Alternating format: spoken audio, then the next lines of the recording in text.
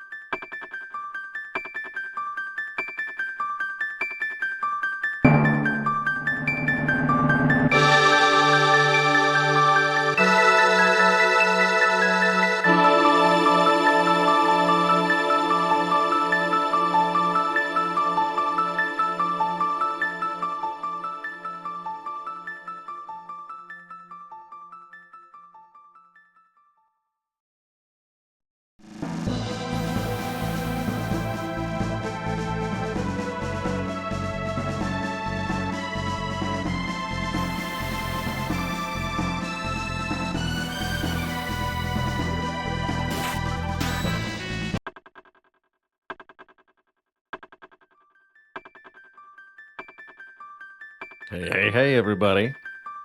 Cozy. Time-appropriate greetings to you all. Hey there, hey there. Hey there, hey there. So, Chrono Trigger. This 1995 Square Enix classic was our top voted game last month. A game I've never personally played, although I'd heard whispers of. And having played our first session last week, I can really see what people find so deeply charming about this game. An absolutely incredibly memorable soundtrack that's paired with what is, upon initial exploration, a really competently done all-around JRPG that's, I would say, free of most of the things that I would traditionally dislike about an old JRPG. There's no annoying random encounters. There's no completely breakable itemization, at least that I've seen yet. And there's nothing that's tedious or time-wasting about it. I really like it so far. I'd heard there's a bunch of different ways to end this game, and a kind of a decent amount of reactivity in a way that is also distinctively unusual for a game of this time and genre. That's really cool. Made by the lead designer of Final Fantasy, Dragon Ball, and Dragon Quest. That's right, Akira Toriyama was involved in the art design. There's an intro cutscene with his very distinctive anime style. So if you've seen Dragon Ball or Dragon Ball Z, those facial expressions and spiky hair will be very, very familiar to you. So let's jump back into where we were here. I'll try to recap a little bit of the story so far. I think I actually want that a little quieter on my end. Hear my own thoughts. So, we're currently in the far-flung world. Oh, it's 2300. My announcement was wrong. I thought we were in 2400. 2300 AD, 300-ish years into the future, or I guess technically 1300 years into the future. That's also not clear. Anyway, we're in the future land where food is scarce and everything fell apart. With us is Luca and Nadia. Nadia, a princess from the kingdom of Guardia, who decided to come along with us. And Luca's an inventor or researcher of sorts, who helped us discover the time rifts that have been enabling us to travel through time. It was originally her display at the Millennial Fair that went awry and got us into this time-traveling trouble in the first place.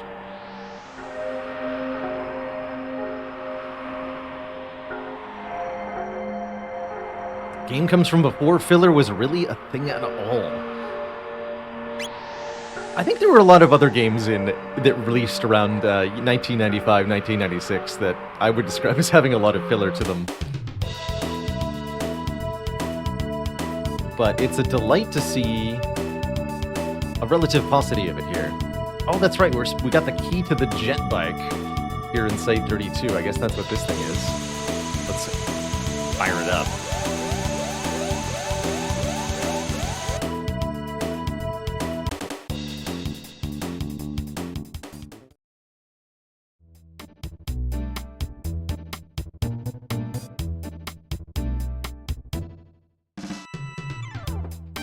Hold it right there.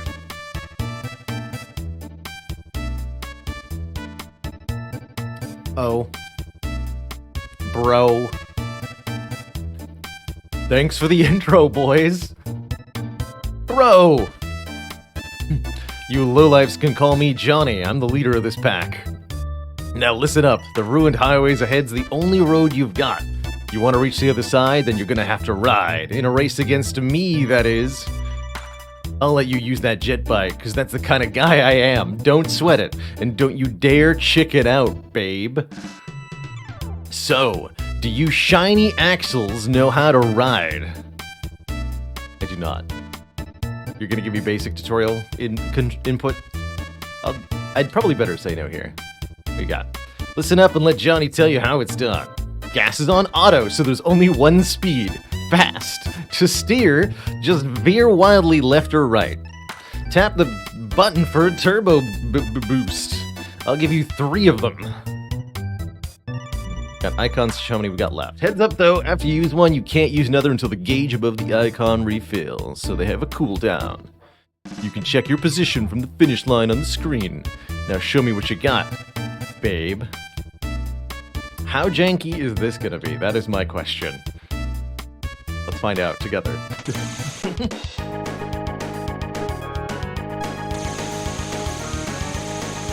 Wait, what? Okay, we're doing it from the side? Sure. I thought I was gonna get to look at the road.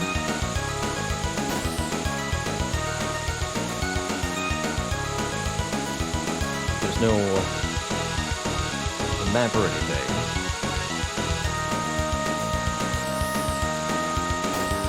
Fascinating. Okay, so we just want to pull ahead before the goal looks like. Got a very strange rubber bandy effect going on here.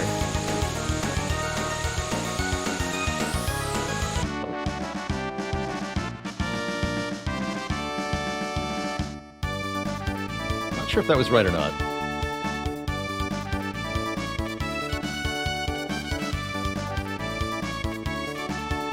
Sure sounds like I won though. I'll take it.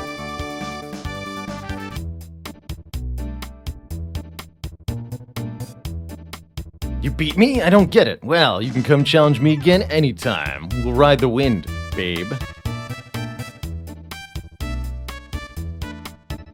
Alright, I'm gonna go with the answer was very janky.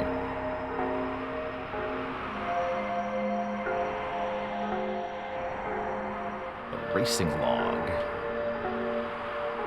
I really don't... I don't think I want that. Whatever that is. If it involves more of what I just did, I'm good.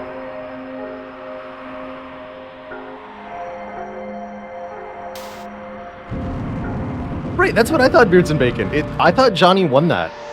Did he not win? I'm pretty sure he was first over the finish line, but the game decided that I won, so I'll take it.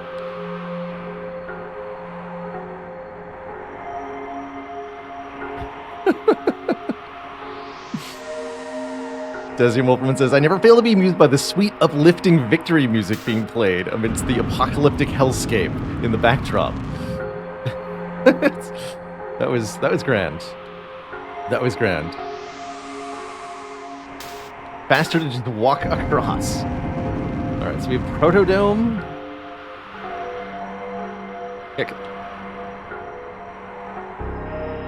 How easy it would have been to just like add random encounters that you can't see onto this part of the world map, right? Like I could end up fighting battles here as I maneuver around. And most other games, like I think that happens in Final Fantasy VII, right?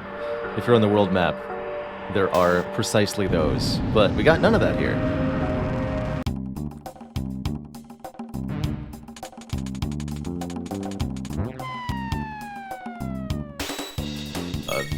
But we have whatever this is. Kill it. Taking... Okay. It only had 10 health? That was odd.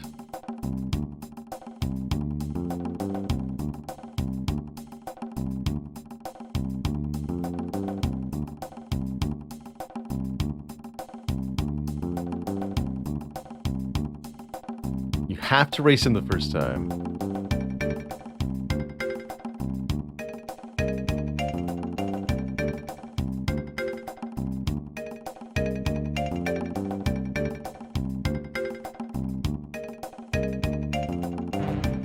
We're just gonna fight another enemy?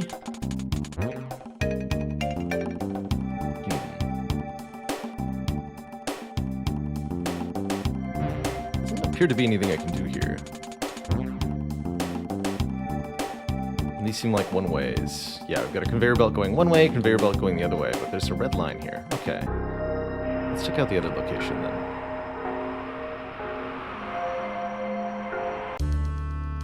Actually don't completely remember what I'm looking for beyond Site 32. I know I needed to use the jetbike to get here. Oh, we're looking for a portal to get out of the future, I believe. We have to get back to the past. Auto-attacking most of these encounters until we're facing something powerful here. I did make a note that I wanted to give Luca a better weapon.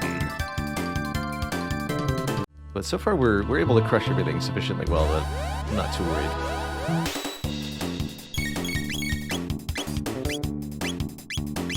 Yeah, well, if I can hit that many of them with a fire whirl, I'm gonna do it.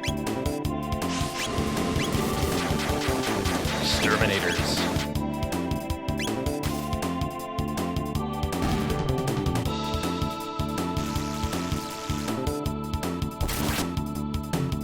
Got that counter hit. Very nice.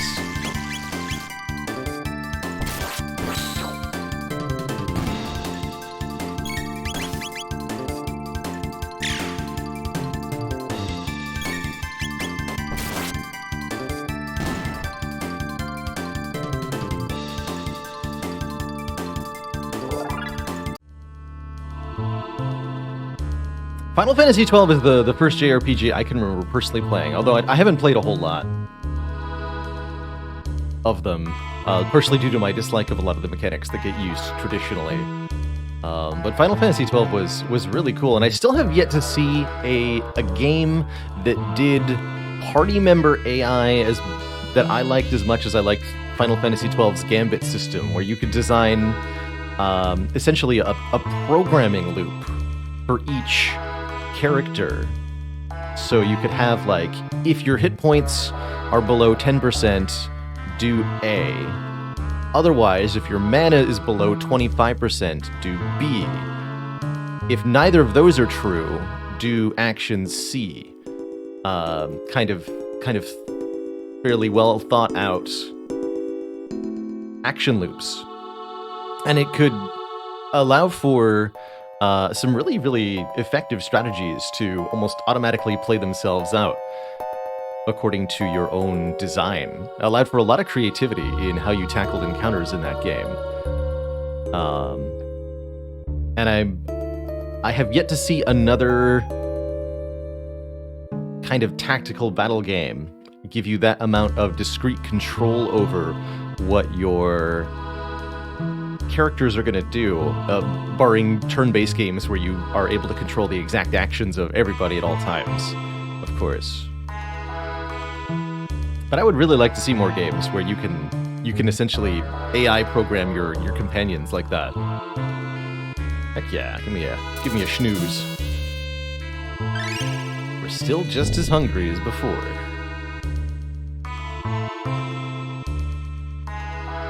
This looks like a small boss. Give it a go beep boop.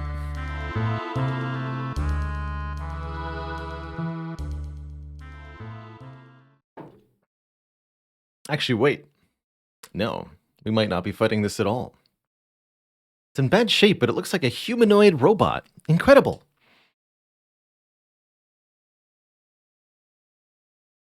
I think I can fix it. What? Fix it? What if it attacks us like the other ones? I'll make sure it won't. Robots don't attack of their own free will, you know. They only do it because humans make them that way. Luca, you really feel for them, don't you? I'd better get to work.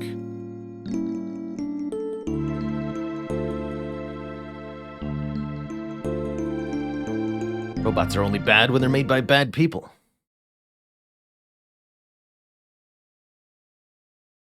That's why when you encounter bad robots, you can automatically make assumptions about their creators. I'm gonna give it some juice.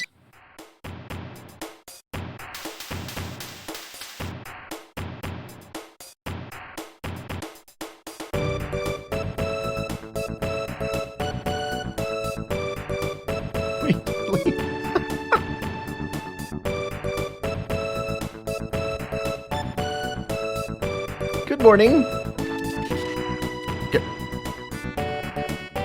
Good.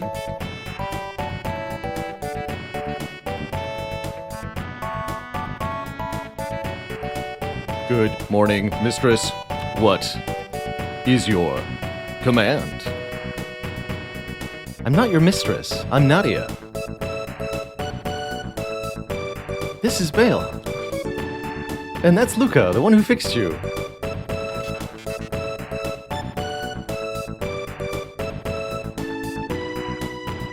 Understood. Madame Luca restored my circuits. Just Luca will do. That manner of address could potentially cause offense. I am incapable of offensive speech. I'm purely a buff and support party member. Well, some of us don't like it when people are so formal all the time. Isn't that right, Madame Mistress Nadia Esquire? Hee. Understood, Luca. All right, so what's your name?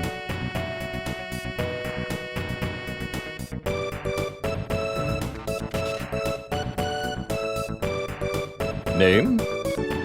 Perhaps you are referring to my serial number. My serial number is R-66Y. R66Y? Cool.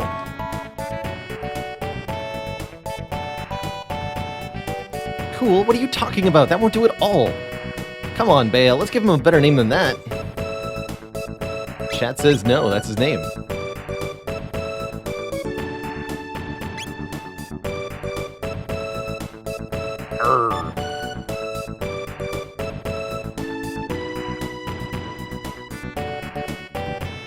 Was that the only option?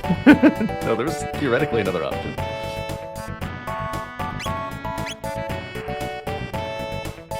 R66-Y, yes, that's perfect.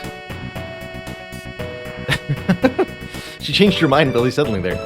Your new name is R66Y, okay?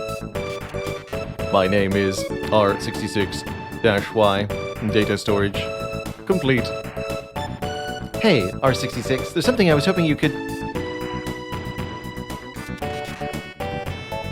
What happened here?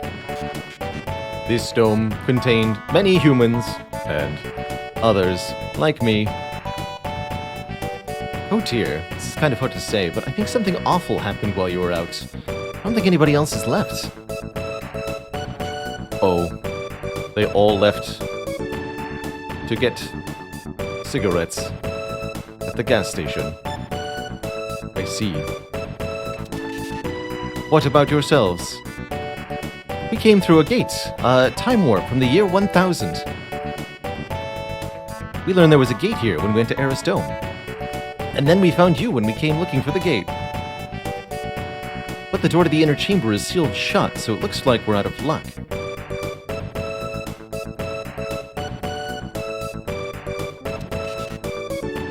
The dome's power has been shut off completely.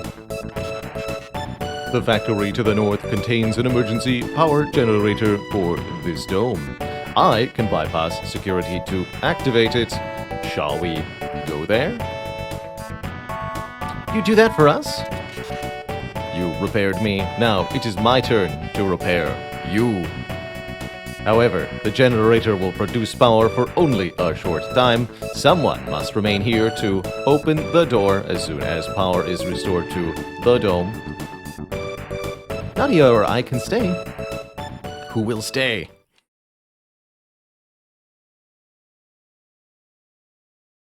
Luca, you're out. Brobot, you're in. Oh, we could have named him Brobot? Chat, why didn't we do that?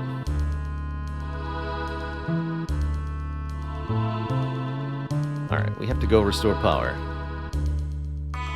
That's at the other place.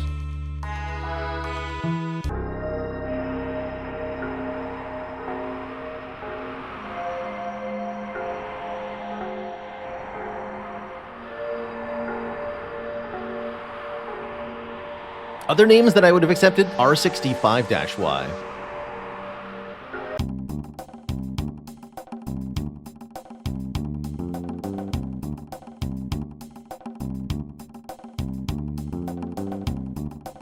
And Robobot. Alright, can you interface this, sir? Yeah, he knows what's up. Override security system. Enter high-level access password 00000.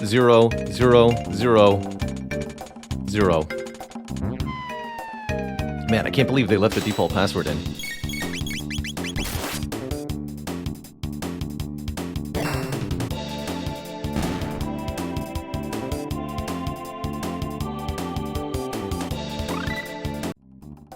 Wait, I learned what? Dual tech?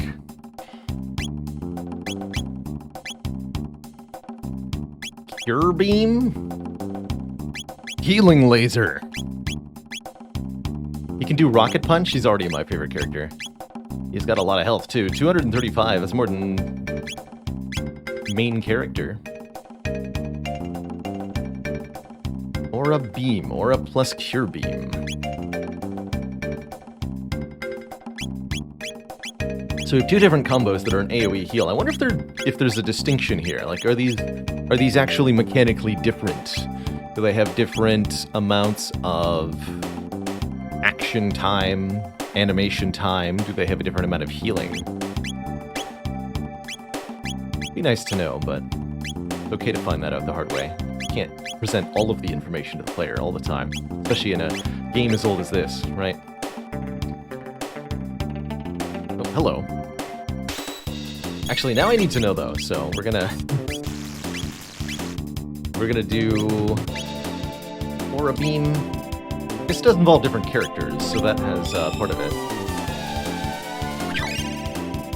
That heals for 80-ish.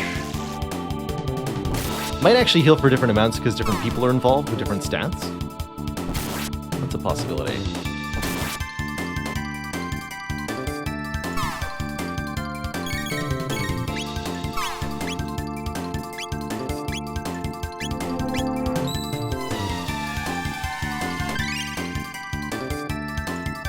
Yeah, a little bit more on the second one. Basically same animation.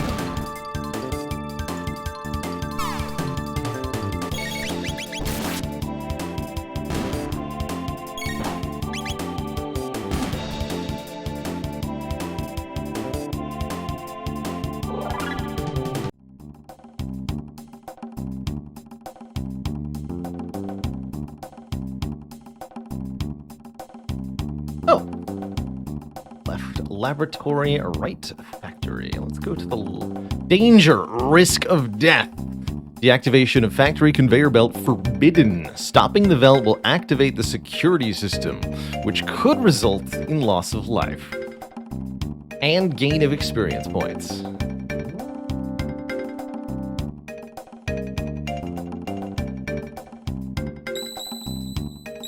Oh my, that's a real save point. Wait. There.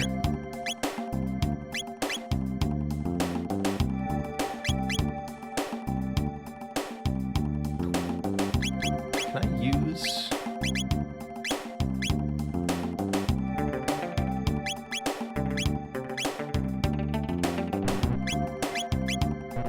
No, I can't use these out of combat. That makes sense.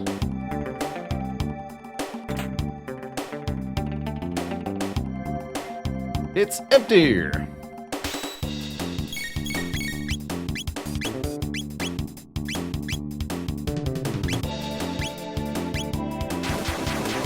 Oh, I no longer have the fire whirl because we lost Luca. That makes sense. Bop.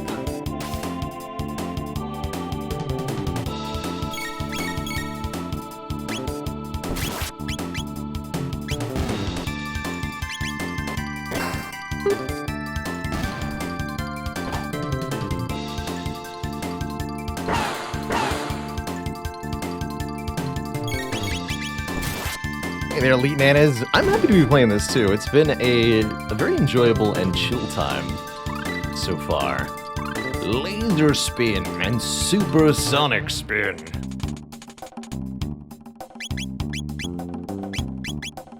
Attack all enemies with laser,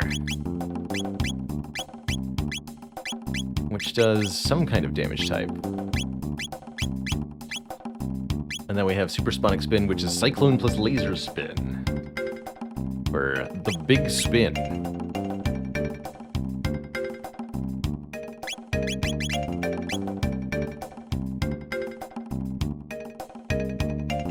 Hatch opened.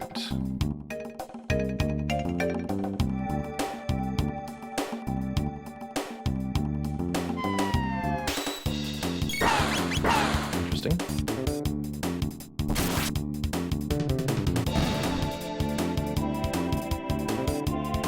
So here's a quick question for chat. Are you allowed to play without Chrono in the party, without the main character? Bale, I guess, is his name here. Am I allowed to remove Bale from the party and have 3 other combatants? Yes. Cool.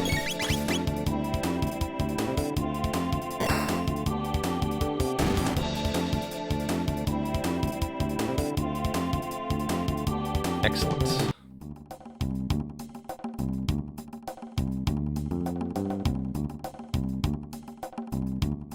Wait, I'm trying to do something down here.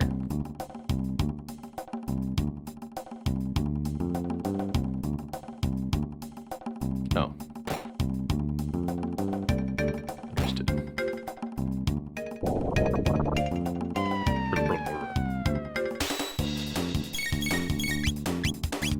Alright, it's laser time. Wow, that hits everybody?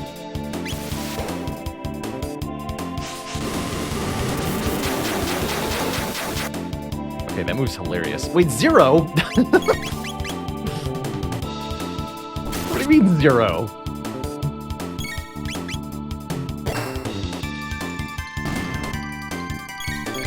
I guess they're also resistant to lasers.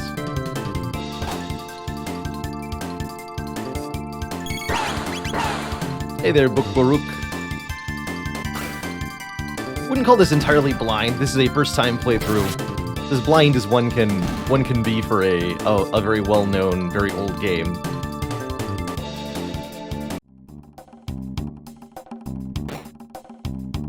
Laser me. No, he doesn't want a laser? Alright, fair enough.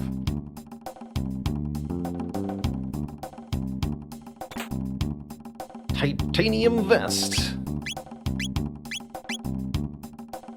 Got a tin arm. Iron helm. He's already wearing a titanium vest. Got a guardian bangle. 2 stamina.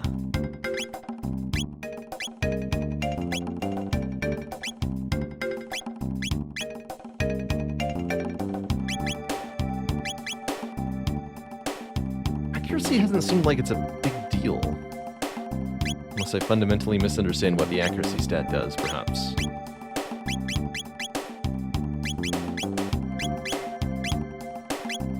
It's a big upgrade defensively for me.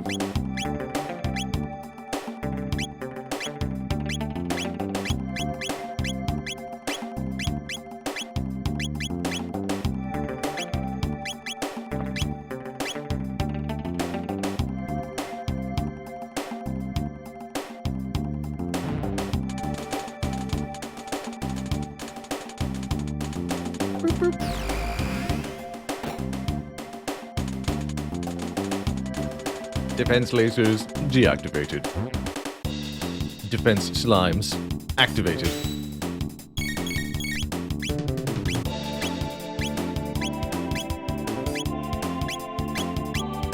I realized that the wind slash was a line effect too. There we go.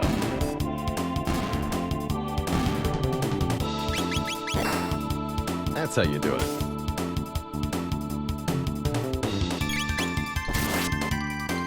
Jeez, Demon, thank you so much for the gifted sub.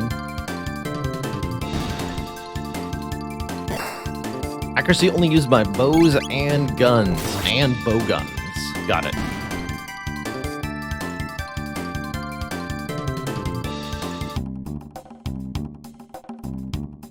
But where's my gunblade, huh?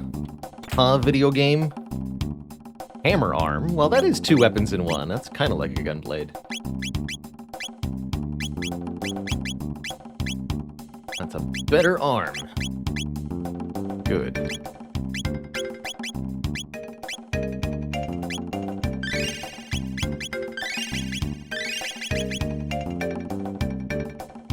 So I've got all the things in here. Laser's deactivated. Means I can go here now.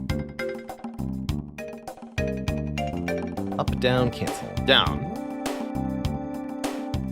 Deeper.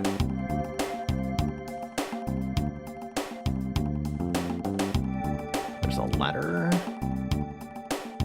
Goes... Oh, interesting. I didn't even see that.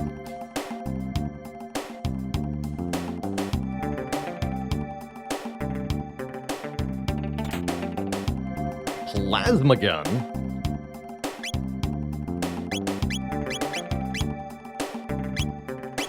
Probably the new weapon I wanted for Luca.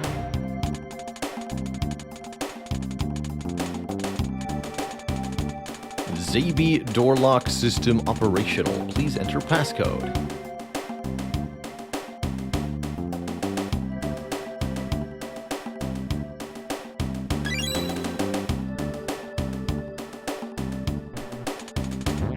Oh, heck. It wants button inputs.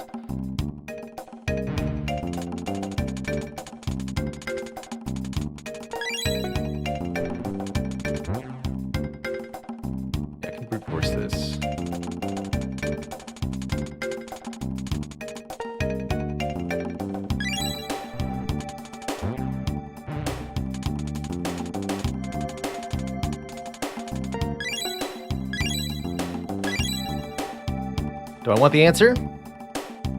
No. Oh wait, how many characters is it?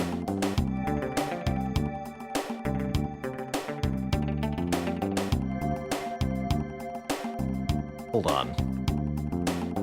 Is Zabi the order of the buttons that I must press on a controller that I'm not using?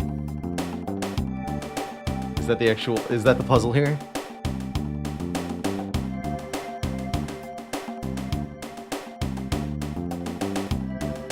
How many?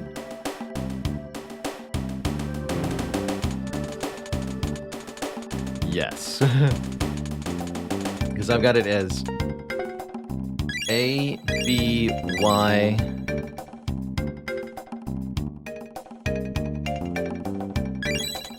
X. Oh, that's it. Okay. There we go. Sweet. Because oh, and the XABY. Yeah, but it was ABYX for me, actually. Because I'm using an Xbox controller. Ah! Alright, well, that's fine. We got it. We got it.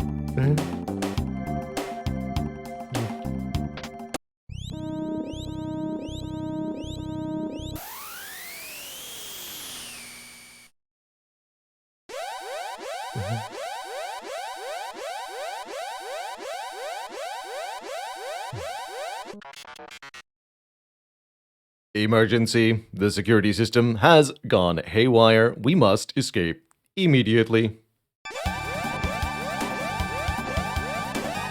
Run! Get past the bulkheads. Hurry, before it is too late. Look, he's got bulging robot eyes.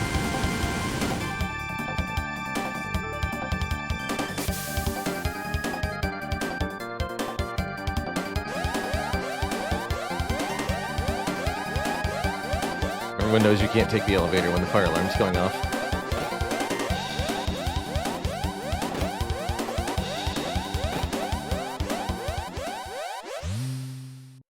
Uh-oh.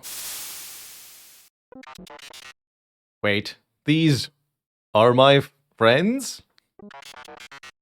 R64Y, R67Y, R69Y. It is good to see you again. Hello.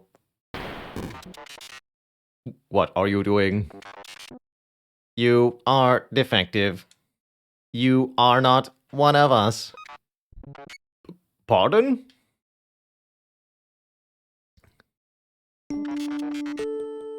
I am malfunctioning? Affirmative. A defect? I am a defect. Have you forgotten our assigned task? All intruders must be eliminated. That was the reason for my creation. Yes, you pass, Butter.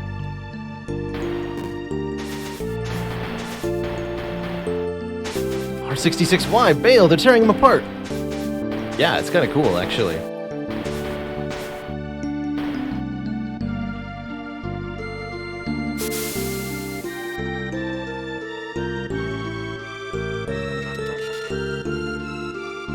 Please, stop. Please. Oh, I guess I can... I'm allowed to... Do not harm them, please. These robots are my brothers. Even as they violently assault me, I feel nothing but empathy and kindness towards them. Ow, my CPU.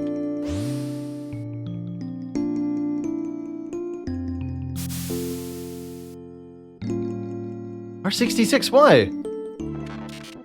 Now we shall eliminate the intruders. You cocky boxes of bolts! You're not getting away with this! And now that we're out of sight, we can safely kill them without angering our robot companion.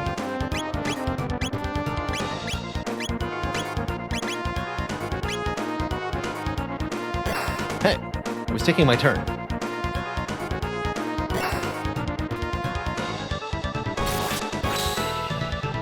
Oh, that counter damage, though.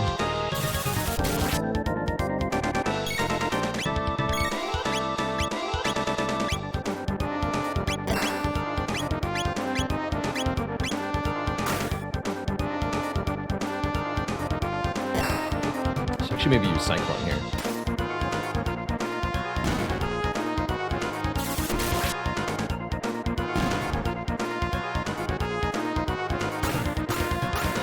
Oh, the combo.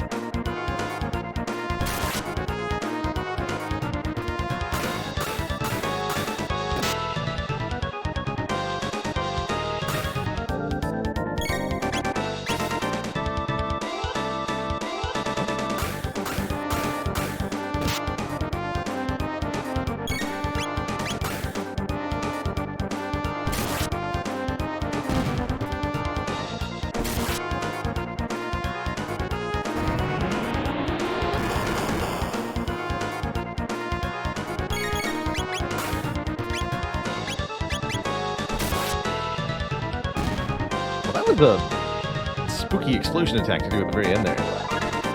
Almost got KO'd. R66Y! I see him. He got stuck. He probably heard us murdering all his friends. Oh no, what should we do? He's in terrible shape. Bale, let's take him back to Luca. She'll know what to do.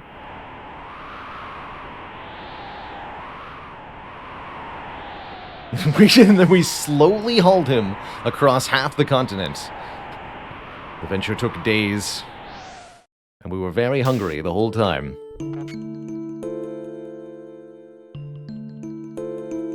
Can you fix me? Shh, don't try to talk. You are trying to change the world? I don't know how far we'll get, but that's the plan. Anyway, R66. What do you want to do after I finish repairing you? What do I want to do? Yeah, I mean, you were stuck here all this time. There must be a lot of things you want to do, right? I wish to avenge my friends. No one has ever asked me before that, Luca.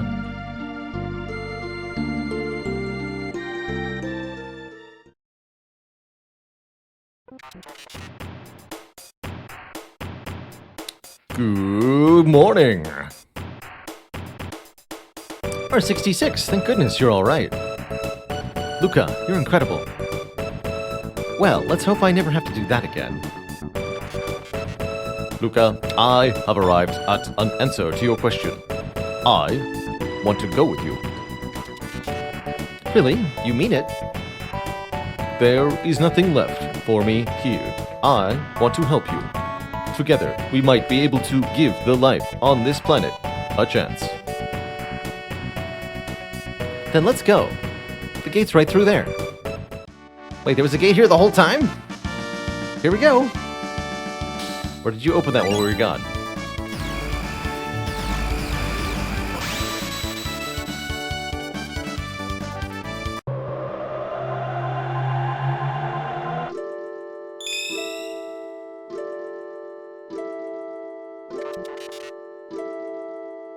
Where are we? That's a great question. Where are we?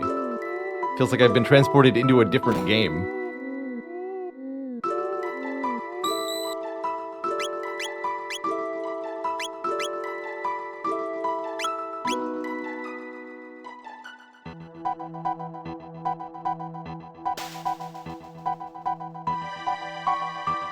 More drifters. Drifters? Where are we? It is not a question of where, my friends, so much as when. This is the end of time.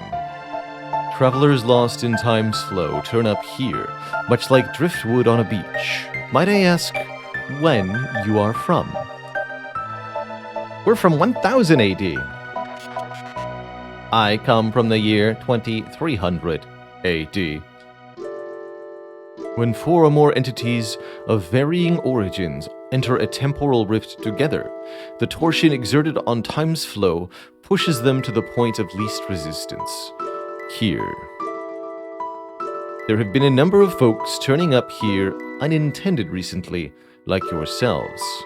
I fear something is having a powerful effect on the very fabric of time.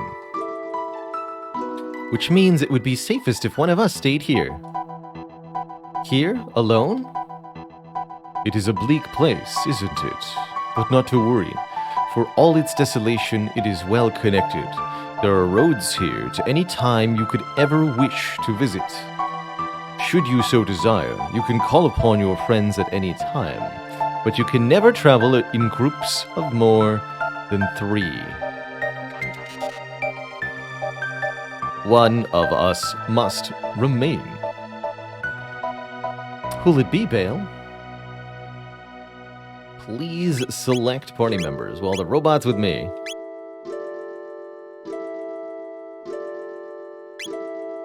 Alright, we'll take Luca instead of Nadia this time. We have a new way to heal ourselves.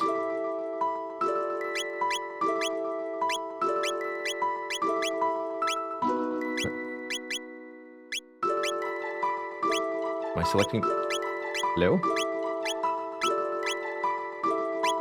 Just swaps their place. I will be happy to assist you again whenever you have the need. Wait, what? I don't think that I selected who I wanted to select there. Do so via the main menu whenever you wish. How do we get back to our own time?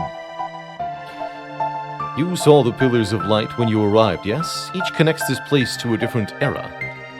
Once you've been through a gate, you can use it to return here whenever you wish. Step back into the light and press A once more and you will return to the gate. But beware, the gate connected to that bucket.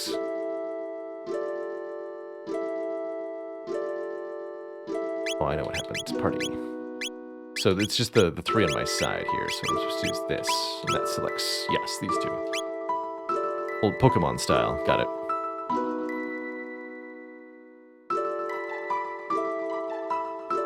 Beware the gate. Hey! What?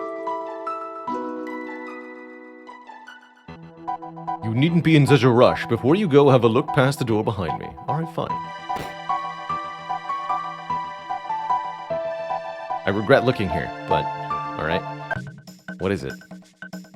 What are you looking at?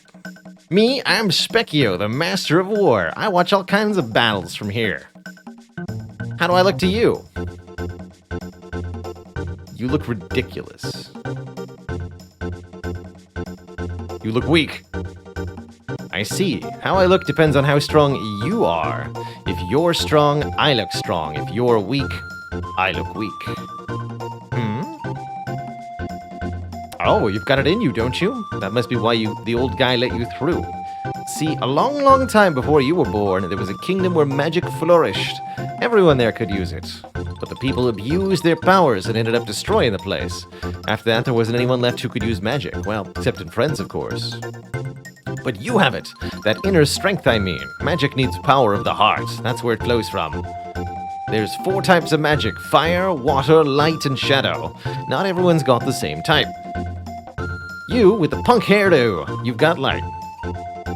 That girl with the goofy glasses, her power's fire. What's with this big clunky thing? Sorry, buddy, but you aren't alive. Wow, you got great inner strength, though, for what it's worth. It's just you aren't descended from the ancient magic users, so you're never going to be able to cast spells. Your laser weapons and whatnot should suffice, though. They can inflict shadow damage, kind of like shadow magic. Oh, you do have an element, alright. By the way, it's not just magic. Everything is made of those 4 elements. Including soup.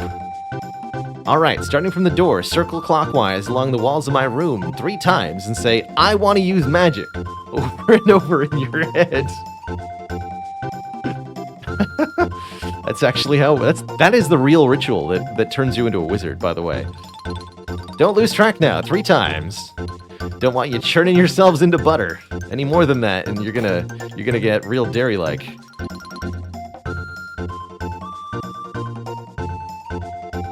You did say clockwise, right?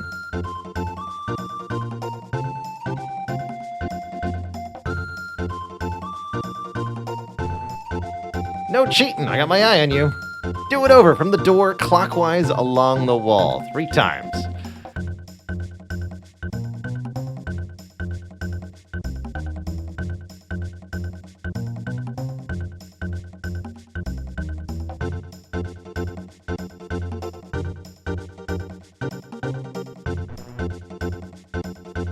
What? You tell me to stop, or do I have to report to you after I do it correctly? Or is he just watching me run in a circle like a maniac? Cutting corners. Use the D-pad. Oh, you can tell that I'm not saying it in my head. Ah.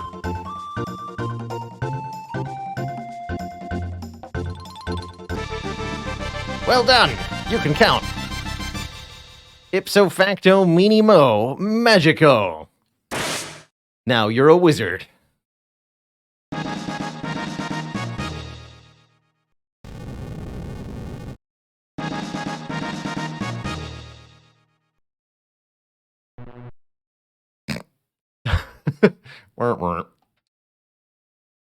So, all fortified with magic. Want to try it out? Yes. All right.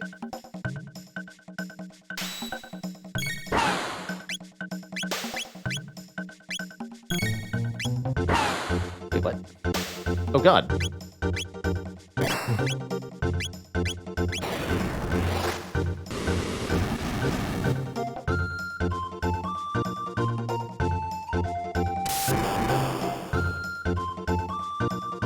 Wow, he hits really hard, apparently. Give him the cure beam. No, you're down.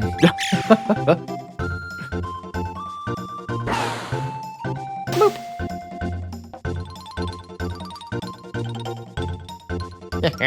I win!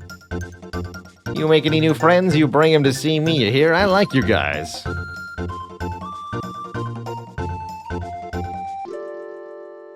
Hey!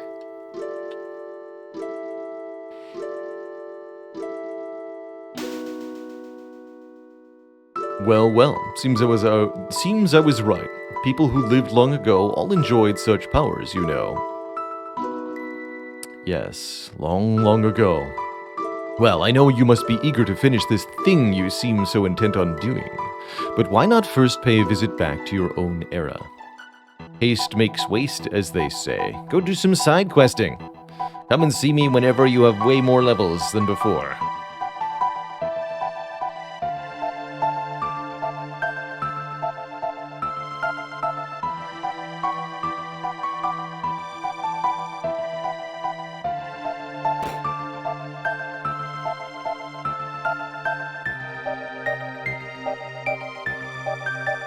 So yes, we'll teach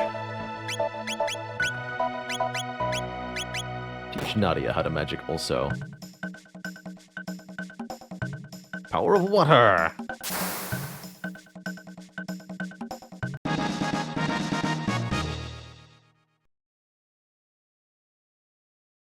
I learned my lesson. I'm not going to try it out, thank you.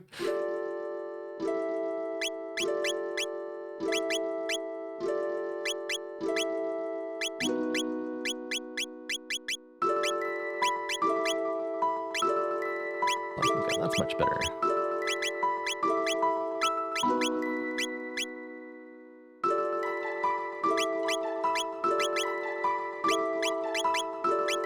Well, that increases the damage value too. Accuracy, understood. Give her the ribbon then.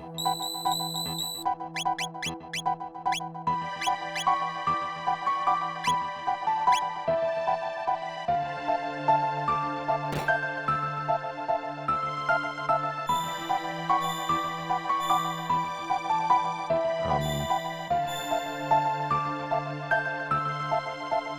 65 million BC is an option, alright. Protodome 2300 AD.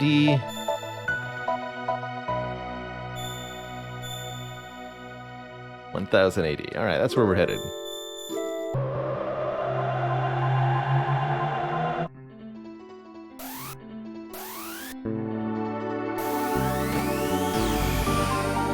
What's up?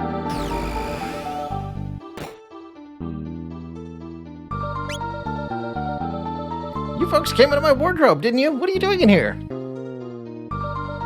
Who do you think you are? Going from somebody else's wardrobe at all hours of the night and day? Humans, I tell you. Yeah, we're gonna be we're gonna be coming back in and out of this wardrobe. Wait a minute. Medina is a village of friends founded by our ancestors when they lost their war against humankind 400 years ago. Most of the townsfolk still have a grudge against humans, so be careful. There's an odd old human who lives near a cave in the mountains to the west. He may be able to help you out. Thank you for your advice, small blue human.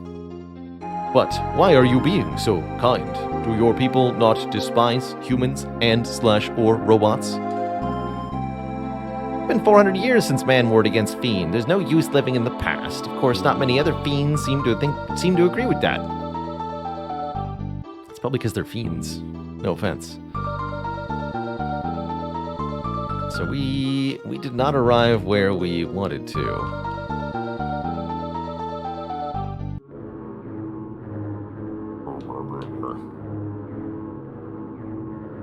What is the meaning of this eerie chanting?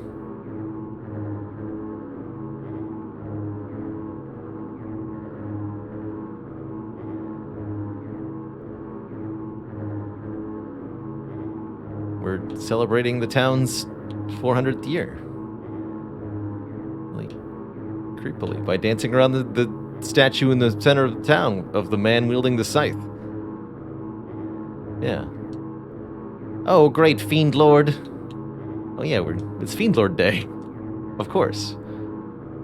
400 years have passed since Magus commanded the fiends and waged war against the humans, but if Lavos can be reawakened, there will be no more humans.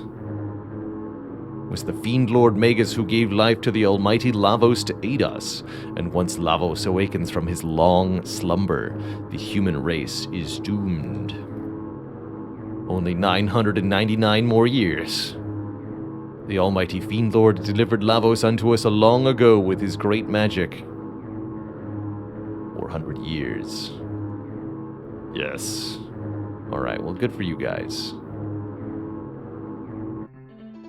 Actually, wait. Can I interact with the statue?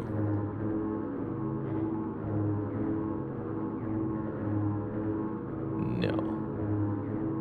Doesn't seem to be anything else that I can do here.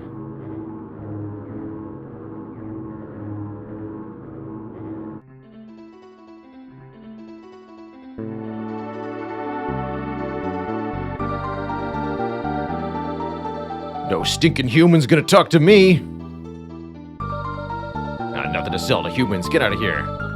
But I'll plead with you, desperately. Humans think they got a right to everything. Teach them a lesson, boss. Good.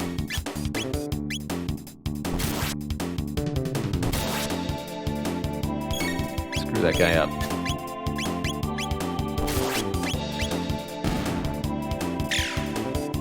I'll teach you not to sell to me.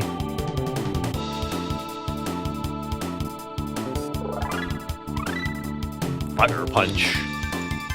They beat you, boss? Monsters! Alright, I'll sell. That's right, you will. Give me your Zan Mato.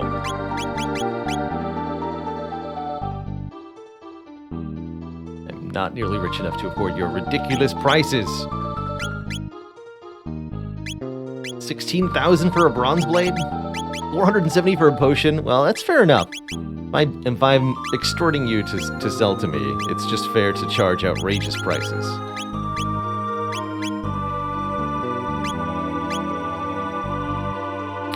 Think I'm gonna charge the human the going rate? Fair enough, sir. Fair enough. It's almost like he doesn't like me. I don't know what I expected. No room here for humans. Scat. I'll have to fight these two. This guy will also charge you serious rates. Yes, this is on Steam. We're playing the remastered version that's on Steam. I have no real complaints about the port so far. We're playing with the original graphics rather... Oh, right. That's what it's... I knew that was there. I didn't realize that was the house I came out of, though. Okay, go back. At all hours of the day. I just had to go in and out of this guy's wardrobe to prove a point.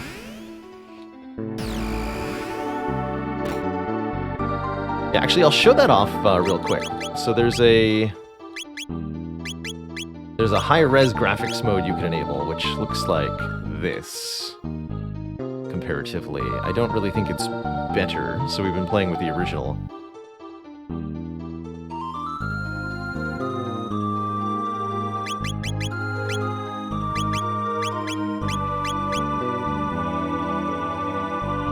There's crisp pixel art. Wait. Oh, I see. Yes. That was the one. To the Elder's house. Blast that Ozzy the Eighth, always hiding behind his ancestral fame to boss us around.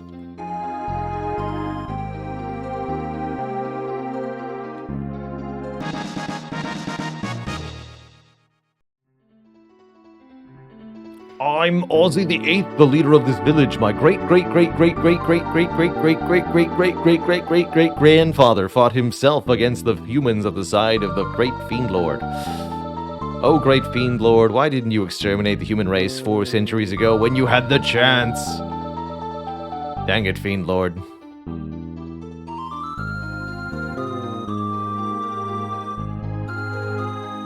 A fearsome beast lives in the cave on the mountain. To the west. Only magic can harm it. I doubt a human would be able to make it through, not being able to use magic and all. Well, I better get back to tidying up before Ozzy the Eighth catches me. Failing to guard my capsules.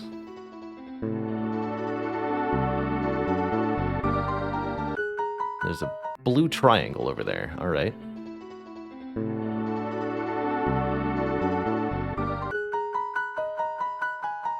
So this would be the cave.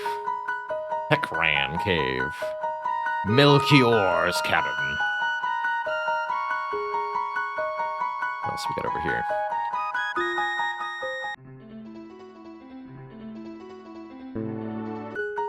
Forest ruins.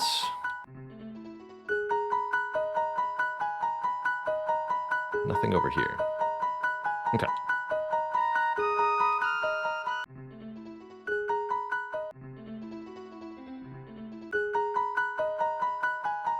Check out the cabin first. Oh, you've come to see me. Well, by all means, have a look at my collection. Could I interest you in a weapon? I'll give you a special price. Crimson Blade. Magic +2.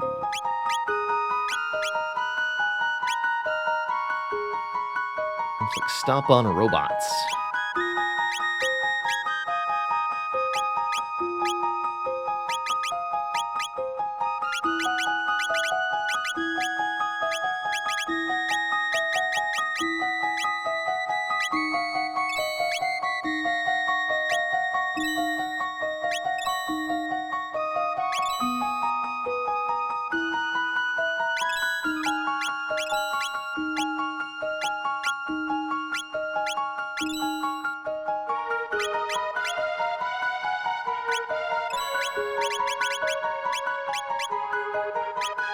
I think I'm going to buy the Crimson Blade. It's not enough of an upgrade to merit the price. Not that money's usually a problem in this game. Weapons are not meant for the taking of lives, they're meant for saving them. That's good advice, old man. That sword is a masterwork, lightweight and perfectly balanced. Forged by yours truly, of course.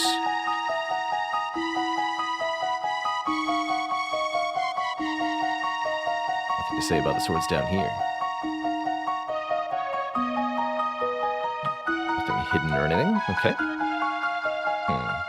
Really, there's nothing down here? Interesting. Deeply suspicious at an area with seemingly nothing in it. Celtic Frostbones, thank you so much for 10 months of keeping it cozy.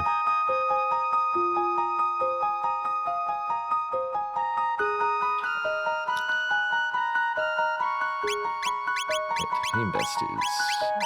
Hey, a big upgrade for the characters who are not in the party, mostly. Oh, if you're wanting to return to truth, there's a shortcut through the cave in the mountains to the north. Just saying. The Heckran Cave. Death to the enemies of Fiendkin. Well, alright then.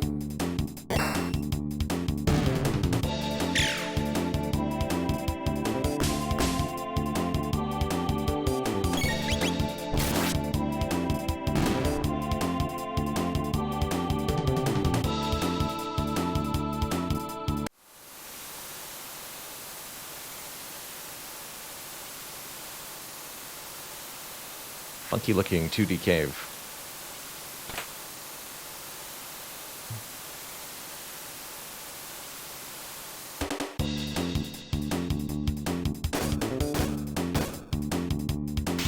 Excuse me, what?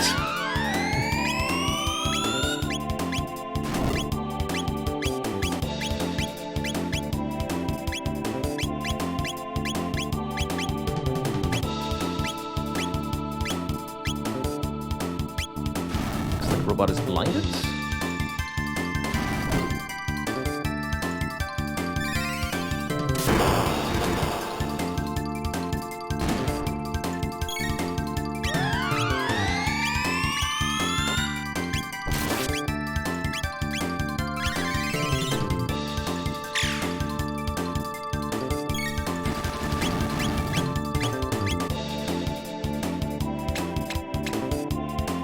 Get the squids off of me! It seems like they're rather vulnerable to lighting, actually.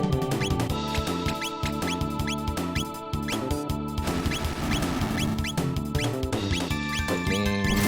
that one? Oh, never mind. Don't lightning that one, this is dead.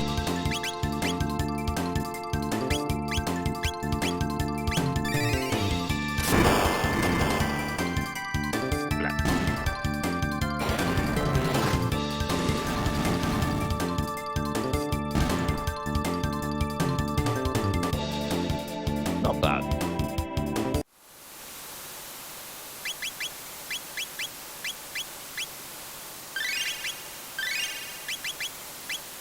Hit him with the cure beam.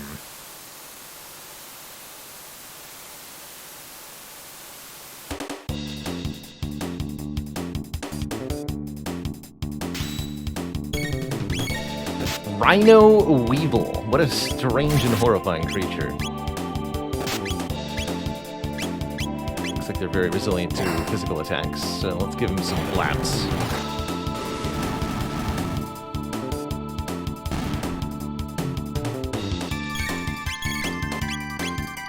He's only 2 MP.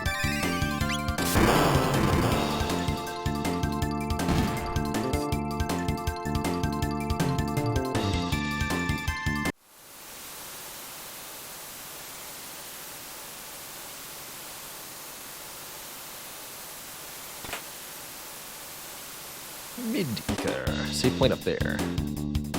We've got to fight with 4 Rhino Weevils.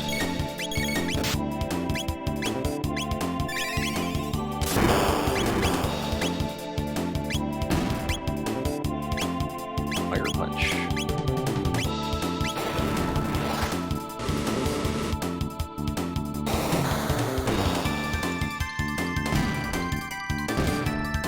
Cool.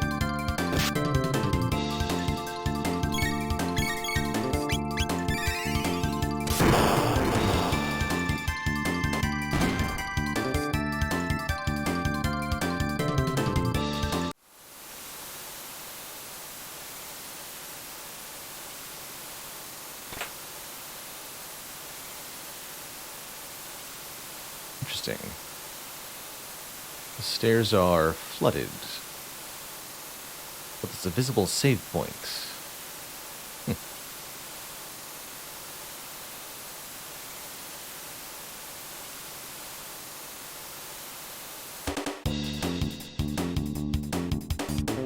What?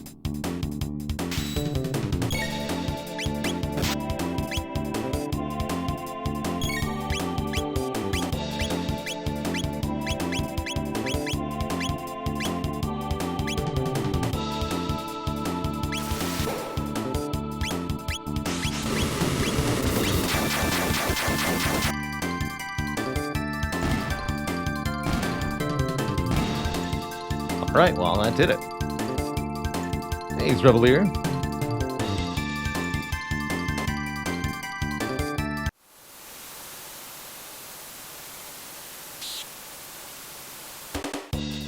These encounters are driving me batty.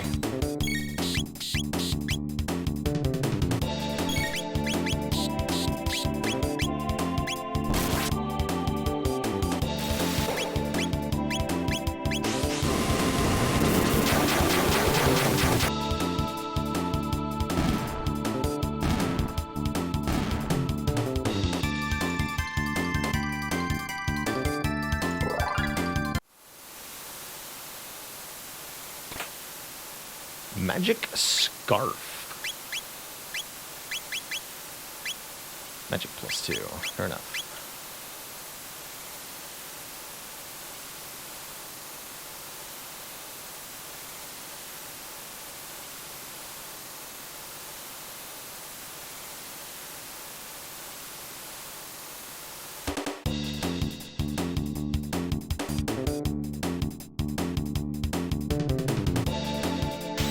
But we've already established they all die to the super laser.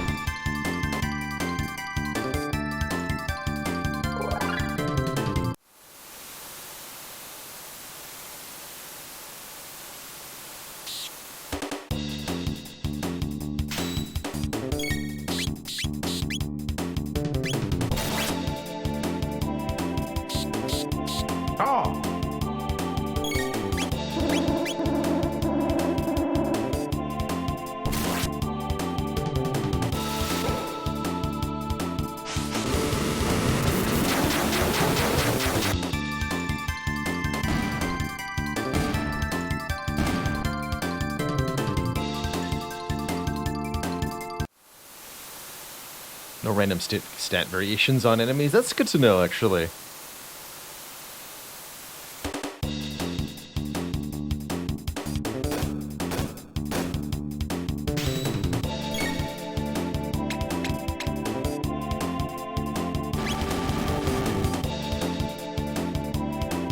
We're just gonna keep using Supersonic Spin because it hits everything.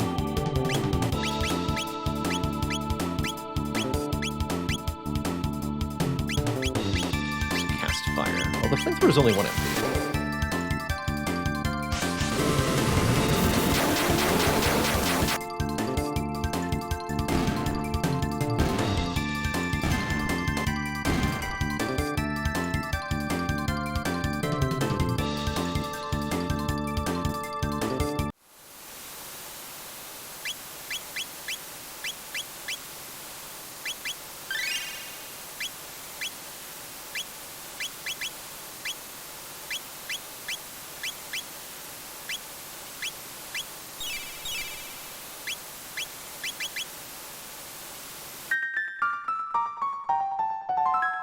Yet another mysterious force on this box. Keep finding it.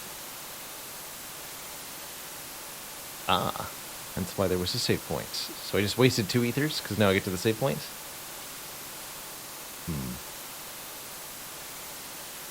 See about that. Yes, now I get to the save point. It's fine.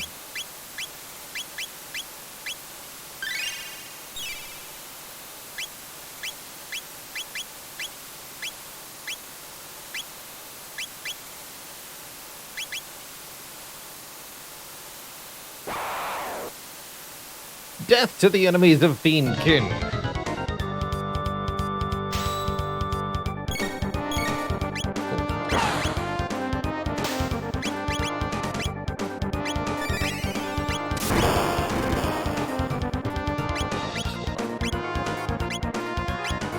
Rocket Punch! Yeah, you two attack this guy with magic, that makes sense.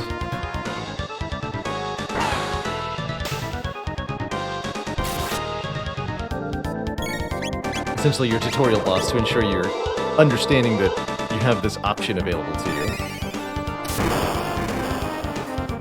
Is the magic.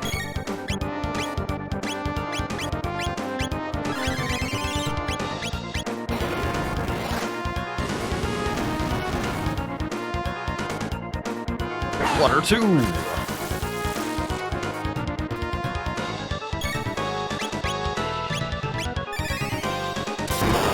A lot less well received by audiences than the first one. Oh. Yikes, hold on.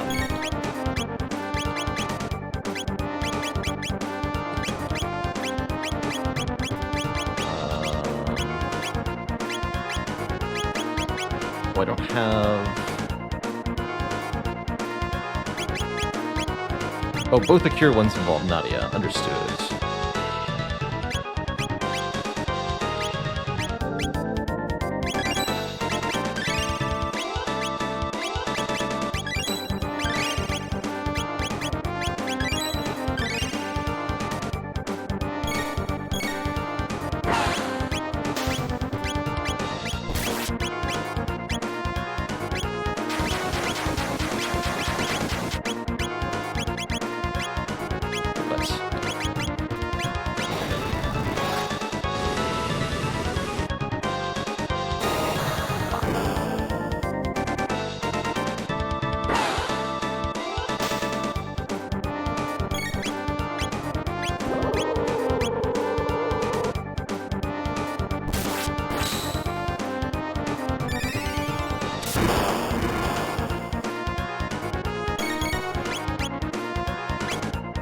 Go ahead, try an attack, see what it gets you. Okay. So there is some kind of indicator at a sprite position about that. So now we just wait.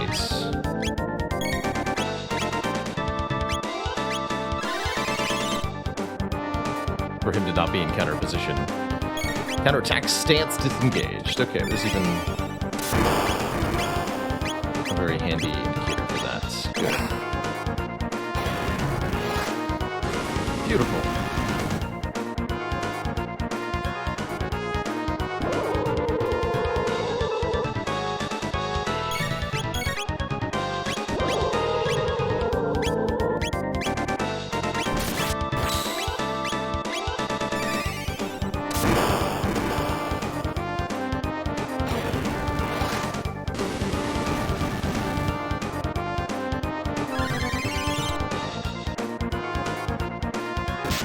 And that's right, the version on Steam is indeed a essentially port of the mobile version.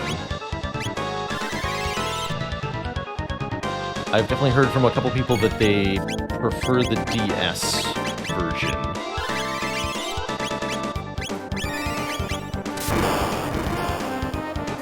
But that one's not available on Steam.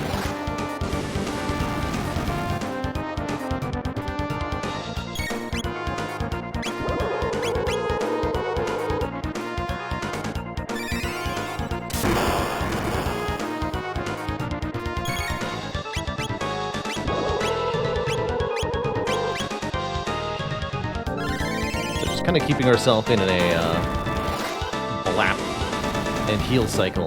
Constantly doing damage here. Well, it's a little slow. It's okay. Bots on heal duty.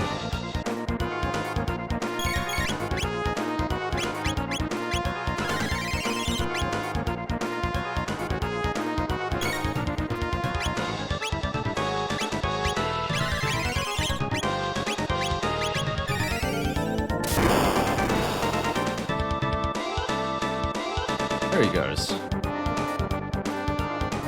1,500 gold. If only Lord Magus had destroyed the human race 400 years ago when he first brought forth Lavos, I wouldn't have been unseated by you meddling kids. Rawr!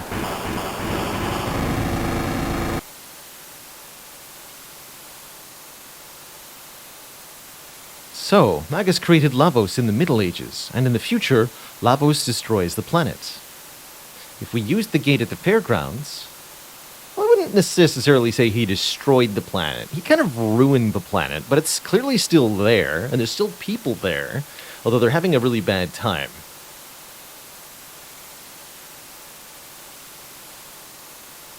I've got no reason not to jump into this. Let's go.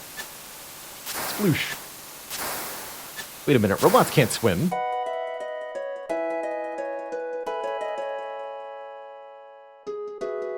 Coastal vortex. Could I just, like, jump back into that? Fascinating. Luca, your house. Dude, you've got a killer apartment. Lady.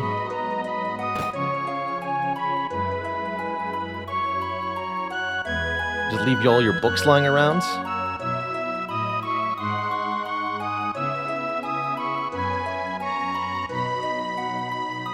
Luca and Tabin are always off tinkering on their latest inventions. I mean, they're both here right now. What are you talking about? I bought you this apple with what we earned today. Oh, you're so thoughtful. Wait, everything we earned made for one apple? Oh no.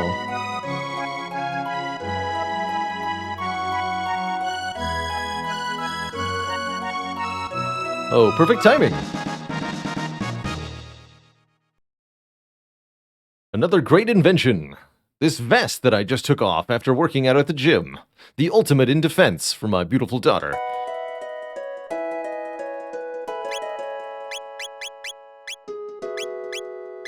Bond's vest. Big defense up, +2 speed, halves fire damage. Very nice. Lee Nanas, thank you so much for 500 bits of support. Heck yeah. I have never played this game before. For those curious.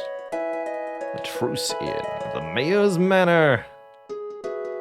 So is this still like tutorial land?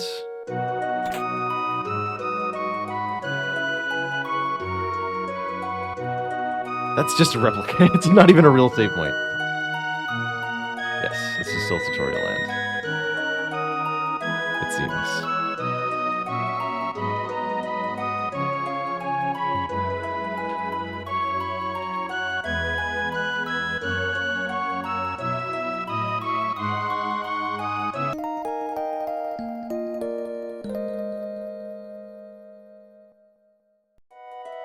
But you're still just as hungry as before.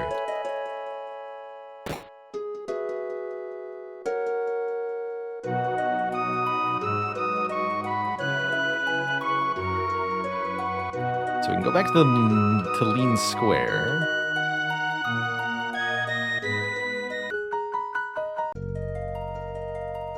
Guess I'll have a chat with the king.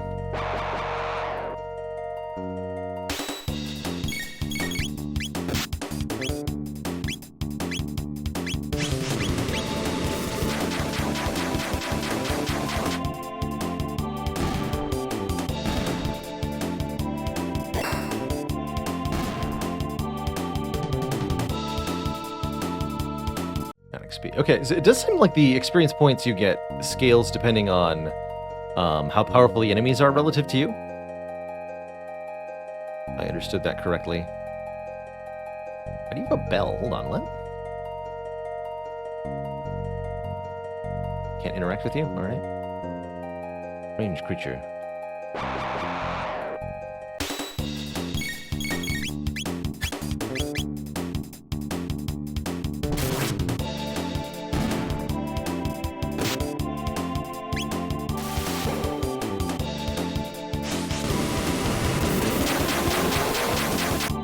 Or these were always giving that XP. Got it.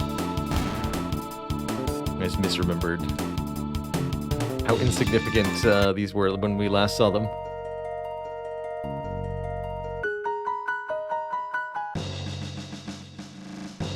It's the terrorists! Oh, right.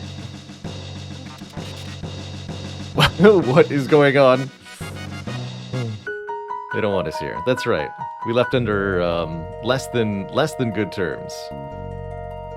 I had forgotten this.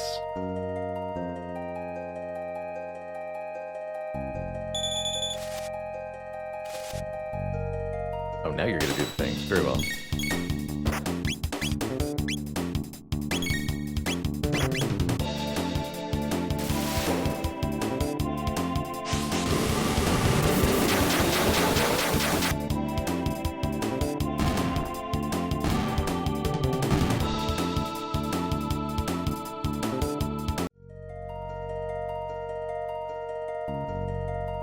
Okay, it seems like there's nothing for us here then.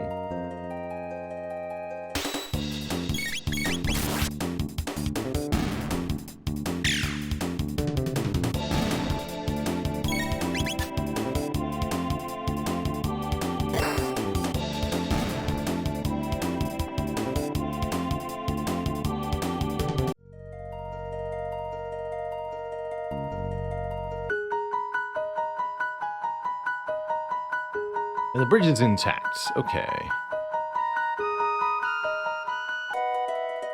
Where am I going, I guess, is the question. We can go to different times as well. This is where the game really seems like it opens up. And I have some options here.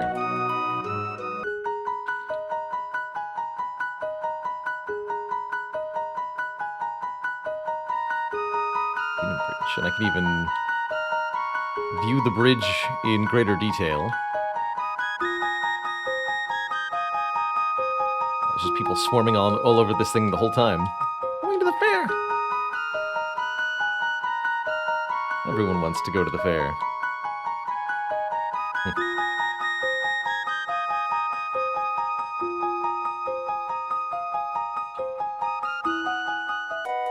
We're in. Snail stop? What is this? Some monsters can coexist with humans. Take that piano player, for instance. His music is monstrous.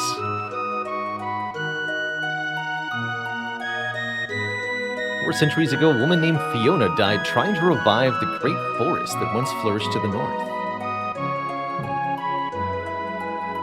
Spiced jerky. For 9,900 gold? That better be some really good jerky. Holy moly. What? The prices are outrageous, sir. I'm the piano man. What do you want me to play? Something sad.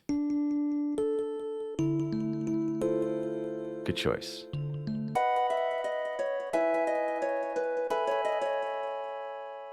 Berry office. One-way ticket is 10 gold. Where am I going? I take the ferry every chance you get. Well, I got a chance, so I'll do it.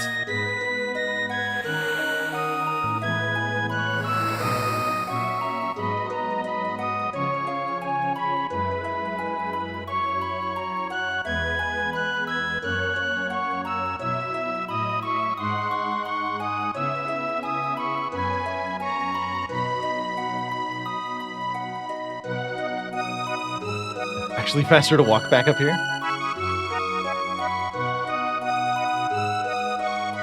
Everything that people refer to in the past happened exactly 400 years ago. It was one really busy year. And this is just back over here? Yes. And it's apparently faster to walk anyway. So let's just walk back to where we were. That's funny. Didn't realize that's where we were going.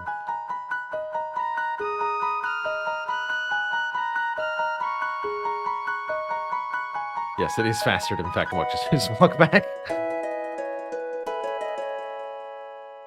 It's a really bare bones inn. You just have 3 beds in the lobby and no other rooms. All right, dude.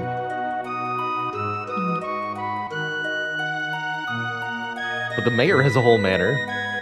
Sir, are you aware that local conditions in the inn? I run this town and I'm so rich I don't know what to do with it all. Nobody can afford real housing. Give you 10 gold if you spin around 3 times and cluck like a chicken.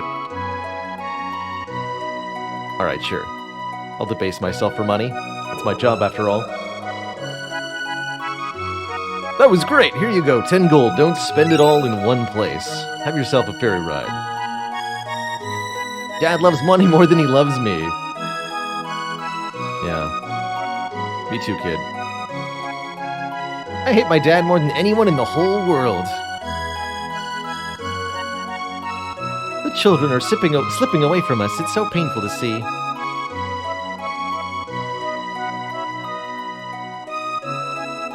Two mysterious boxes. Everybody says Daddy's greedy. That's not true, isn't it? I got bad news for you, kid.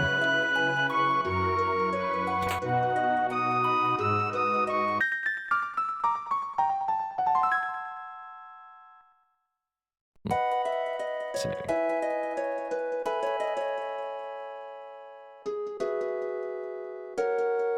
Does he do that to the kids? You know, good question. I suppose I've technically been to a residence yet. Dan and Gramps went to the Millennial Pier in truce. We're keeping an eye on the house. Okay.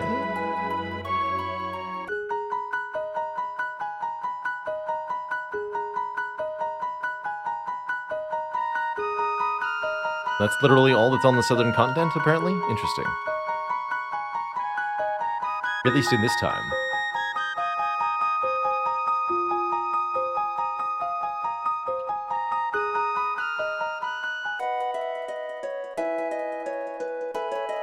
Well then.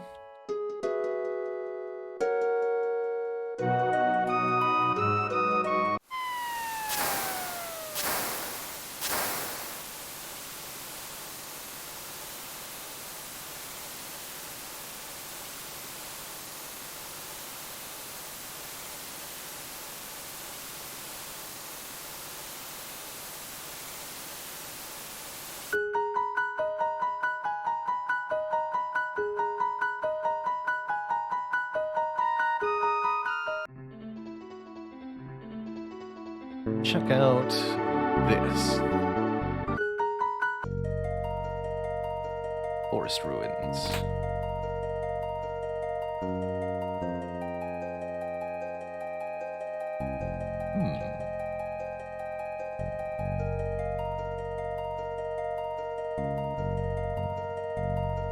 Some kind of projection.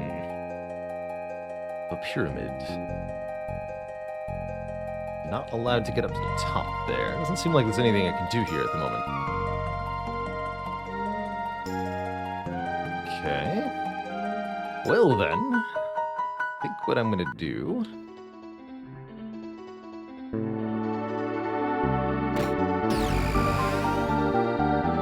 two things. Actually, I'm gonna speak to the old man first, and then we're gonna go to 65,000 BC. See what's there.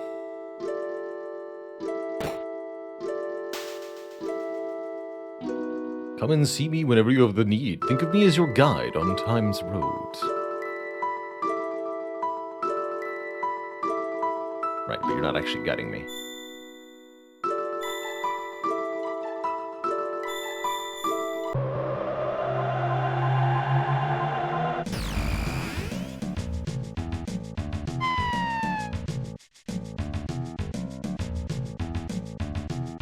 All right, we're here.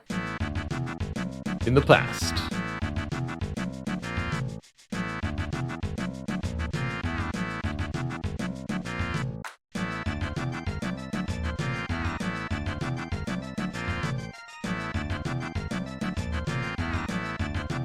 Got a old chest. Got dinosaurs? Heck yeah, dinosaurs.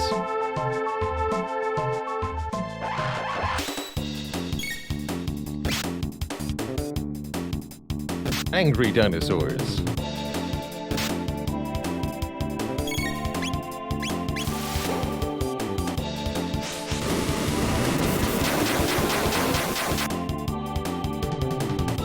Oh, that didn't KO any of them.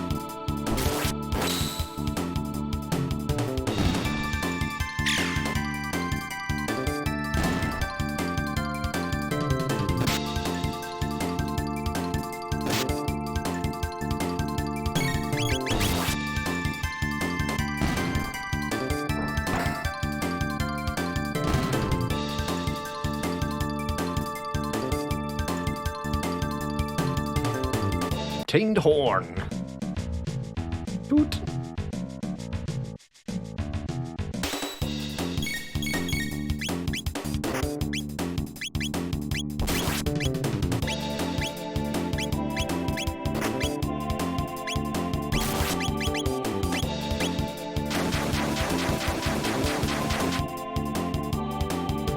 Hey, that might have been who was gonna hit.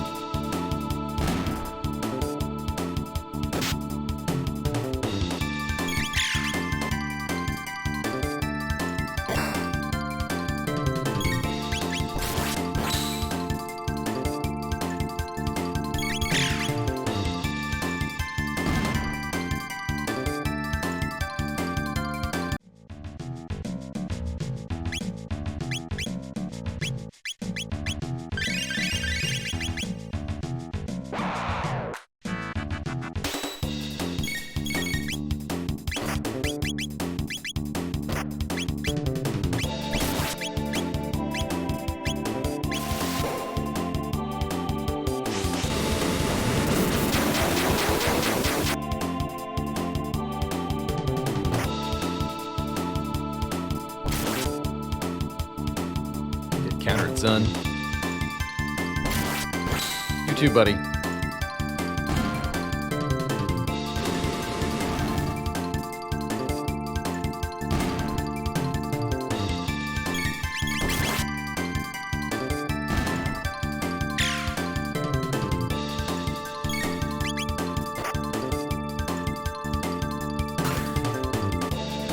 Wow.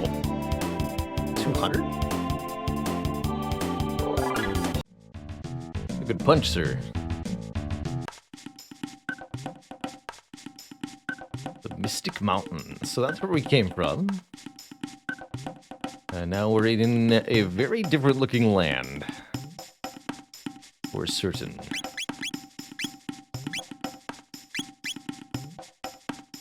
Fiendish folk.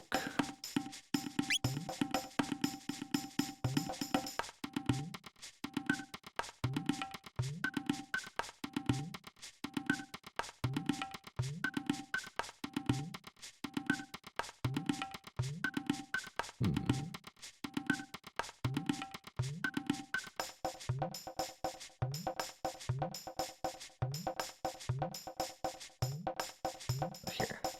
Forest maze. Okay, so that's the way in.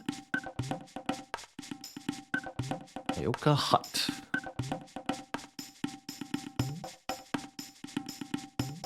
Got like some kind of ancient proto-civilizations going. All right.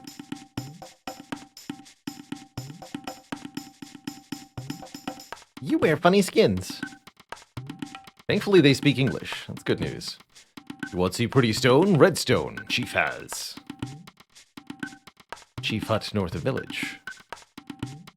Pretty red stone. You got it.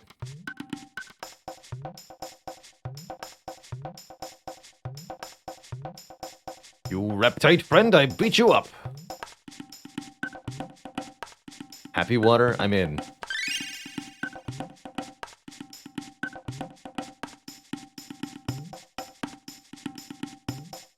Reptites.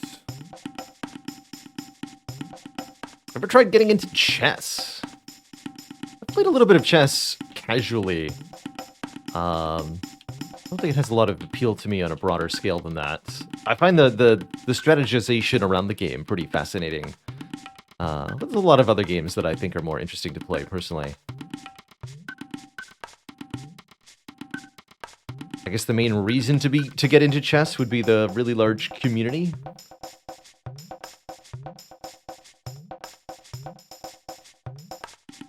That's the most compelling reason for me.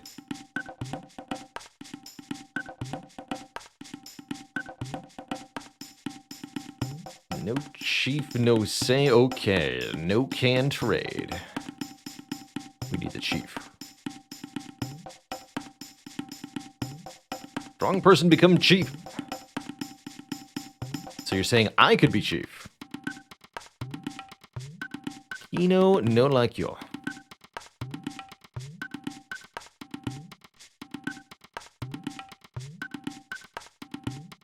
Dactyl nest. Have you ever tried getting into cheese? I have. Cheese and I have our disagreements, but I like a good cheese.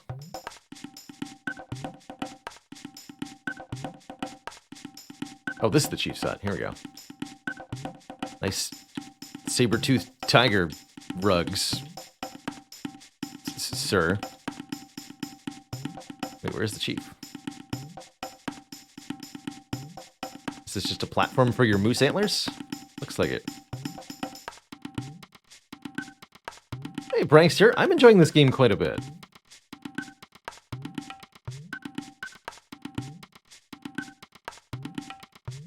Clan hide in North Woods.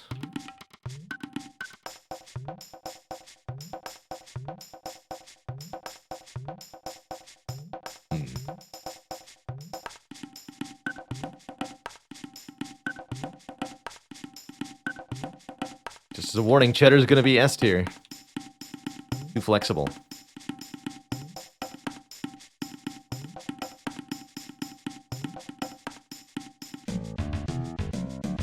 That's an intimidating looking creature.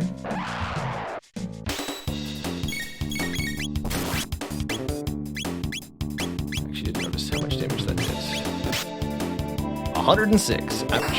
And now your rock is also an enemy.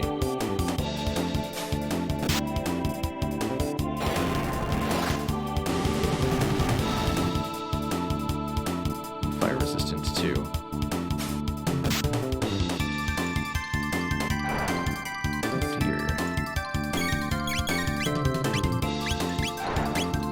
Attack both the schists? Oh, she's already down. Shoot.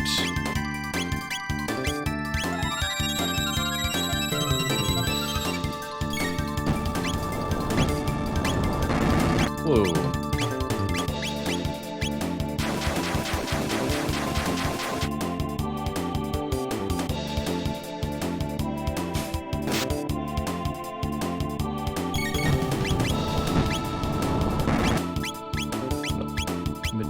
You.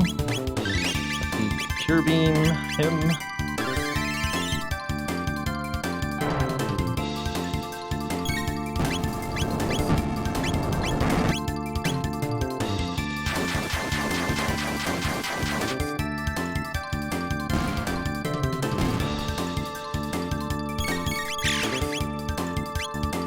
That's a tough fight.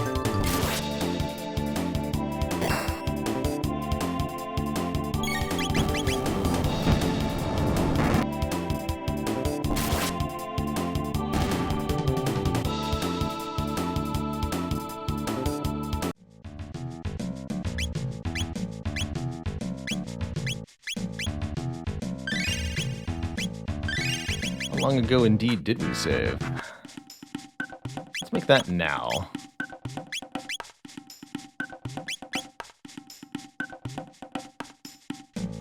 That guy's back now that I've saved. Okay, well, I'll avoid that for the time being. If there's more that way.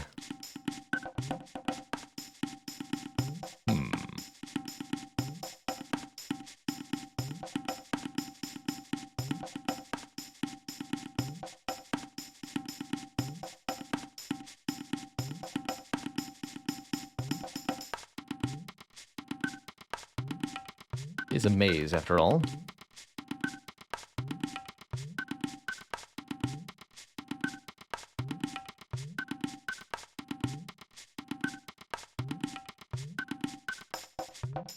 Okay.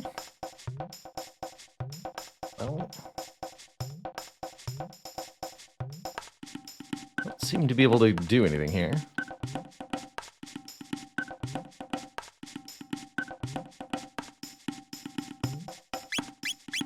What do we find?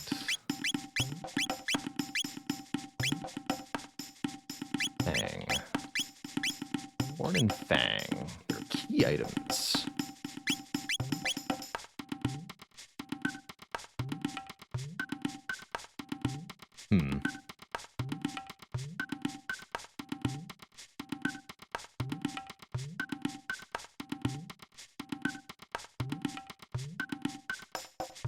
Chief's not here.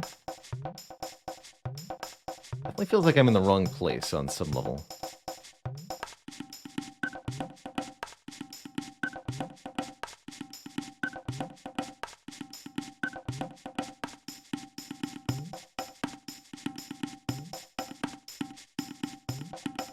For your shiny stone.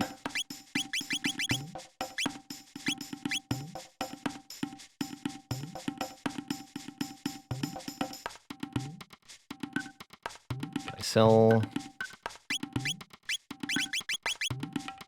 Oh, I can't sell the horn or anything. Don't have anything to buy. Just potion... Mid-potions, we'll buy a few more of those. Lightning stuns dinosaurs. Did you know that? I did not know that. Thank you, useful lady.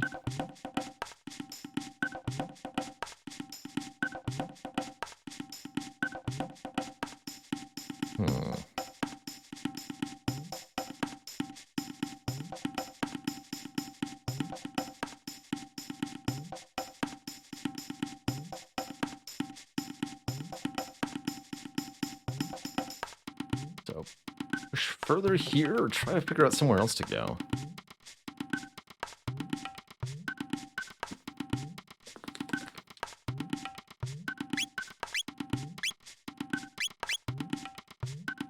I don't feel like asking chat for advice, so I'm gonna push onwards.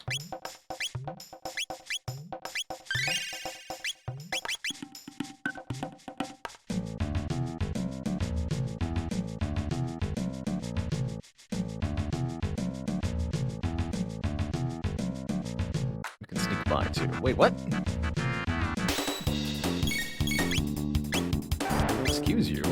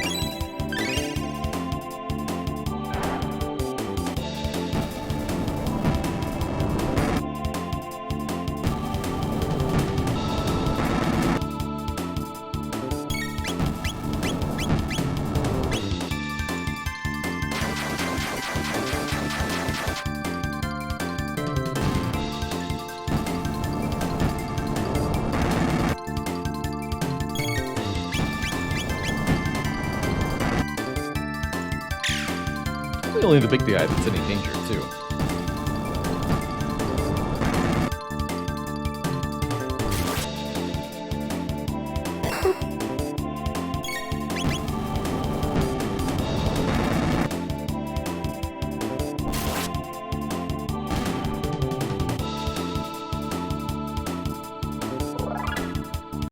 Seems to be good XP, too.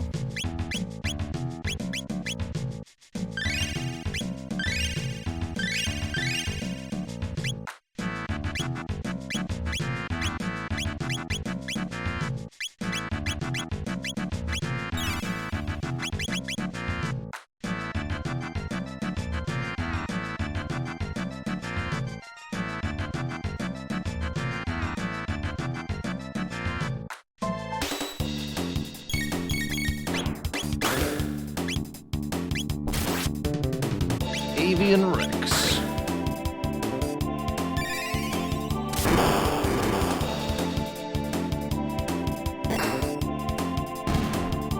Not too bad.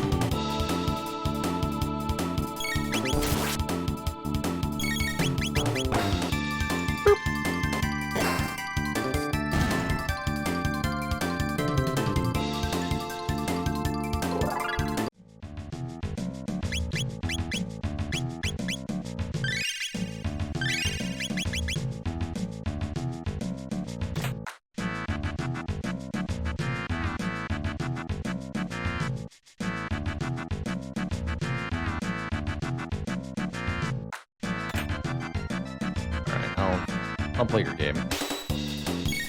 Okay, I was afraid that one of the big guys might join in. But if it's just 3 rock dudes, we can kill that easy.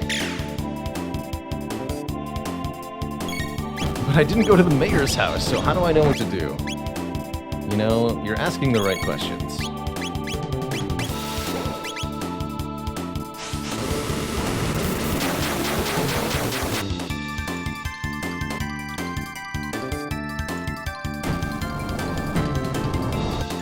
Not clear to me why that did 0 damage to one of them.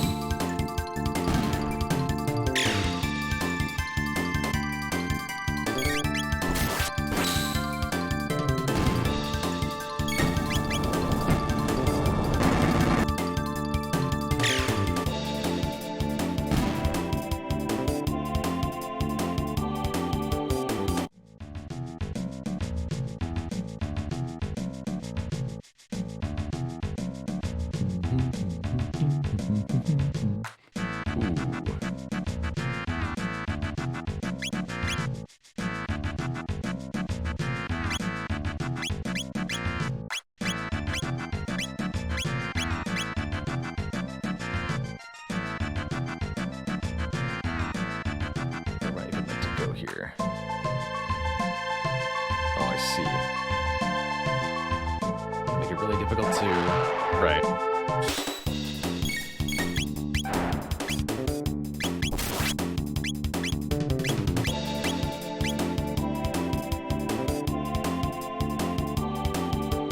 Alright, I think here's the strategy this time.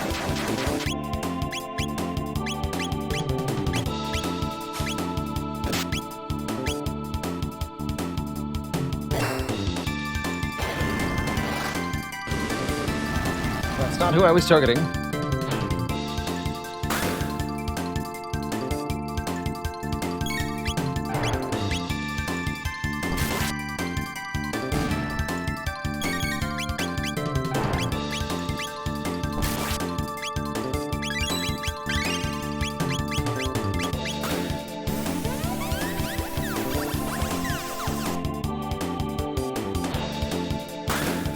Not that helpful.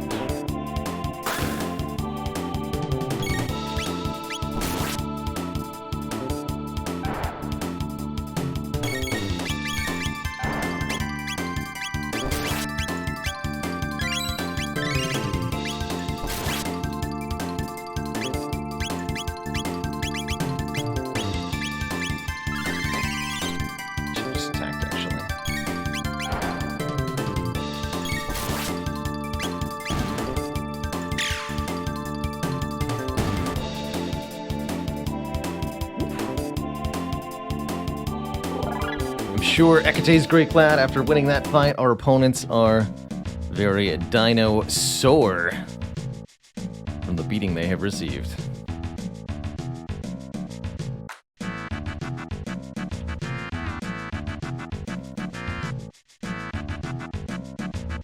It's not where I was before. Okay. Mesozoic male? Love that. Wow, defense 52. Let's actually give that to the robot.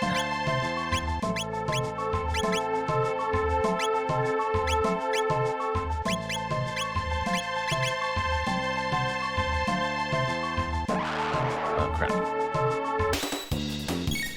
You didn't appear before.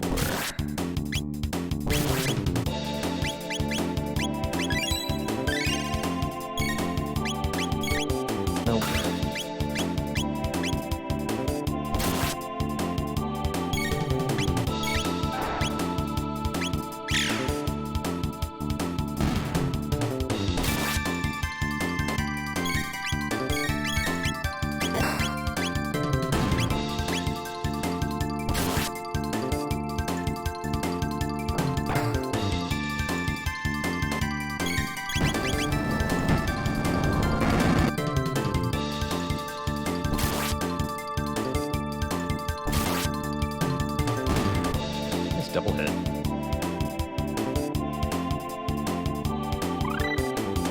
Robo Tackle. What is Robo Tackle?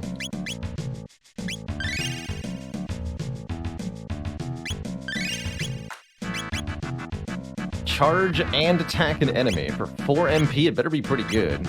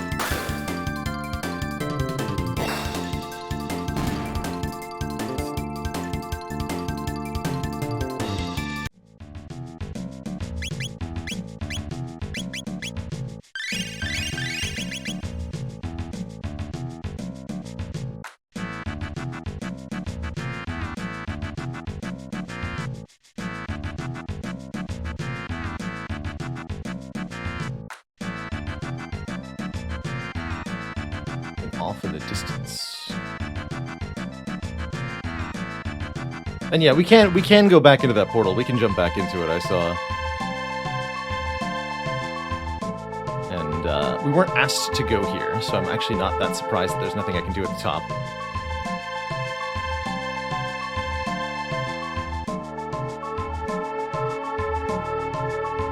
Okay. So there's nothing here, just to be double sure. Anyone got a Scroll of Town portal? Hello? Hello? Okay, so... if this is also not where I'm supposed to go, then I no longer know where I need to go.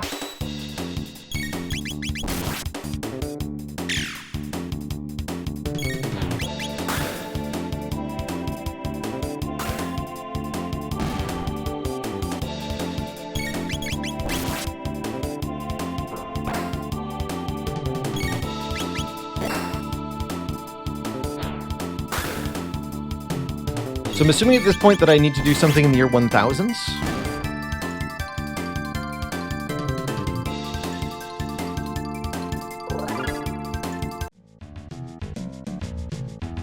In order to progress meaningfully?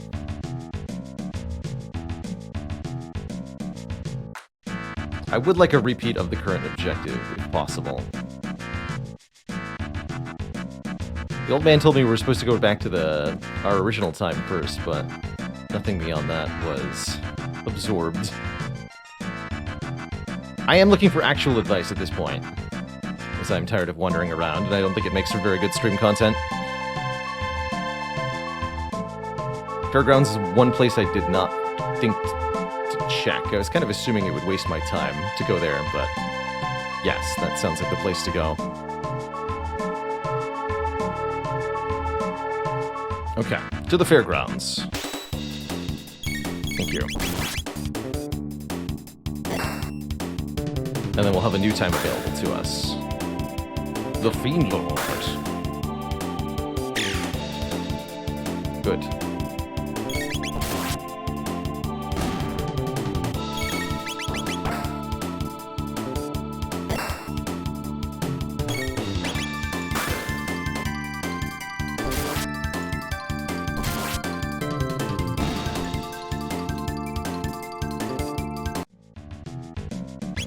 That said, I'm sure whatever we do next will be a lot easier for all the XP I've just gained.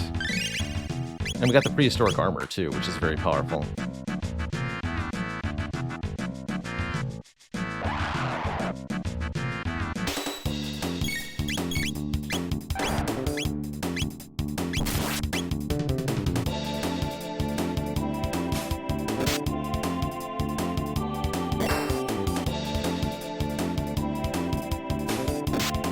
Counter move? Is that what's happening? Yes, that seems to be a counter. Oh. You really are meant to kill the rocks first, then, huh?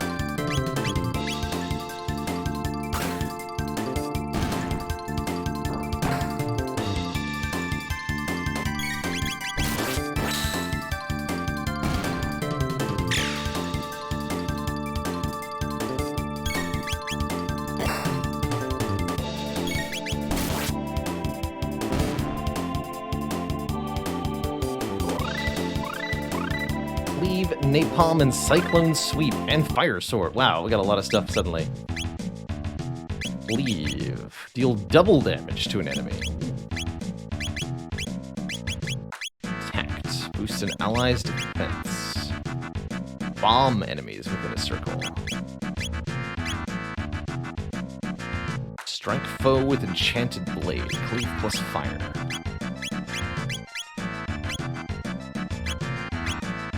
Cool.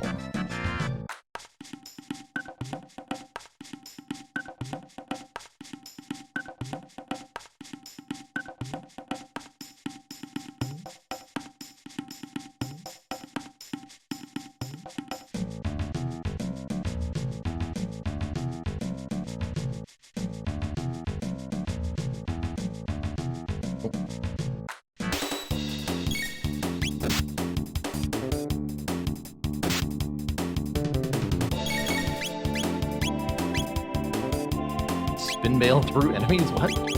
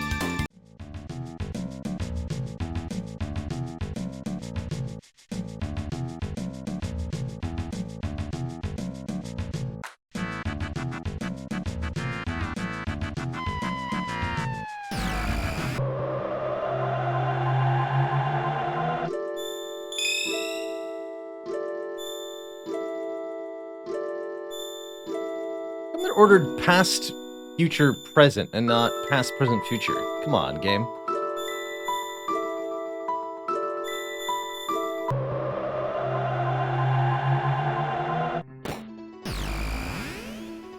But the past refused to change. Okay, now I at least know where I'm going. Even if it is a long ways away.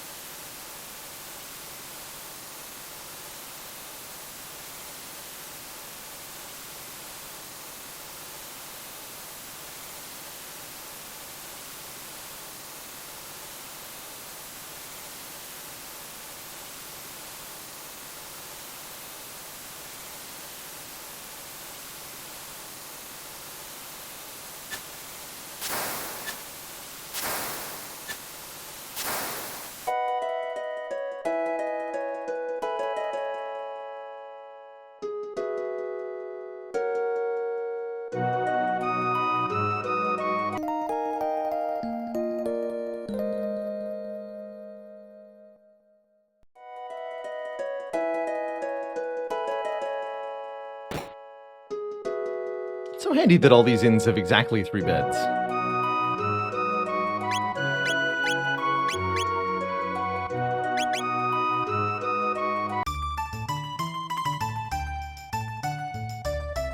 th anniversary. Okay, I'm guessing we need to go back up. Peerage.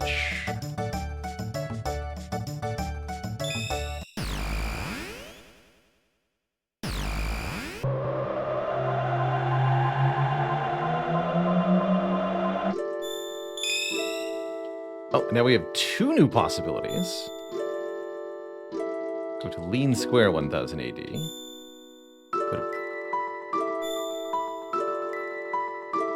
I can still go to the Medina Village, and now I can also go to Truce Canyon, 600 AD.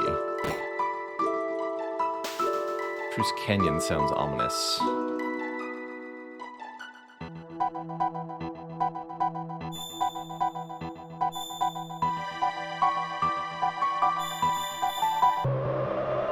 We find ourselves in the far-flung era. 600 AD. Place looks familiar. We just keep ending up in this one canyon. Over and over again. There's fiends everywhere.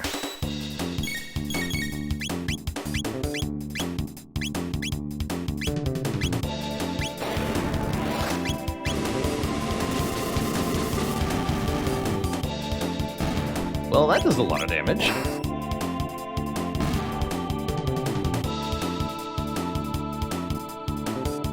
These are beginning Nublet enemies. Oh, this is where we started the game, yeah? We've already been here and the chest is open. Aha.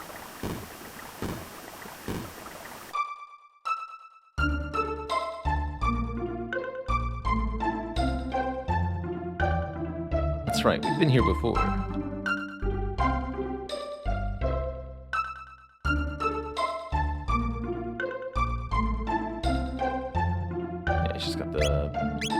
Stuff. So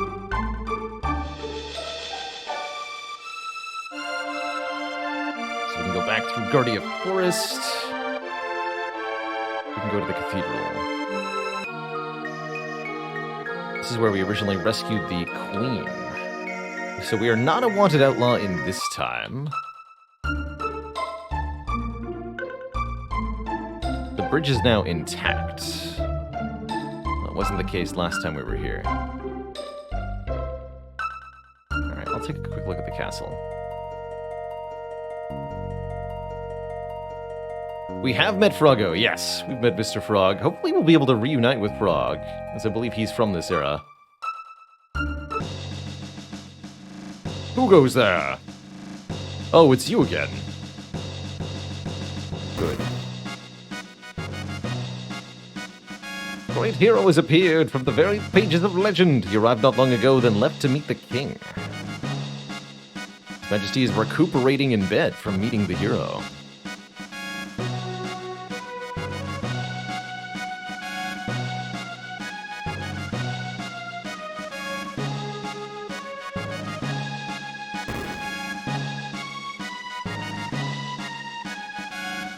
Queen Lane will collapse if she does not get some rest. Sir Cyrus must have sent that boy to us.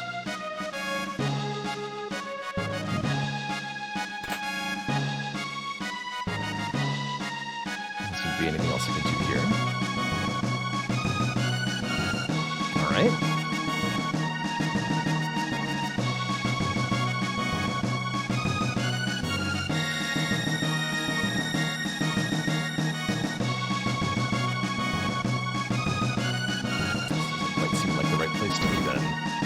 There's a different room up top this way, right?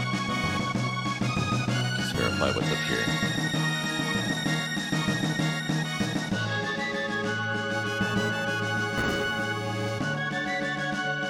Just an empty bed.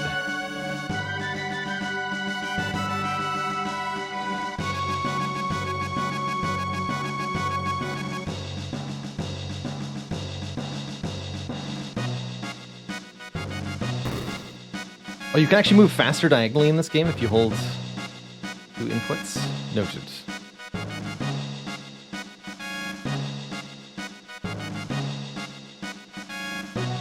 Mr. Kitchens, have I been over here? I've definitely not been over here.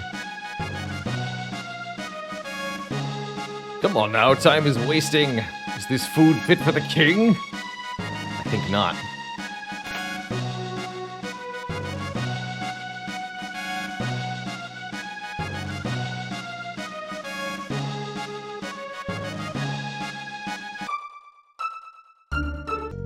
I think I have deduced that we're going to the southern continent.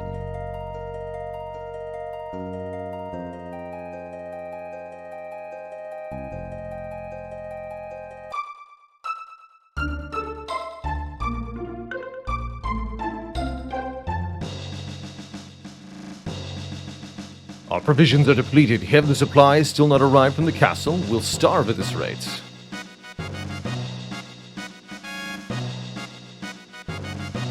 Could the hero alone truly have the power to defeat an army of fiends? So, you want what? Supplies from the castle?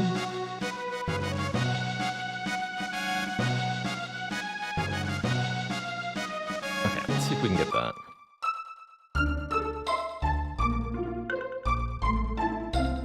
I just talked to the chef. He didn't have any food for us.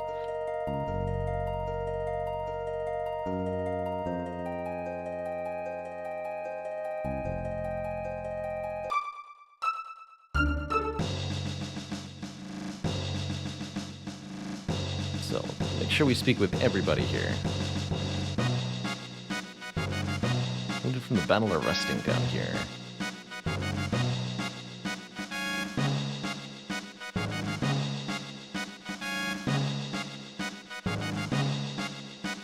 Supplies are being rationed to the front lines, and I'm supposed to bring them? That's what I heard.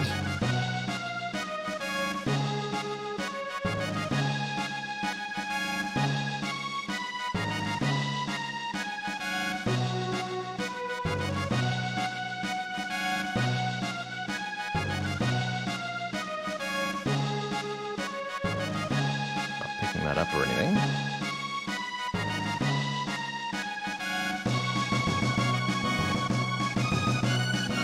Let's hurry with the provisions for Xenon Bridge as well.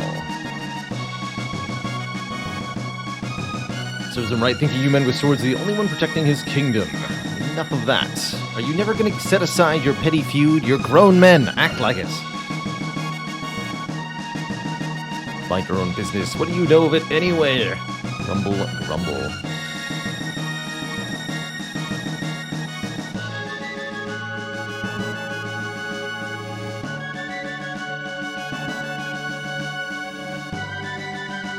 So you have nothing for me, though.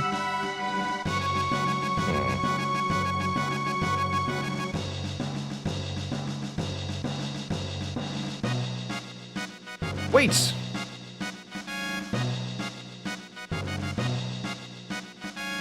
Take this for the troops.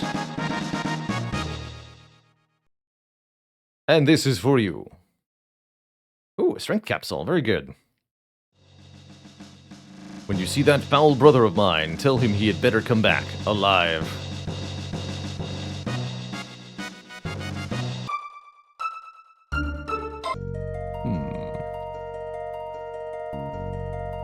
For the troops.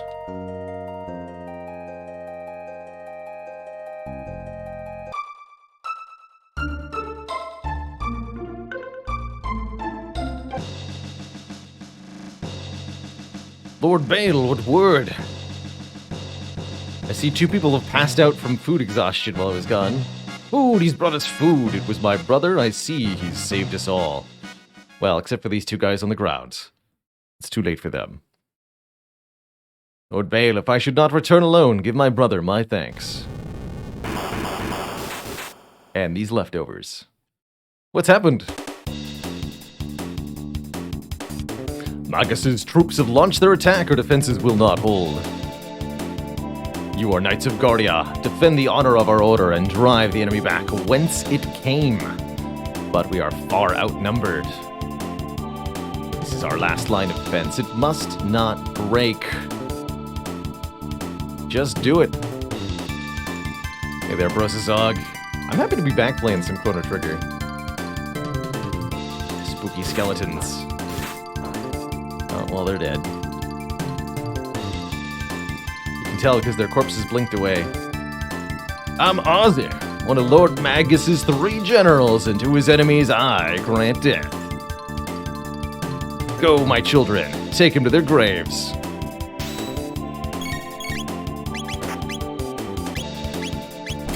So Fire Sword is a lot of MP. Let's just try Cleave.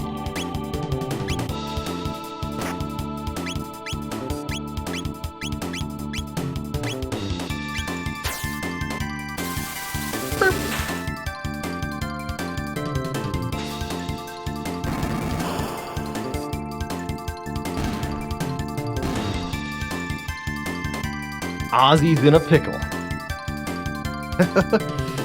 He sure is. Stronger than I thought.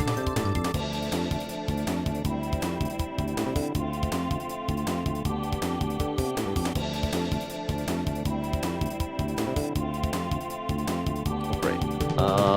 Chat, are you still here? I think OBS might have just crashed.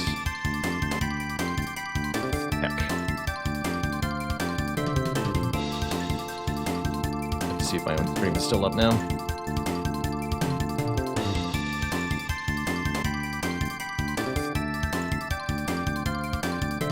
Okay, chat is still here.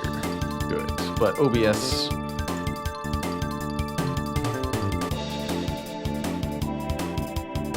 OBS is frozen, so I have to watch chat through my own Twitch channel now.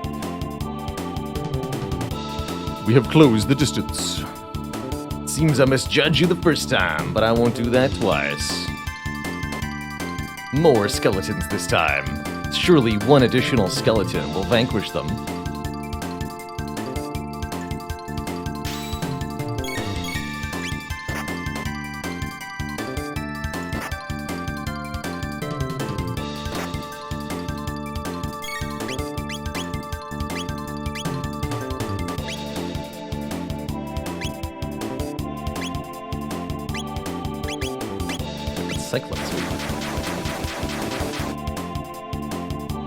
Sad is what it is.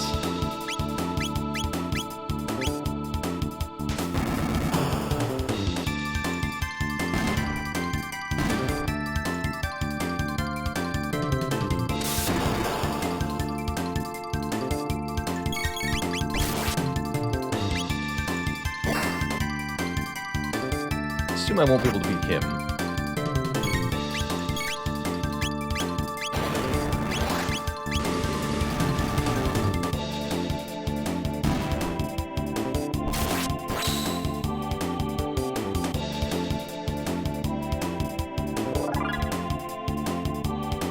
Rat.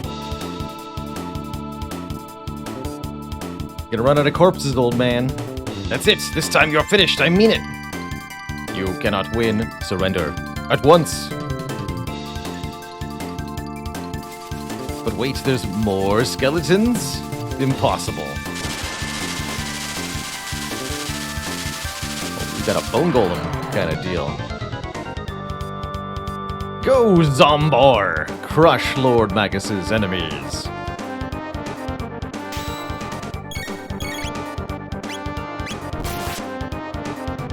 Oh, interesting.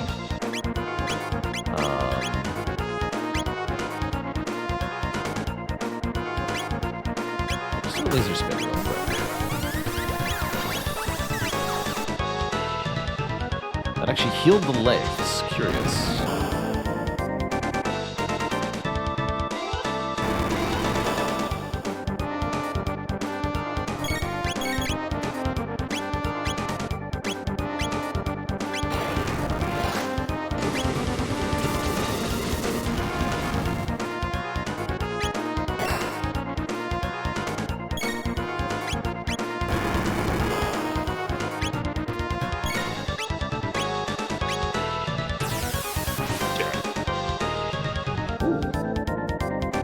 Pretty good hit.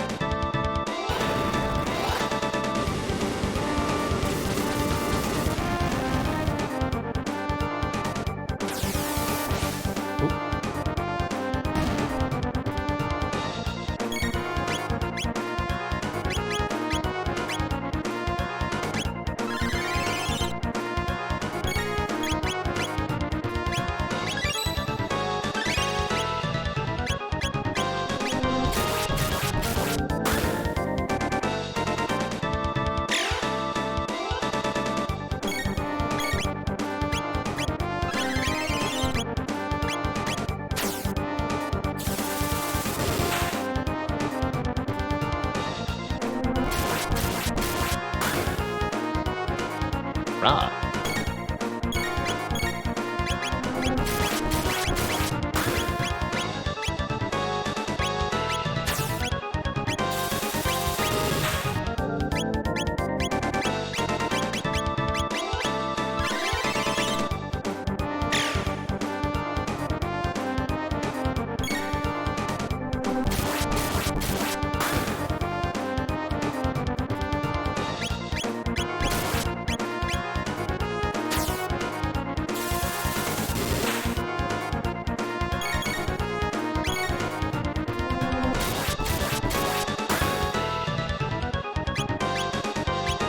Hey there, folks.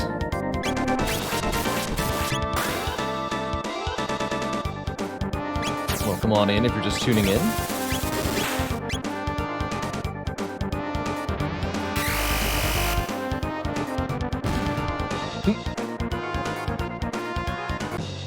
Oh, missed the revive there. That's unfortunate.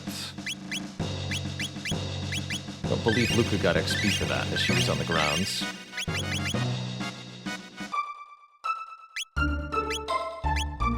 So did Ozzy just get away there? That wasn't made clear. Middle Trigger 100% the DS version. Good luck to you.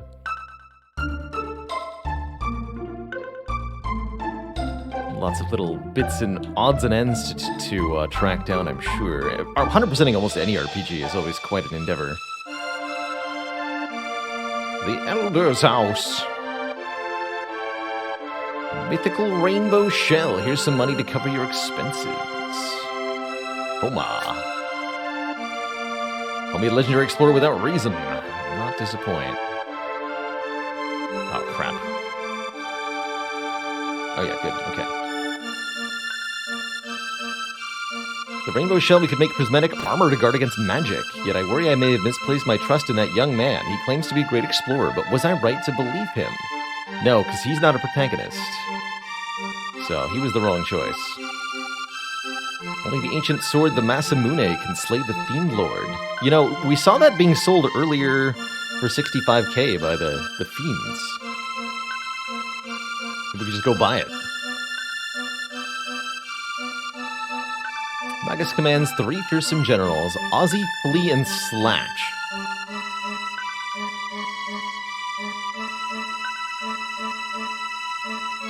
They sound like deliberate references.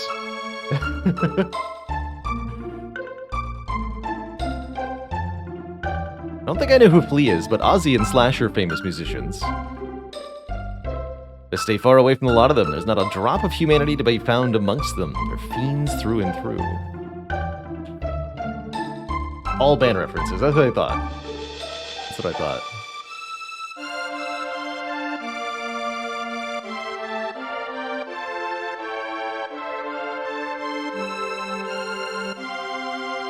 Flea's the basis for the Red Hot Chili Peppers. Got it. Got it. Megas' keep sits on an island to the east. The sheer cliffs surrounding it make it inaccessible.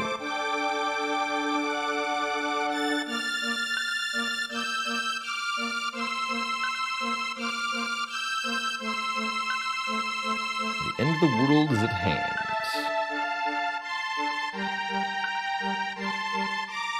Do you know whirlwind energy will dissipate if hit with a wind slash? Nature has a way of balancing things out. Secret sword. Sure, what do you got?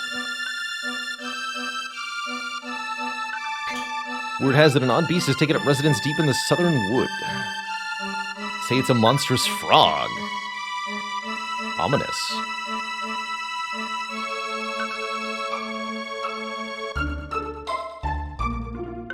Want to hear something interesting? Yeah.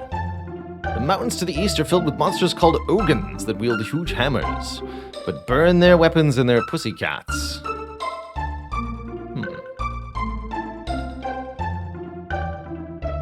Some useful little tidbits about bits of the game.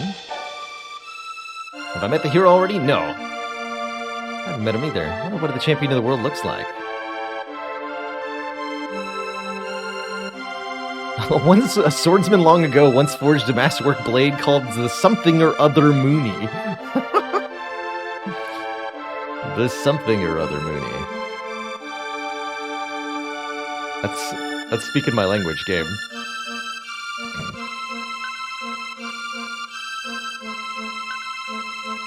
The hero has come at last.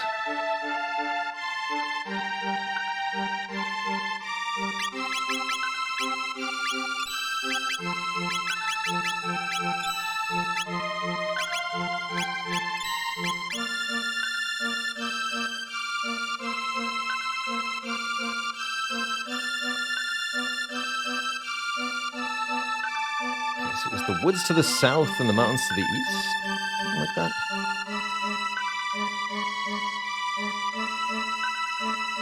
The Cursed Woods.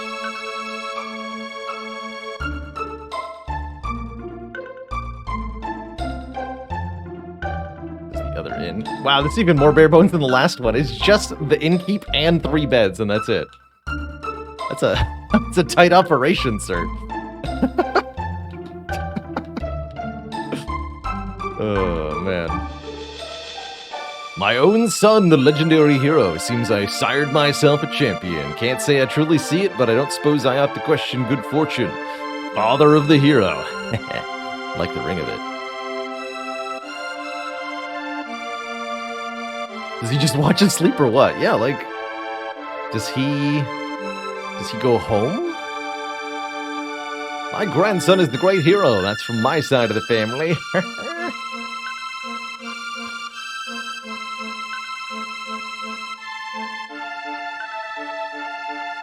Just saying, they don't keep inns like they used to, you know? Strange monster came here drinking, mumbling about Queen Leenie and Masamune.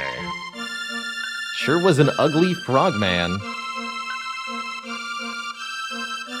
I heard the latest. What's the latest, sir? Legendary hero is from here? Wow. Wait, how you... How did you get over here? Sure, whatever, have another drink. I tracked down the rainbow shell that the Dorino Elder hired me to find. It's on a small island. But there's the rub. I don't know which one. The money he fronted me is all gone, too. Oh, what to do?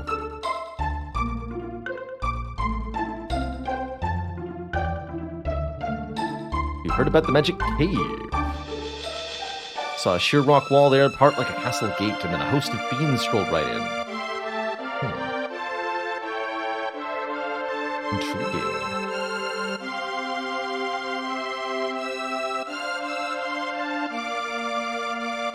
Only I had some special jerky. Boxes beside this bed have been handed down through the family for generations. Find a way to open them and the contents are yours.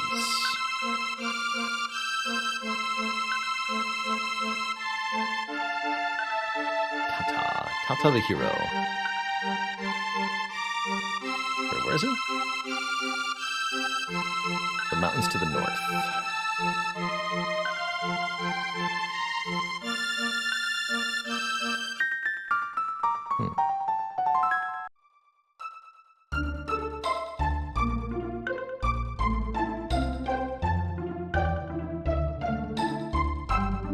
So have Fiona's Villa. My husband Marco hasn't returned from the war, but we planted and tended these woods together, so I mean to do my best to protect them until the day he returns. Let me just steal your stuff. Thanks. There's the Denadora Mountains, okay. So we've got the Denadora Mountains and the Cursed Woods.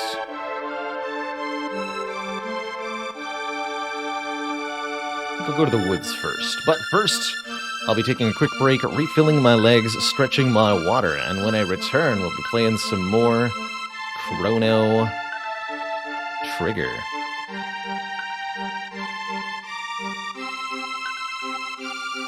So, a few minutes here to tend to things, and then when I return, more adventures. BRB, folks. I'll leave you with these cozy overworld tunes.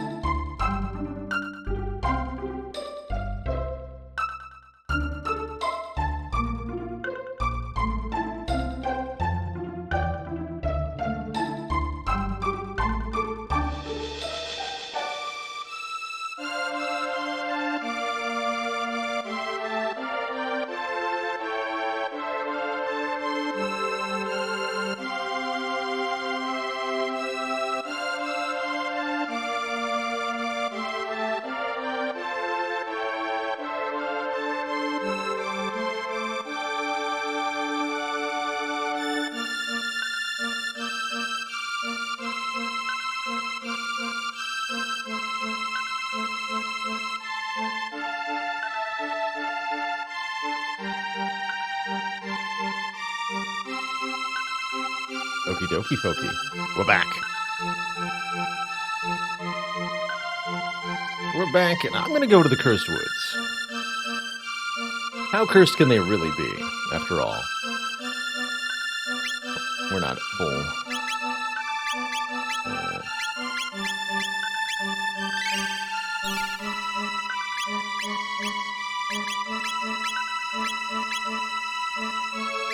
Hero appears.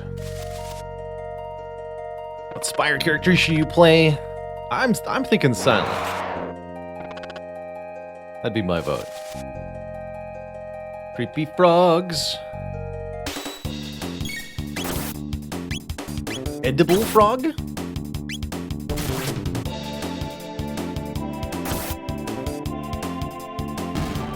Rip.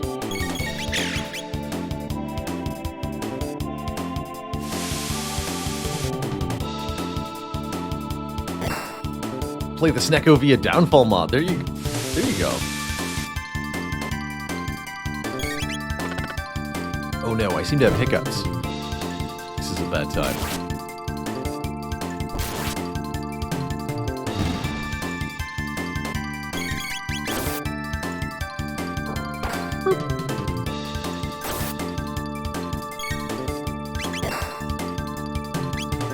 Auto, actually.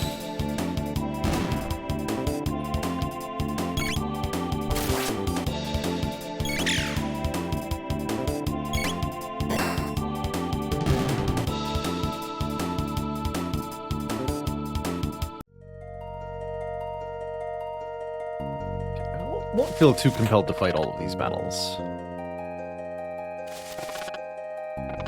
I'll fight these two, though.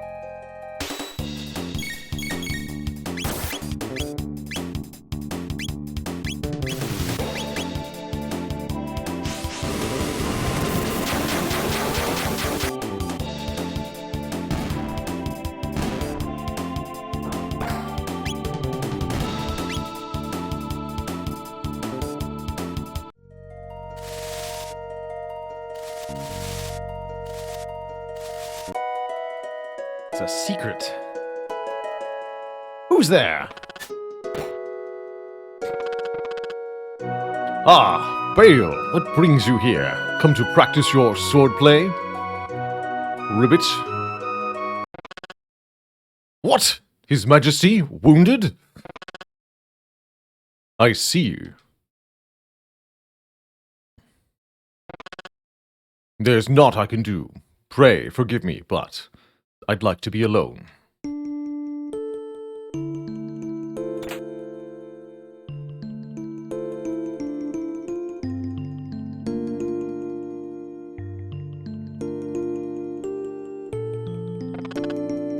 I am no hero. There is naught I can do to help. Frog, you are definitely a hero, and you should come with.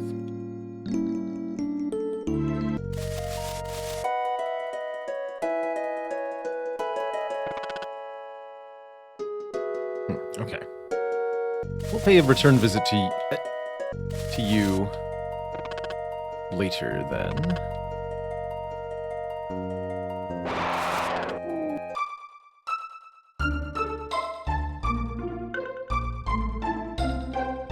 We'll go to the mountains.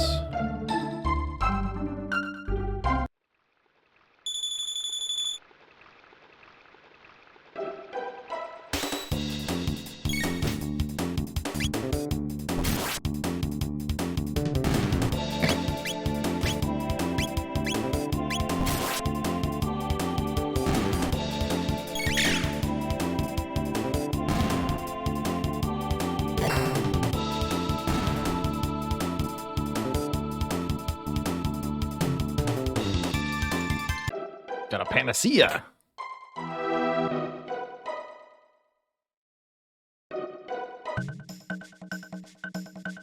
Ah.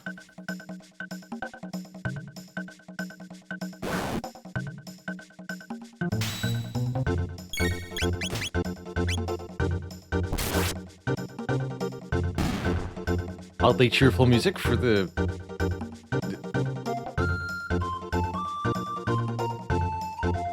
This is a terrible place. You best run away while you can, haha.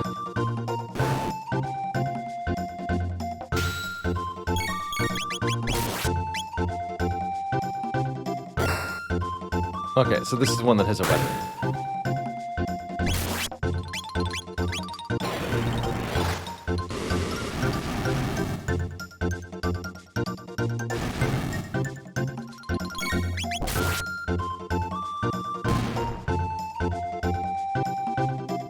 Tutorializing. But not directly tutorializing. I have to make the inference myself, and I could just brute force through that enemy's stats without burning their weapon away. But as the game notes itself and did tell me, it's a lot easier if I burn them, so cool. Hey, sleepy boy, time to die. Or not. Oh, now he's ready to die. All right, you got it.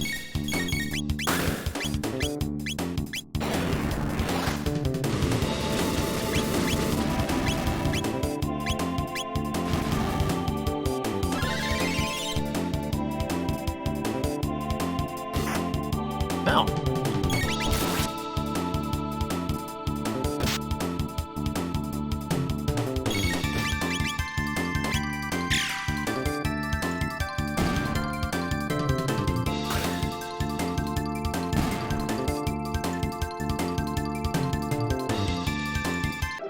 It's an amusing fight.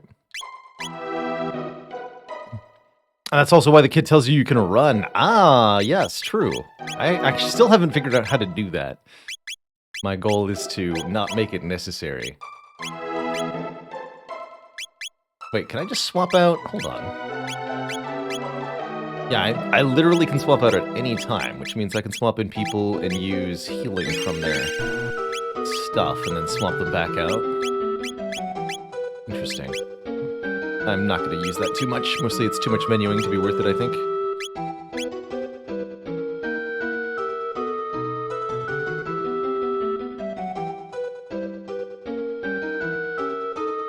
I am using a controller, yes. I'm using an Xbox controller, which is, of course, natively supported by the original 1995 Chrono Trigger.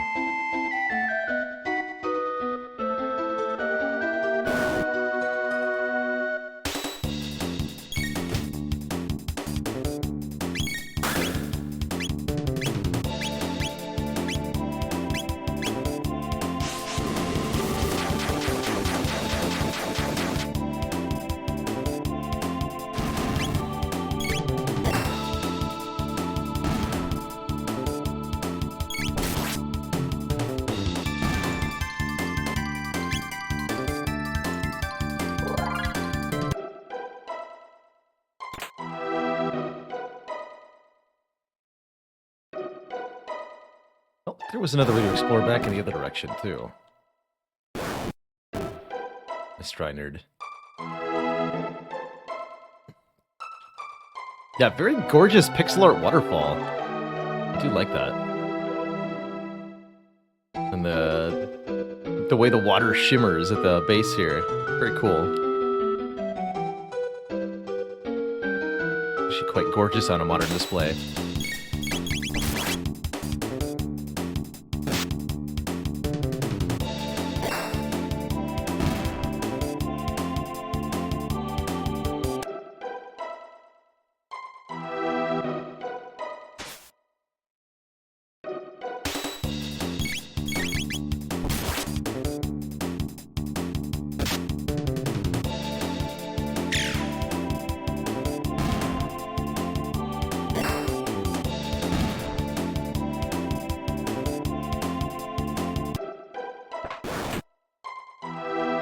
Indian water.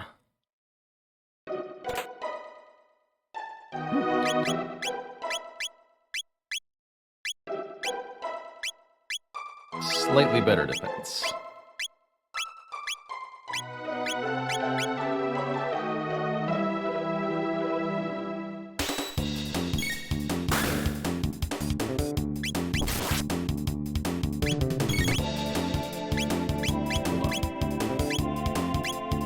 I hit you with lightning.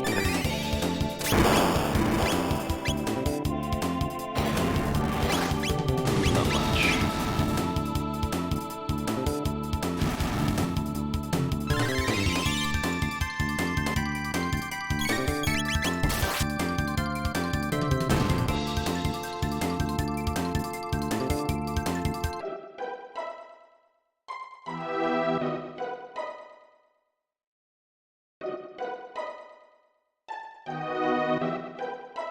Currently an unconfirmed rumor, the Final Fantasy Pixel remasters will come to Switch this year. Always cool to hear that about just the incredible library of not only like new, but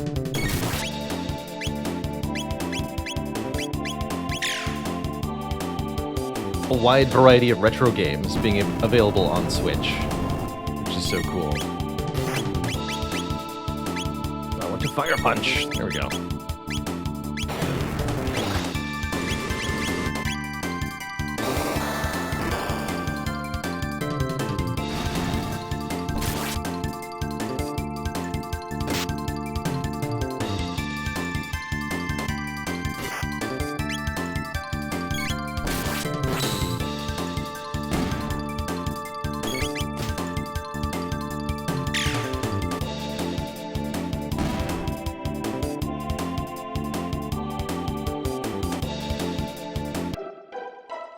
Doo-doo-doo.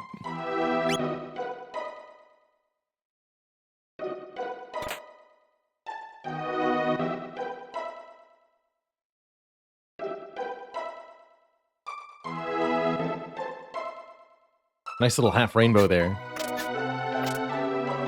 I do think it would be nice if you found stuff other than just single off useless consumables in these various chests all over the place. It does really make it feel like it's often not worth it to go around looking for items on the map, to me personally.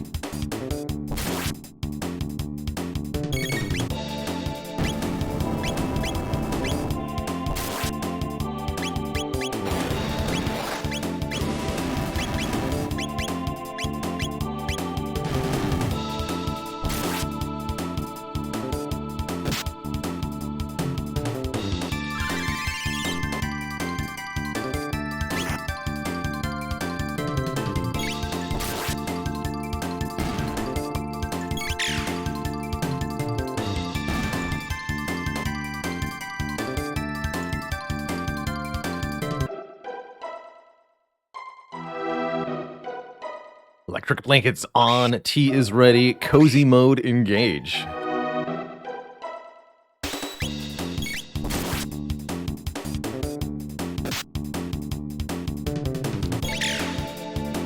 Blanket gang represent. It's definitely how I'm cozying after stream, is usually under a blanket, watching something. Having a good time. At least in the winter, of course.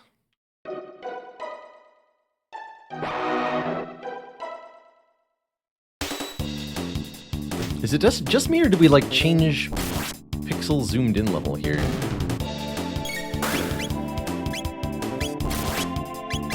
It's odd.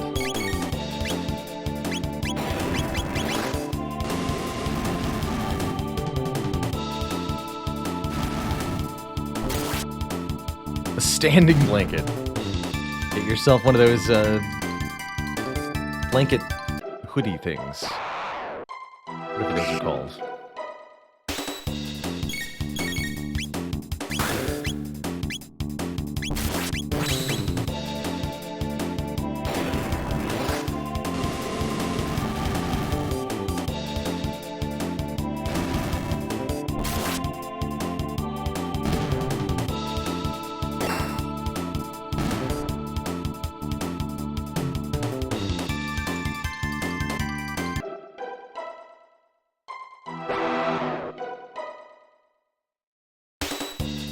Snuggie, that's what I'm specifically trying to remember the name of. There are many types of garment that would adequately get them both. Yeah.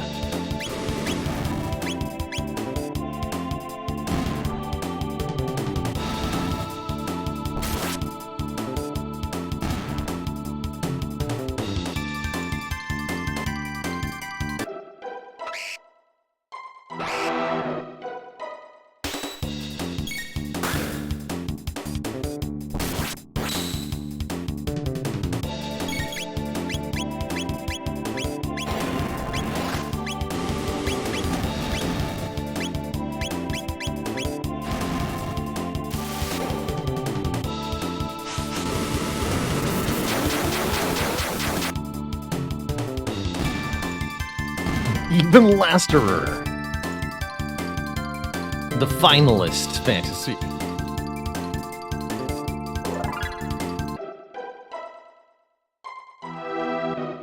At least they never made a... Well, actually wait. Was there a never-ending story too? Because that would also kind of fit the... I have to know if that got made.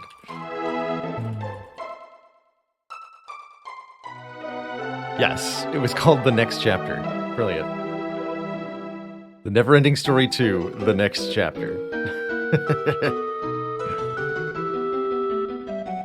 Final Fantasy 3. This time there's really gonna have an ending.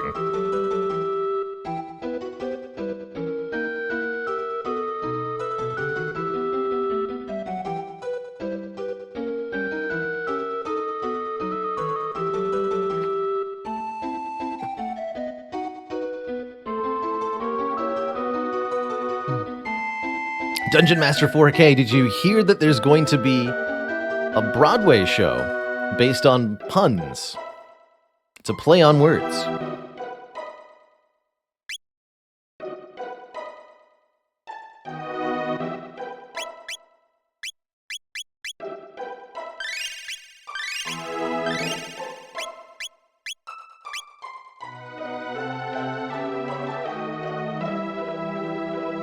Obtained, what is this, a mid potion or a mid ether?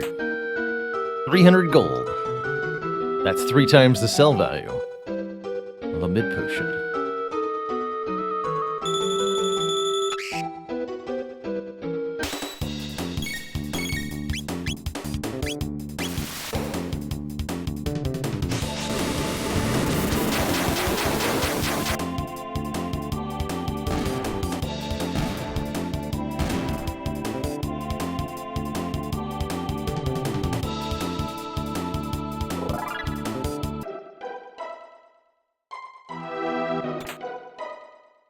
There, that was a mid potion.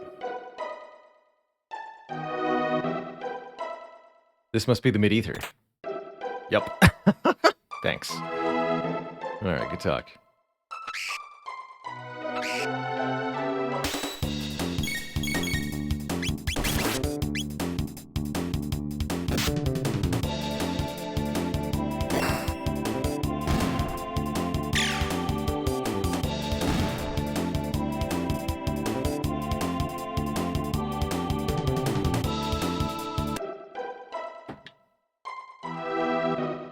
Hey there, Fantasia. We are currently in the year 600, the time of the Fiend Lord, because we traveled through another rift in time. Mountains are so nice. I agree.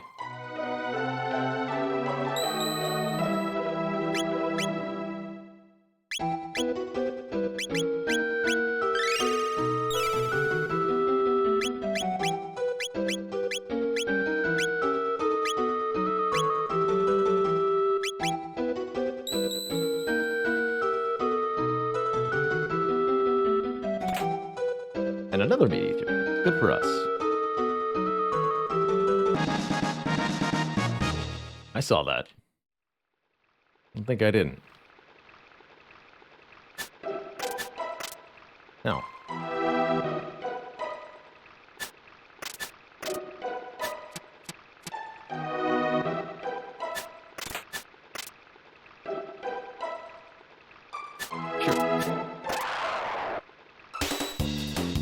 None of them have weapons, though, so...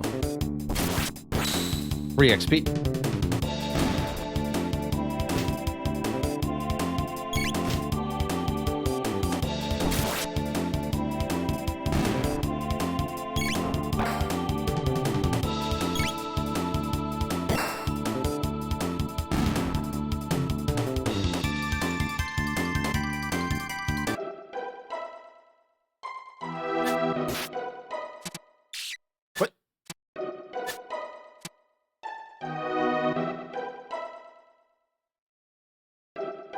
Ruditude.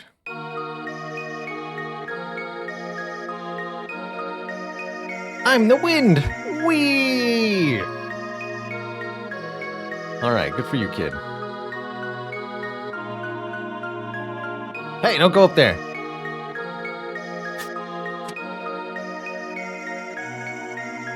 you come to take it? The Masamune, I mean. Yeah. I thought so. Wait just a second, alright? Oh, big brother, where are you, Masa? What is it, Mune? Not again. So, thought you'd make a name for yourself as hero by grabbing the Masamune, did you? What a buffoon. Humans are all the same, aren't they? It's how you use the sword that's important, not just that you have the strongest one. You can't even understand something as simple as that, because that proves you're human. What should we do? The usual. Test them. Might as well give them the chance to entertain us for a while. Alright, here we go. Whoosh!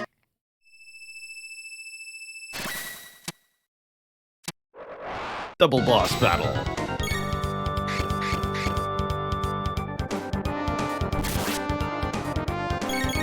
Alright, hold on.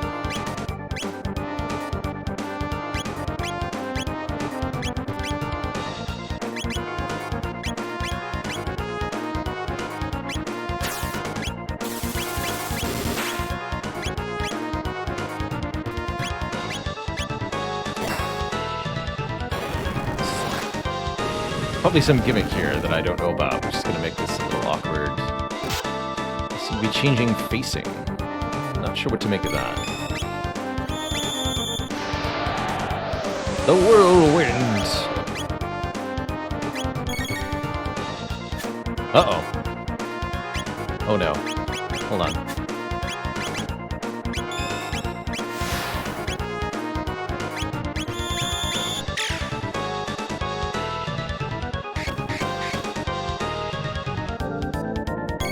This actually doesn't seem that bad.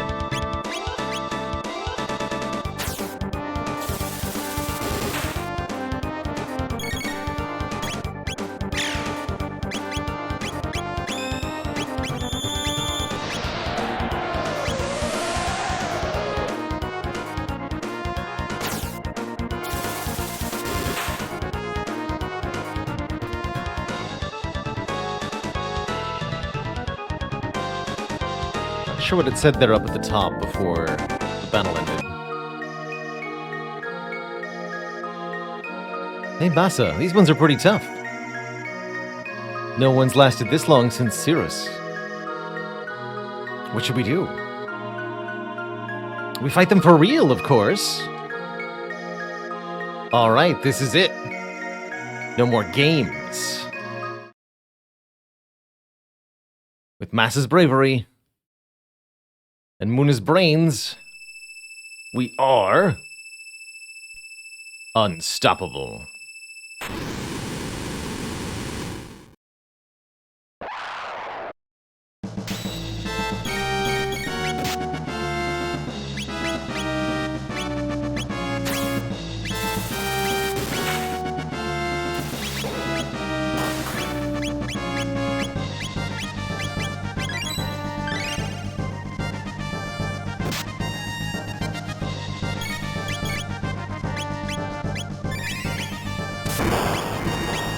Do? 80. 320. Okay, Robo Attack is good. Fire is also effective.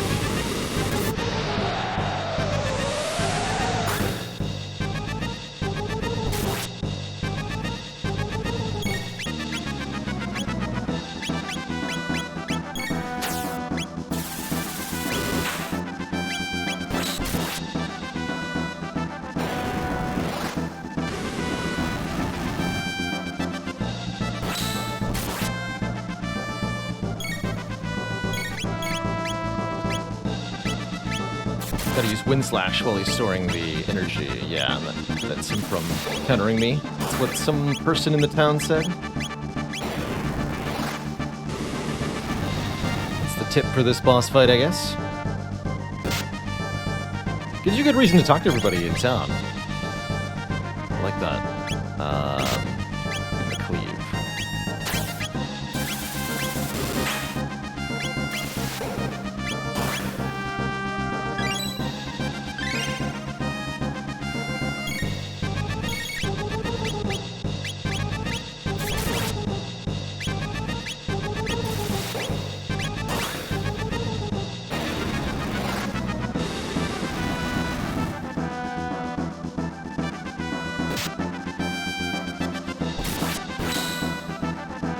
Crit counter, hot.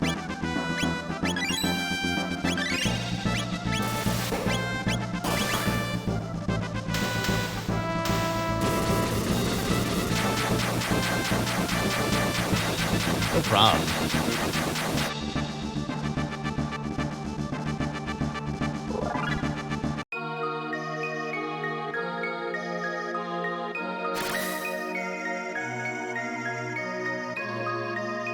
They beat us, Masa.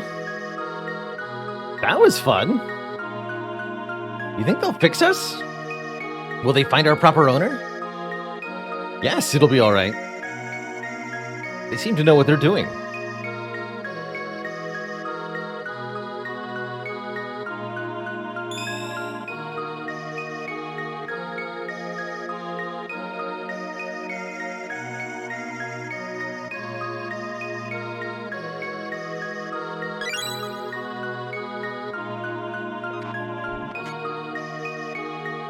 This sword is the legendary Masamune.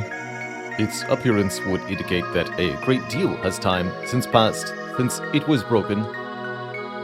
Obtained the broken Masamune. We have to fix it. Allow me, we'll ride the wind to the base of the mountain. Good luck to you.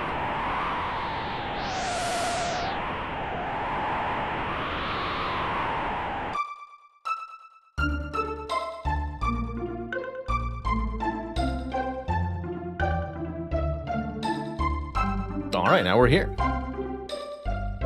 Good talk.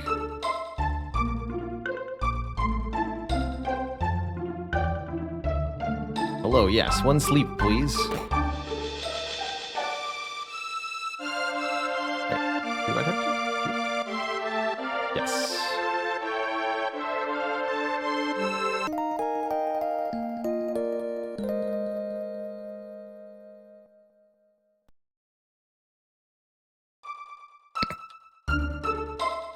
Robots always feel great after a long night's sleep.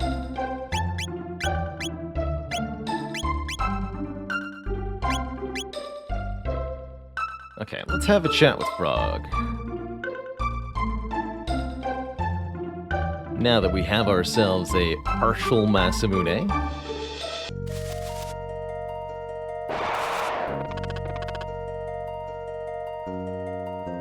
Wait, you're new.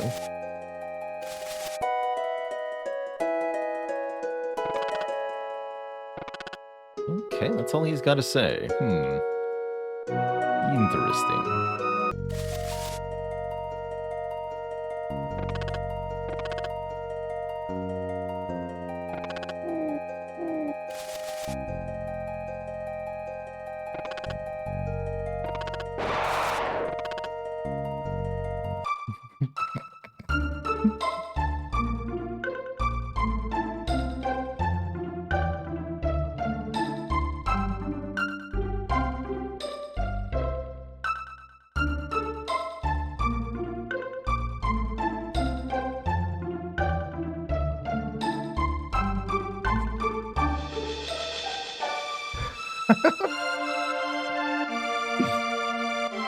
Glorious.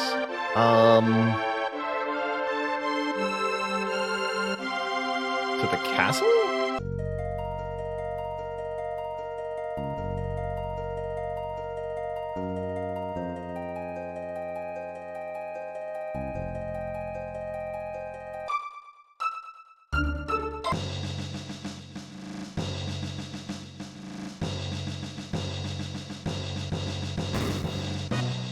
Hero is here. Great hero has appeared!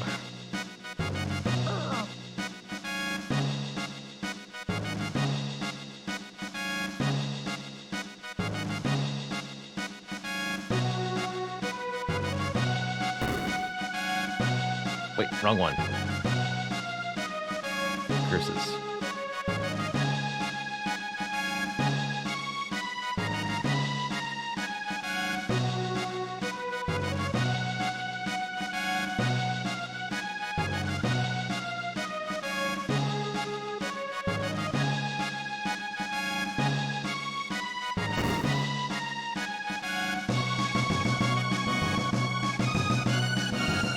nobody has anything new to say here.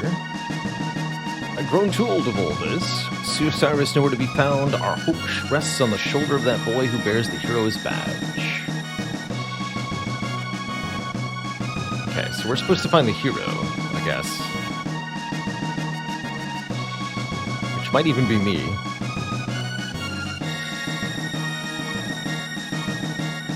It sounds like we have a name for this person.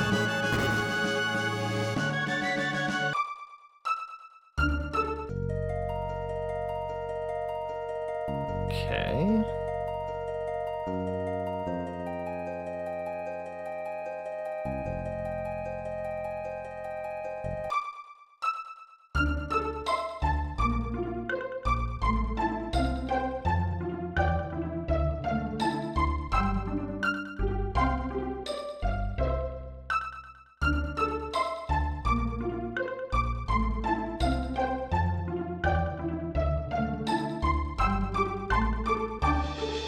Let's check a couple things here.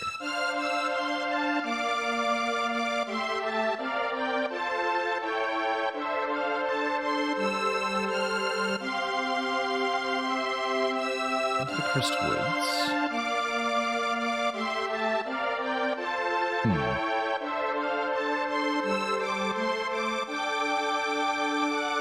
Game could have told me where by now to go, but I don't think it did, because I didn't talk to the proper NPCs. I would like to know where I'm supposed to go, yes.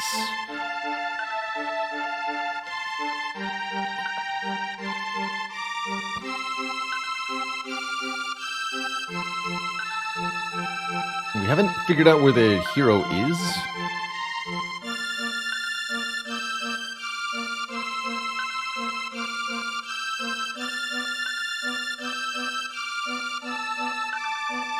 Oh wait, here you are. Truth be told, I plucked this badge from the floor of the tavern. Some besotted, froggish fellow dropped it as he stumbled out. Everyone started calling me the hero when they saw it, and I didn't know what to do but go along with it. But it's too much for me, this hero business.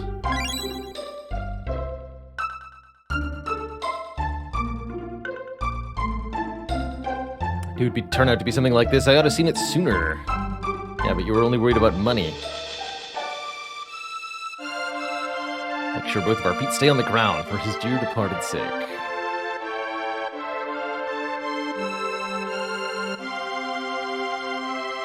And let me just test one thing real quick before we go to Melchior.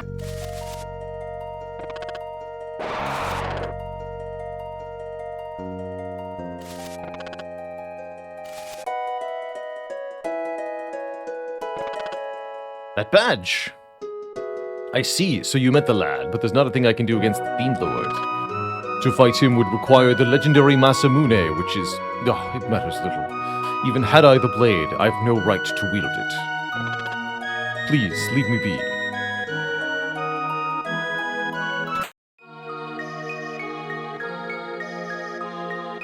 A broken sword hilt! This is the part of the Masamune! Something is written in an archaic script. I will attempt to decipher it.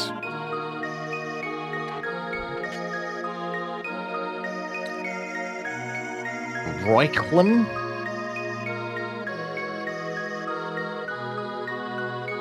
What?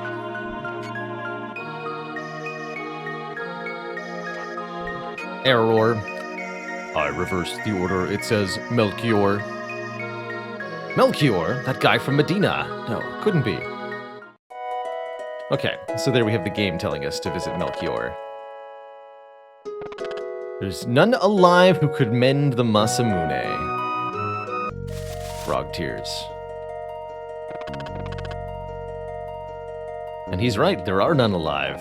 But there are those who are yet unborn.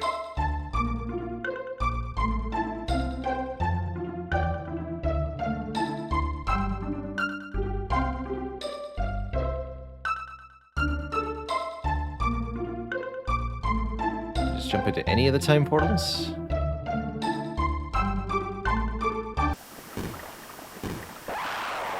Oops.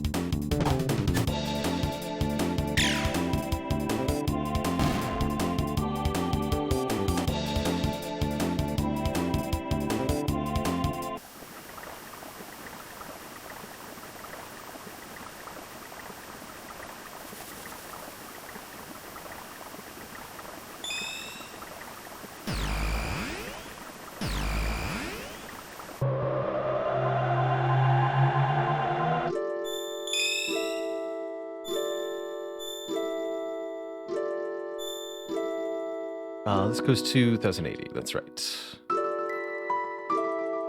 Wait, but I can go here, right? Yes.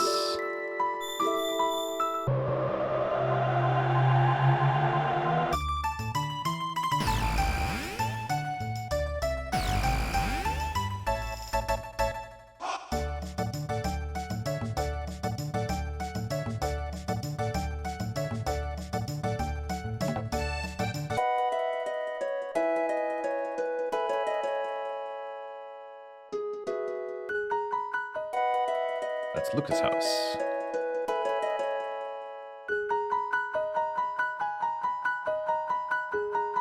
Oh, Melchior is in the other one. Okay.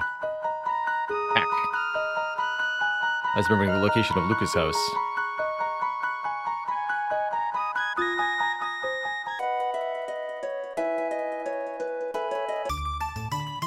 Not even the ferry will get me there, and I'm definitely not walking through that cave again.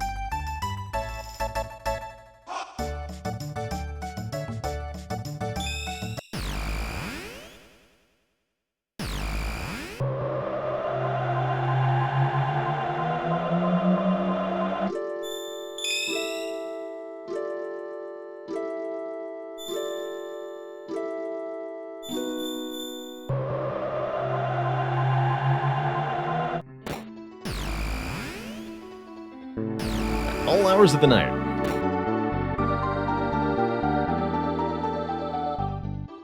This one. Yes. Oh, you're back again. Come to see my... this sword. It's the Masamune. How did you get this? How would your name be engraved on that sword? That's a very long story. But that is the story you came to hear, is it not?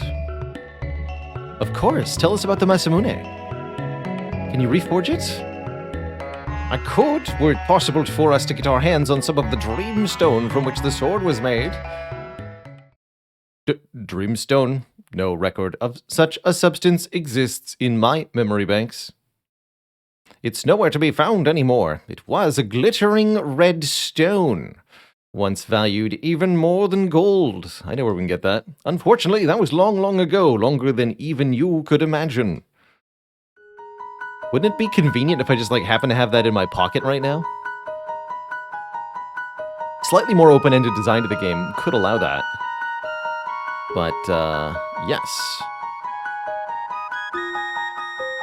Doubt you'll ever find any, but if you should, I'd be more than happy to repair the Masamune. I'll keep it with you until then. Alright, well, I know where to go, at least, because we've already been to the BC land.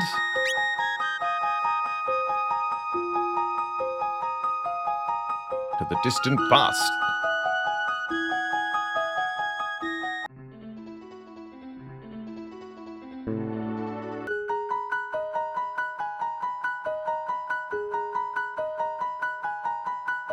Wait, where's that rift?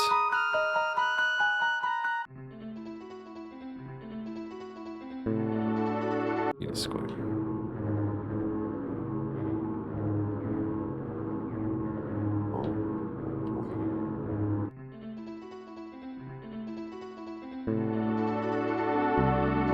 Wait, where's the portal that I... Oh, right, it's in the guy's wardrobe. That's right. That's right. Here.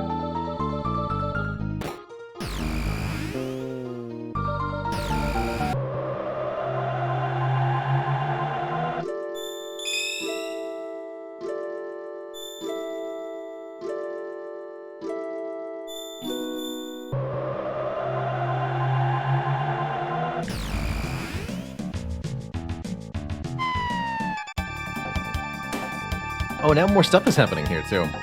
Those things, they're all green and scaly. This life form is most perplexingly unusual. It appears to possess both human and dinosaur traits. Someone got unnecessarily kinky.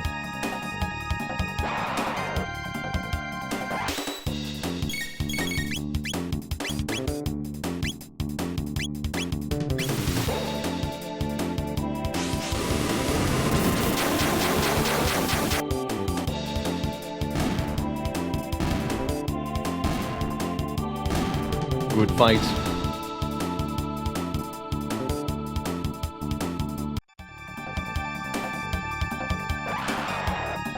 We're outnumbered.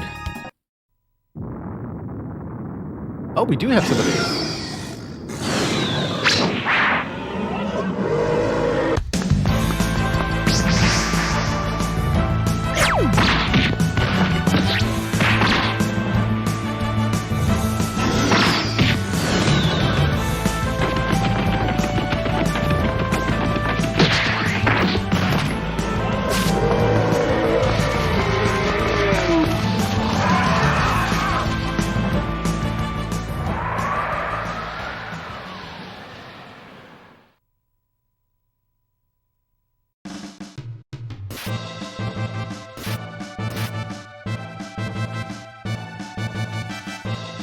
Who is that? Their combat capabilities far exceed those of ordinary humans.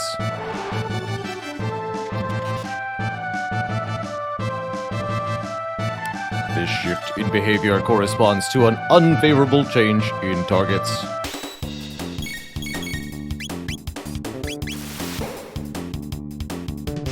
Not that this would have been any less effective if there were 200 of them.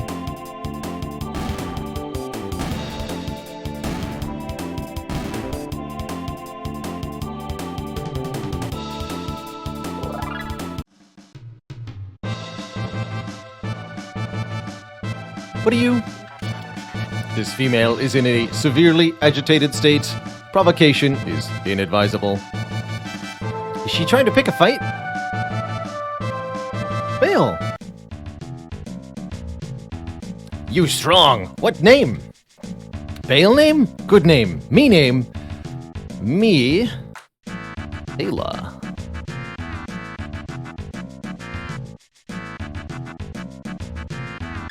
Yeah.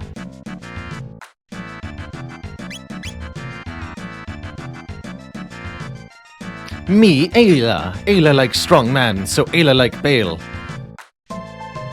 Looks like somebody's got a new friend. You strong too. Ayla like strong person. Man, woman, both like.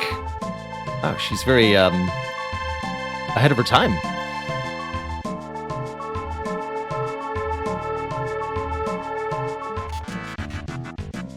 Yes? You strange person, but strong too. That is because I am a robot. Robot? What's robot? Ayla not know robot. A robot is a humanoid machine constructed by humans. What you say? No word Ayla not know. Ayla head go boom! Bale, where from? An explanation cannot be formulated within the bounds of her understanding. We're from way after the day after tomorrow. I love that. The way after the day after tomorrow. Also when I prefer to leave most tasks for. It's no use. You come village. Talk and eat. Dance. Drink. Fun. We'd love to go, but we're looking for some dreamstone right now. Stone? Stone everywhere. Here, there, village. Ayla give you many, many stone. Ioka village this way. Follow Ayla. Follow the cat lady.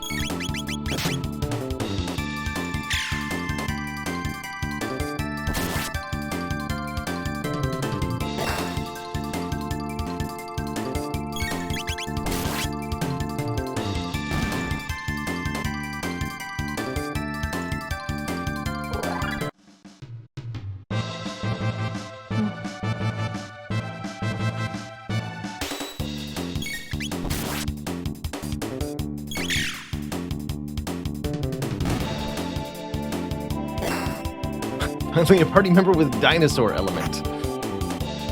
So we can hit robots super effectively.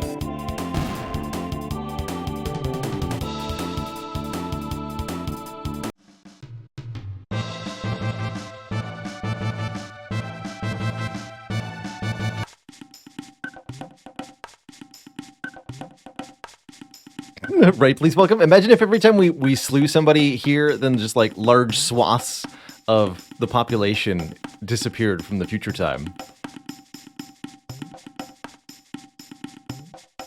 Because they were all actually just descended from that one guy.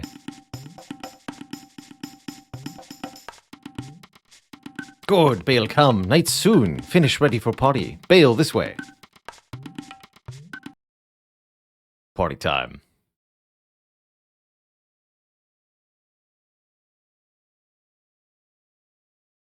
Listen, Ayla, we make new friend. Strongman, Bale. Bale friend, R66Y, Luca. Ooga. Now, dance Bobonga. Whoa, you can't do that on Twitch. Hold on. Chat, you have to close your eyes. Bale, eat, drink, dance, sing. Ooga booga. Dance with wind people. Robot, why are you not dancing?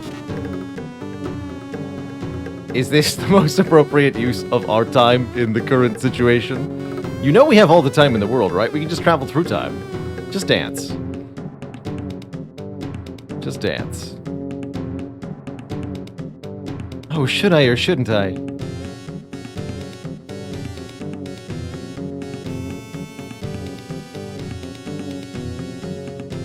Dance Bobonga. Not Ioka person. Why Ayla give party? Why indeed? This only special time drink, good drink, named Skull Smash. Next day, skull feel like smash. Ioka village fight reptite. Leader name Azala. Azala very smart. She can probably speak grammatically correct English in 65 million BC. All in Ioka village fight. No fight person go Laruba village. Always run from reptite, always hide. Not nowhere village. Azala want to destroy Ioka. Laruba both. But Ayla no lose. Only when Ayla dead stop fight. No more talk that. Today meet Bale. Good day. Eat. Drink. Skull smash.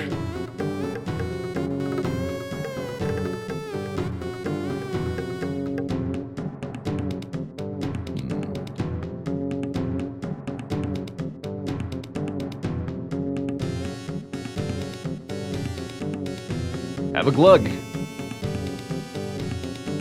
What's that? You a man or a mouse? Drink it in one gulp.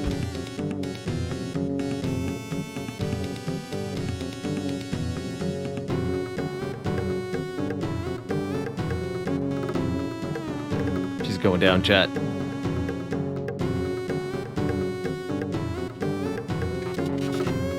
This fluid contains immeasurable impurities. Immeasurable.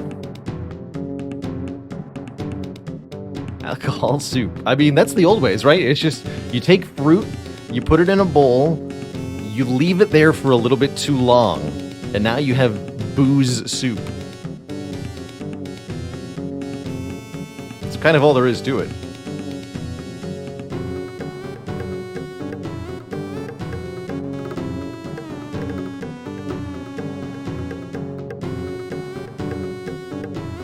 Part of why alcohol has been independently invented so many times throughout human history. It's easy to do by accident.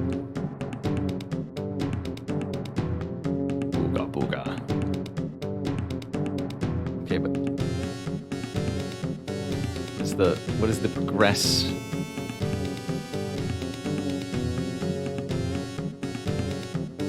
Bale, red rock look for. This rock?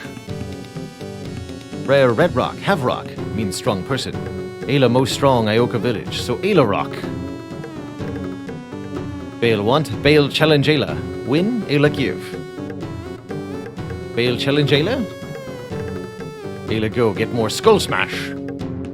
Party now, so drink. Bale and Ayla have battle. Who drink more?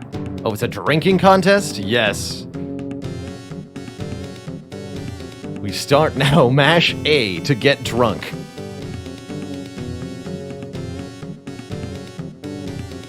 You got it. Chug-a-lug.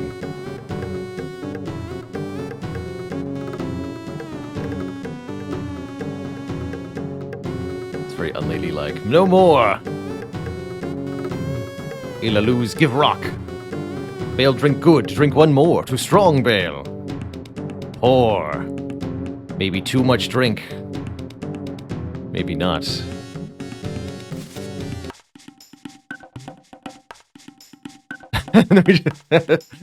And suddenly the next morning arrives. Good morning. It appears that liquid induces peculiar behavior in humans. Oh, my head. I did what last night? Liar. Oh, but why does my head hurt like this? Hey, where did these footprints come from? It's gone. The gate key's gone. The thief must have left these prints. Without the key, we're stuck here forever. It'll take 65 million years to get back to our own time. This is bad. We have to see Ayla. Now. She's also drunk and hungover.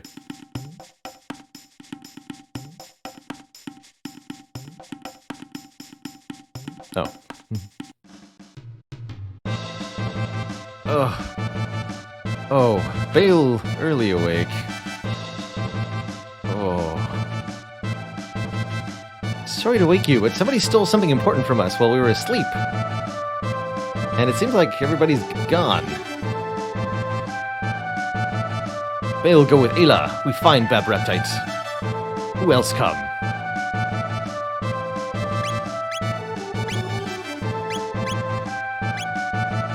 Me and Ayla locked in, plus the robot, I suppose. Maybe village person see. We go ask. Bale, come. Too much soup.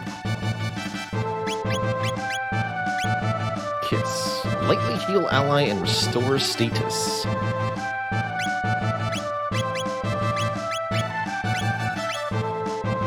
Fist.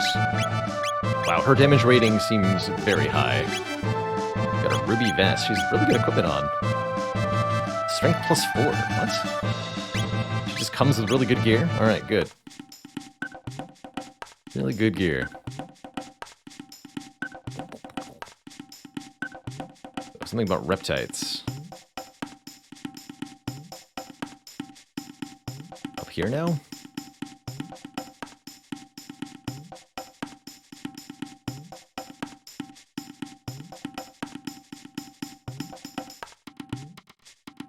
So, what you have?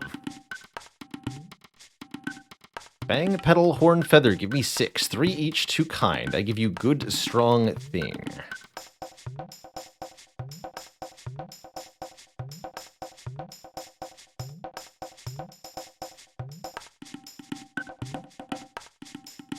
Sure.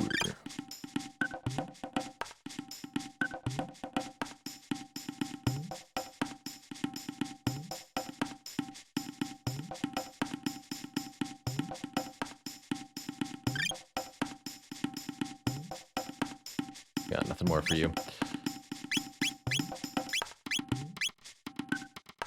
Defense 45. How does fire damage?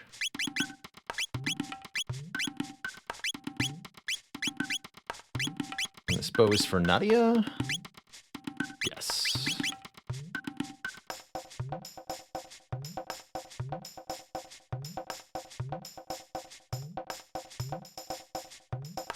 That's right, the Dragon Ball resemblance is not coincidental. It's actually the same artist, the legendary Akira Toriyama himself. No knockoffs. It's the real deal. Alright, hopefully this is actually where I'm supposed to go now.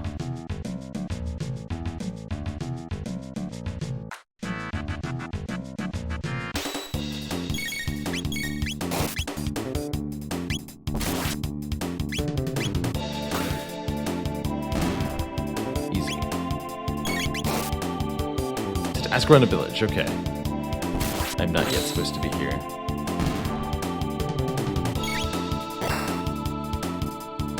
I do sometimes get focused, sufficiently focused on doing the voice work for the lines that I forget to actually contextualize the information being given to me. Let's see if anybody saw anything.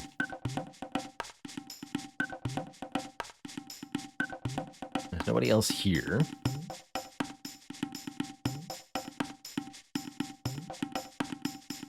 What about you? BC Reptites come from meeting grounds. Go south to the forest maze. Okay, so yes. Not supposed to go there. To the forest maze is where I go. Good.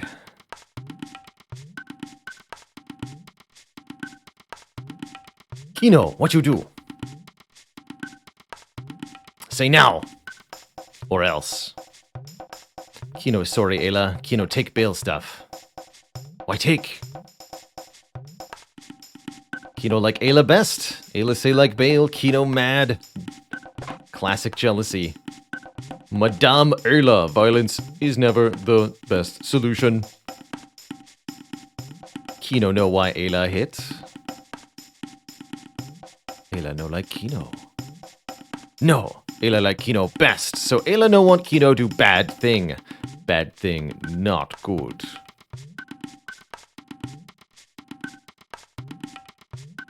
Kino sorry, Ayla. Kino sorry, Bale. Give it back. Reptites have it, though, so we're gonna have to fight for it, I imagine.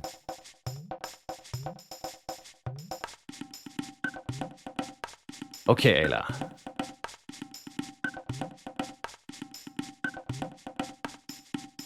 Kino man. Ayla die, Ayla have baby, then Kino chief. Madame Ayla, my apologies for implying you may have been out of control. We'll get our anger under management, I am sure. He's fine. Ah, she hits like a truck.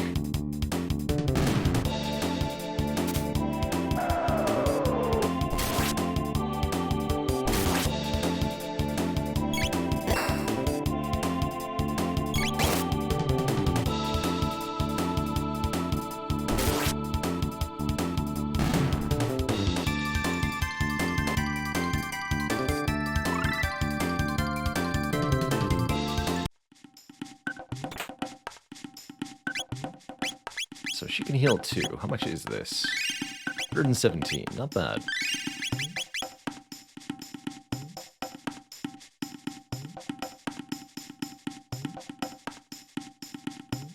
Yeah. Ayla proving the age-old adage. The less comprehensive your English is, the better your punches become.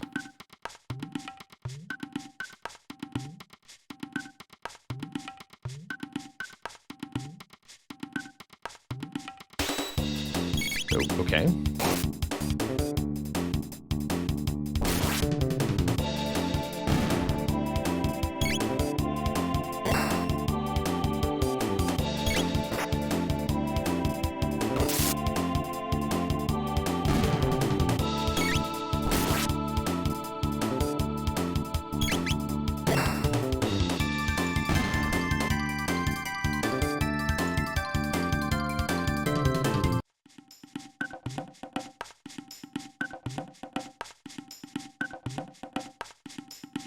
Who even needs intelligence? Give me that mid potion. Yeah.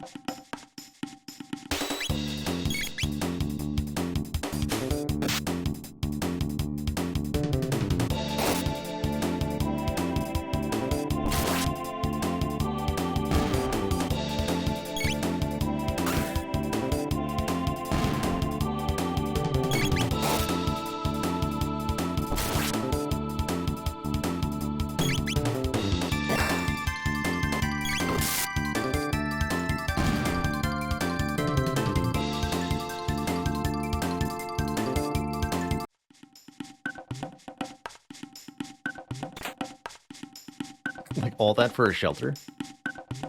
It's fascinating.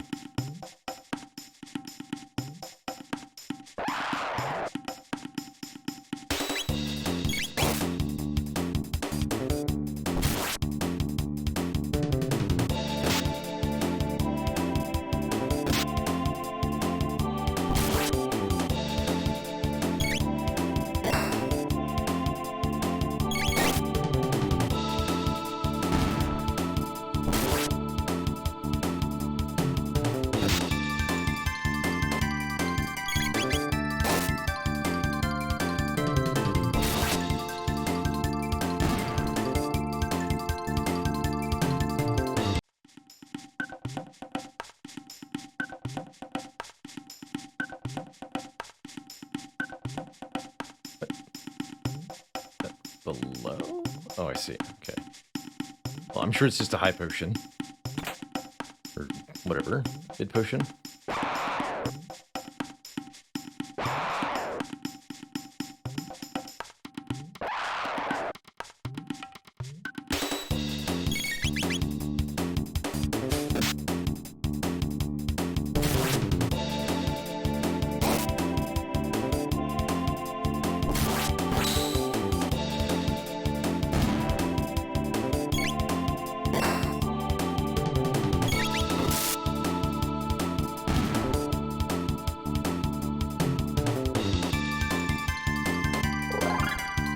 GGEZ.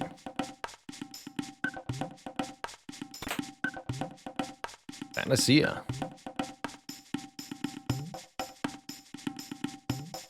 Oh, I see. Here's where I can go get the non-item.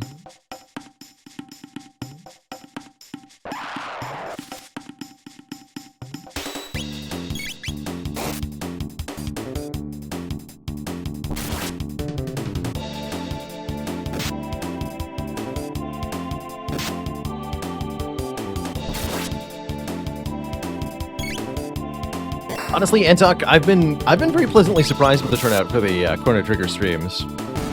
Given how much of the stream content is usually Spire, it's totally not unexpected that non-Spire content gets a relative fraction of the usual viewership. But Chrono Trigger has performed in this regard better than a lot of things that would, on the surface, maybe appeal to my audience. Or my stream crowd. For example, Gloomhaven is a game that doesn't get as much attention as this has.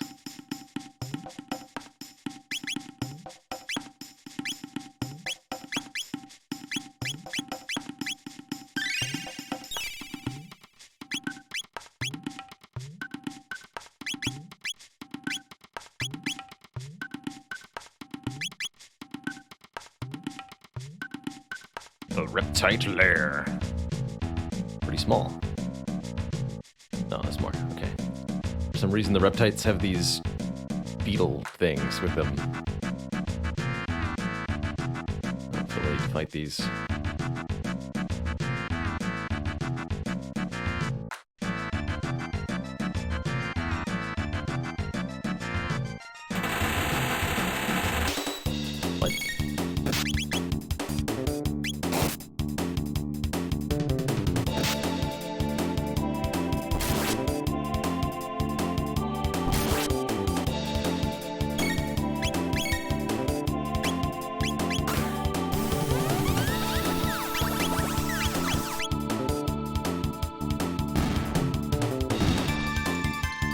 Weevil? Is that what that was called? Pseudo Weevil.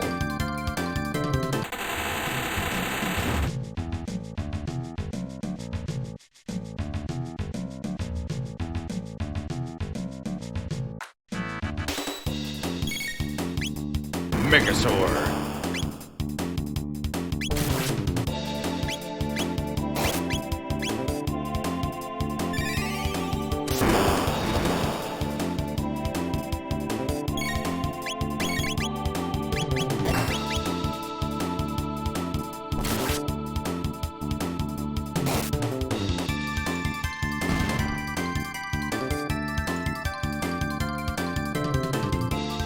Seems like lightning's the way to go there.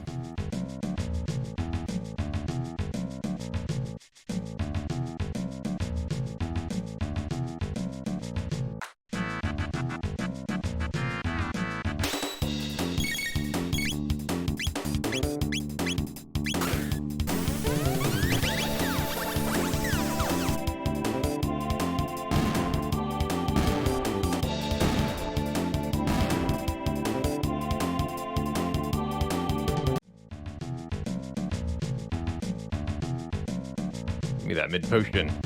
How dare you guard something?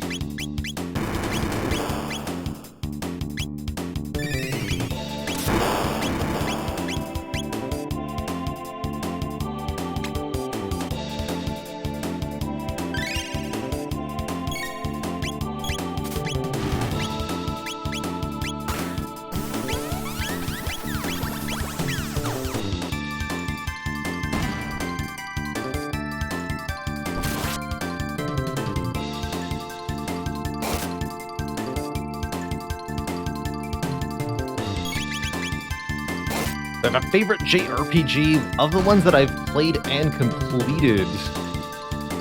I think I enjoyed Final Fantasy X the most. For its overall, the world that it portrayed and the story that it told.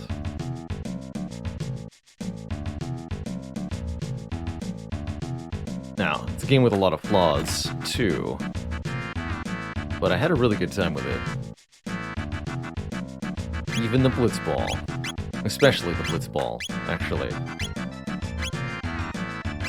I still want Robot to be the toughest.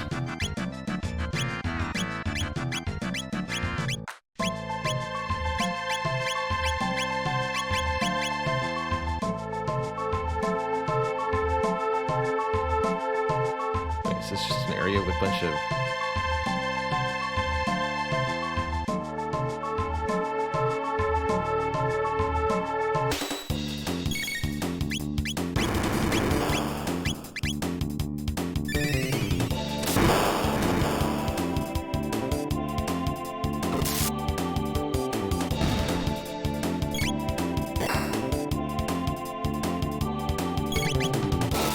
Mortar says, I was one of the people who played Blitzball and never the actual game.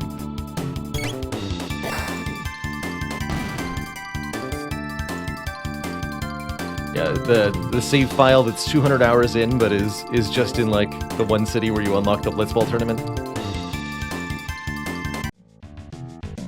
So good.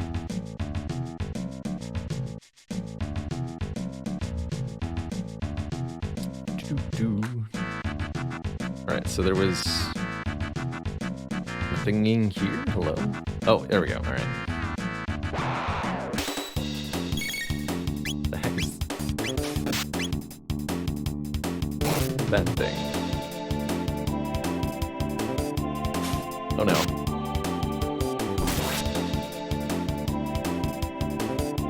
Right, okay.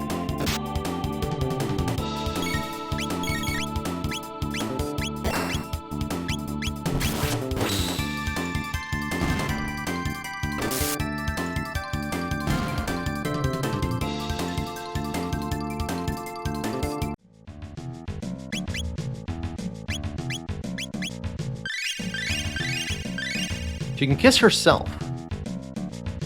I'm not gonna think about that too much.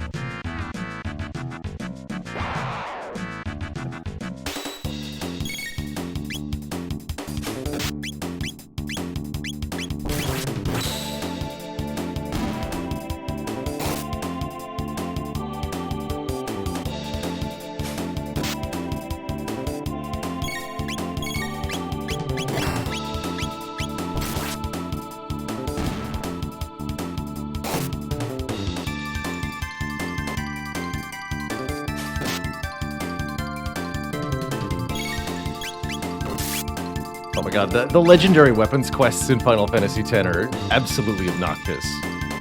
Just about all of the post-game content in FF10 is very obnoxious. Although I did admittedly, as a much younger self, go through the trouble of capturing all the monsters post-game once. Never again. Definitely never again.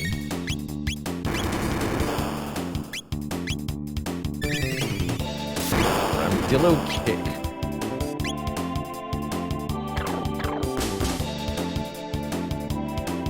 Fair enough.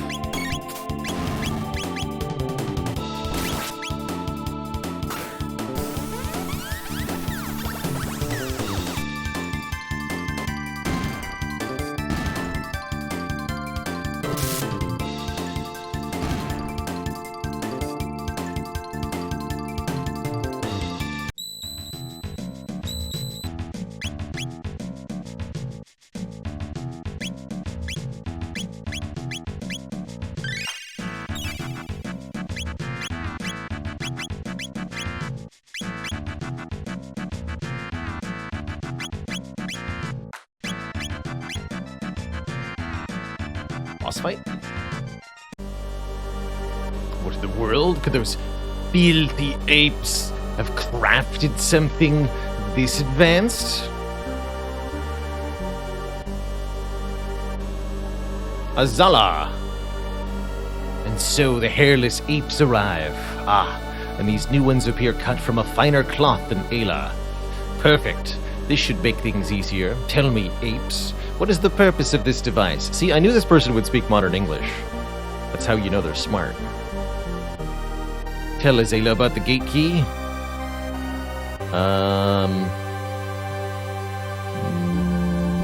No. I suppose you need some motivation. So be it. Come, Nisbel.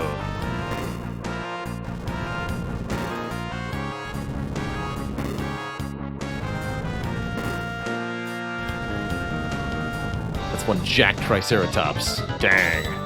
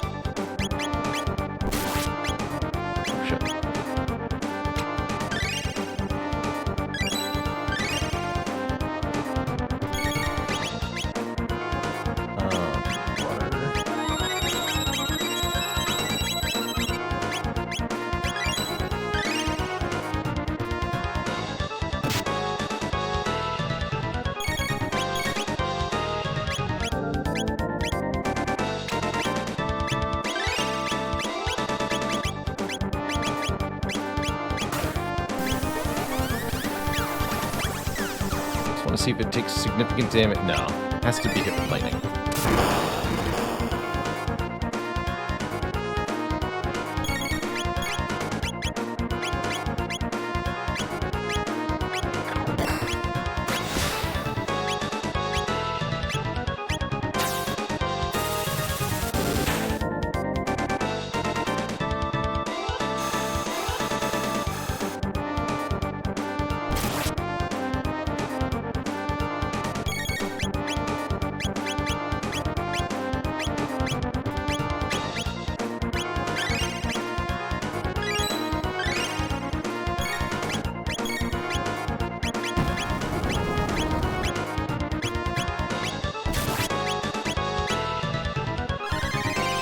Heal up after the discharge, then stun, then hit it hard.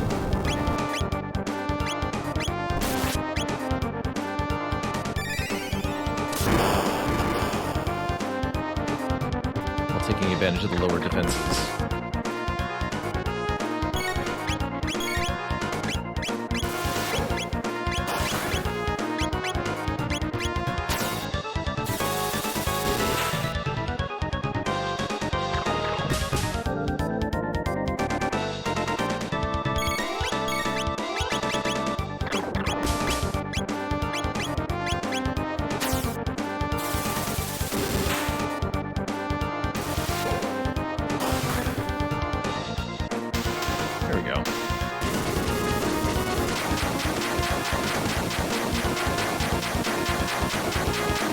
I appreciate the overall design of the enemy encounters in this game. Usually you're set up with some kind of gimmick you have to overcome that can't simply be brute force stat checked by your party. It's kind of cool. The apes beat Nisbel. Give thing back, Bale, now. Very well, you have won today, but know that we reptites are the rulers of this world. We'll not surrender it to you filthy apes. No damage detected. The gate key appears operational. Asala, come anytime. No. Ah. Blah. Blah indeed. Bale leave? No Bale. Ayla no fun. Thanks, Ayla. I learned a lot from you. That you can punch anything hard enough to kill it, even if it's made out of robot. Sorry, Bale. Kino try be strong now. Even more strong. Bale. Come again, Bale. Have party, drink, eat, soup. Soup.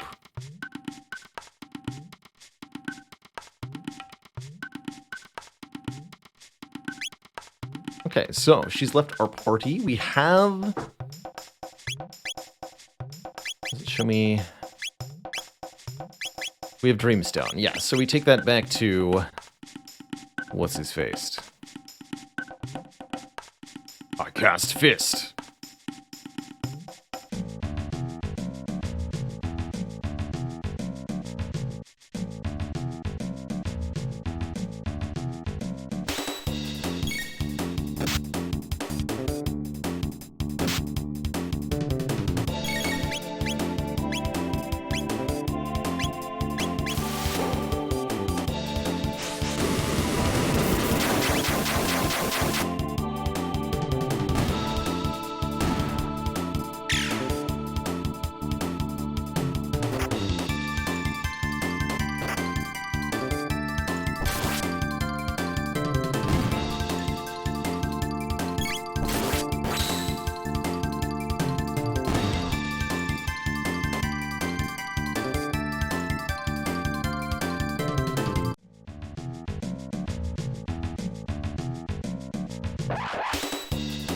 Oh, that's right. We can trade this stuff before we leave, huh? We'll have to go through these encounters again.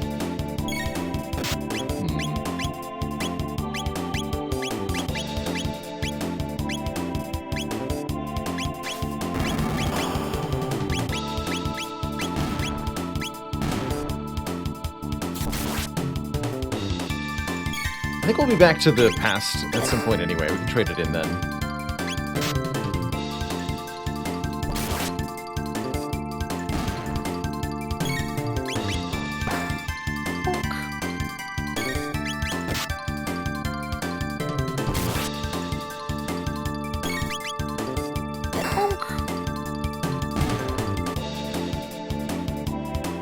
By the way, if you want to help me decide what new game to play during the month of February, shout out to the exclamation point Gameboat preliminary game suggestions. You can suggest a game if you're subbed in the Discord, or vote up and down on suggestions in the Discord to help us shape what's going to be on the poll starting next week.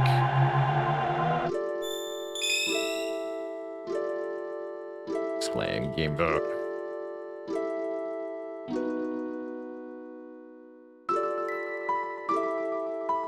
That's right, we know we're coming back because we haven't cleared that nest area. That's exactly how I know.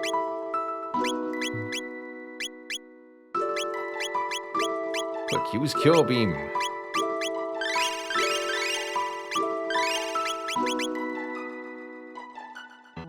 Okay, so we did in fact want to go... here, right? Is it mean square? No.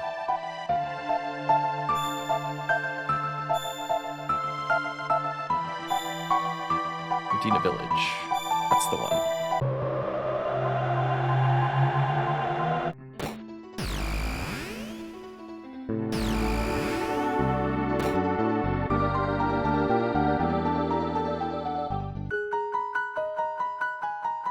some of them that there Dreamstone.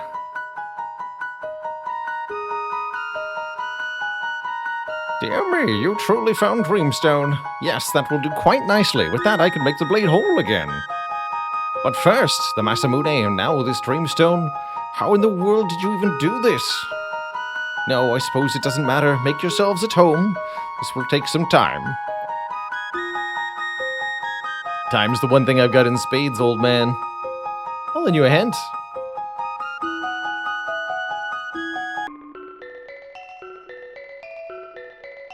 All right, then.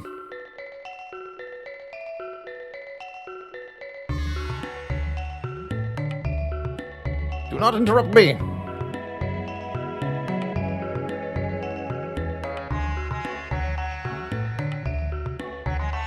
Of course, the Dreamstone must be refined if we're going to repair the Masamune. But that is not all. The blade itself must be activated. You work on the Dreamstone. I will take care of the sword. Okay, fear not. The great Luca knows her way around a workshop.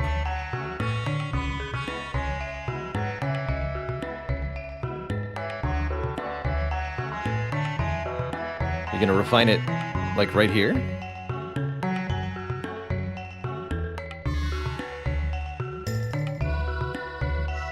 Alright, it's done. Can you bring me the Dreamstone? I'm almost done refining it into this mug of coffee.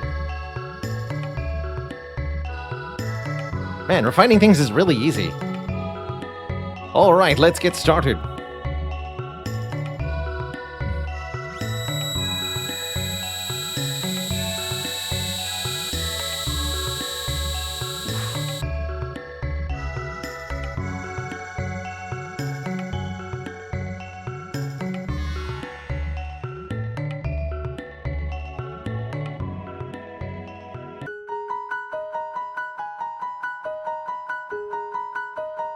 Sorry to keep you waiting.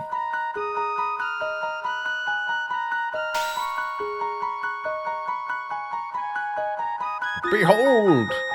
The Masamune in all its glory. How peculiar. My senses are detecting pulses of mental energy emanating from the Masamune. If you were expecting lesser work, you shouldn't have come to me. Fail. Let us take the Masamune to Rogue.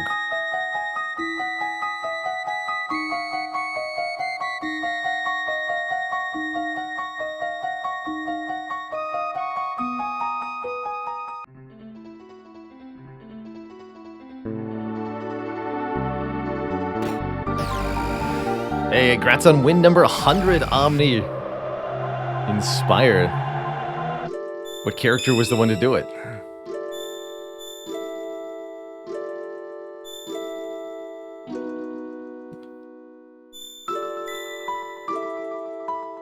No, wait, what? It's this one? Literally checked everyone except the one I wanted. Ironclad. The OG. As it should be. Raj Korojak, thanks so much for that gifted sub.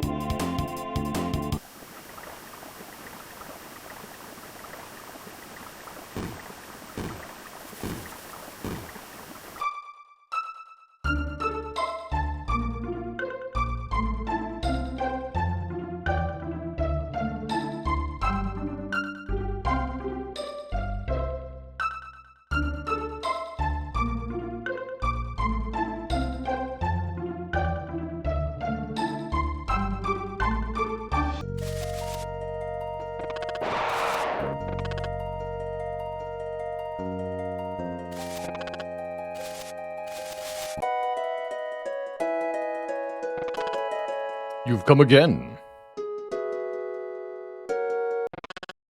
This sword. No, it could not be. The Masamune? No. Ah, Masamune. I must ponder this turn of events. You may remain here for the night while I stare at the sword, unblinking.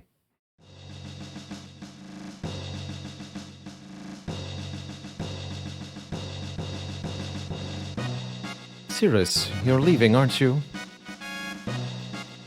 I am. It's long past time we reclaimed the badge from the Frog King. And I need to see that sword with my own eyes. Cyrus, this kingdom has need of you. Lean and I need you as well. See that you return. As long as there is life in these bones, I shall come what may. Well then, by your leave.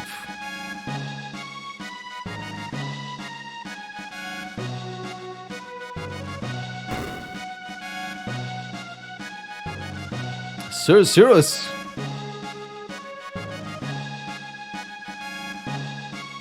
On behalf of the knighthood, we wish you a safe journey and Godspeed. My brothers. I trust the kingdom's protection to you. See that she is kept safe from her enemies.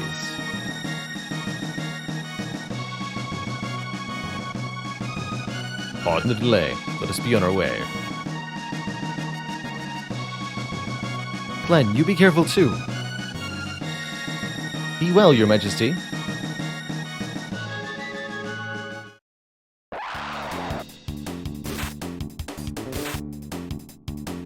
Hours of fighting through enemies later.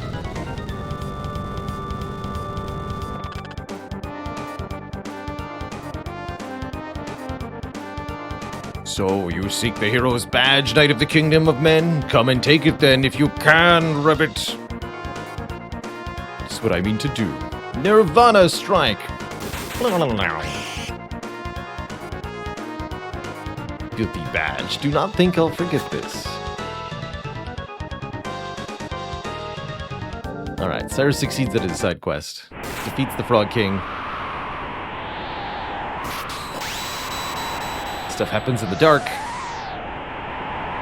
This is how the Masamune got broken, I guess? Ozzy was involved. Without your sword, you're nothing.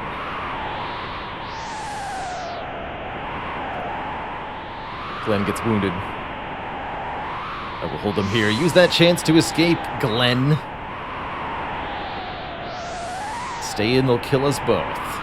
Leave, and they'll only kill me.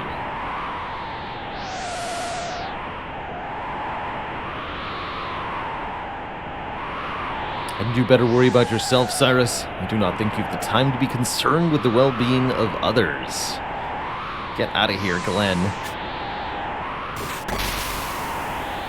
Get zapped on.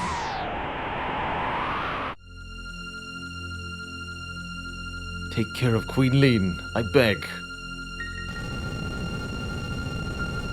Oh, and then he lights on fire too. Spooky.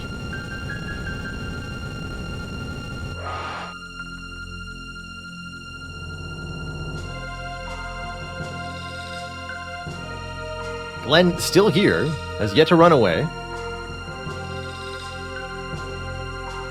Like a scared little frog with no pond to jump into. How about it, Lord Magus? Can't you give him more fitting form? Very well, no act of defiance goes unpunished. Turn him into a frog.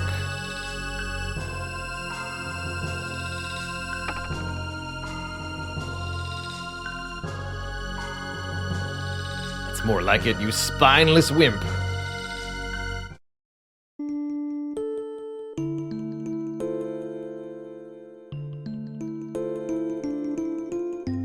"10 long years have passed.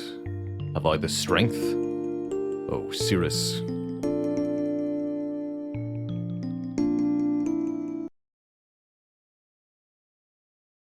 Awaken, Bale.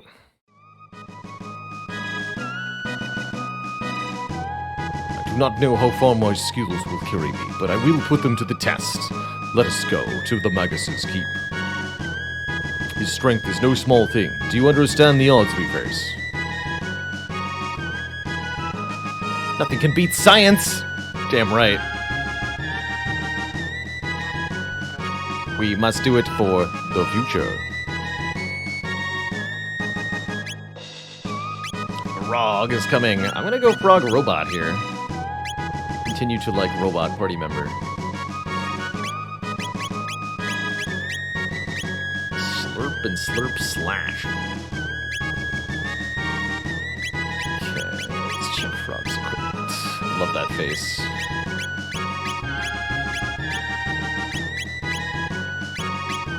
This has what we had on him last time.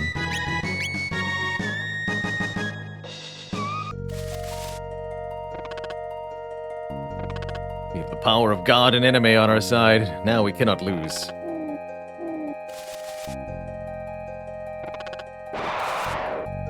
Ah.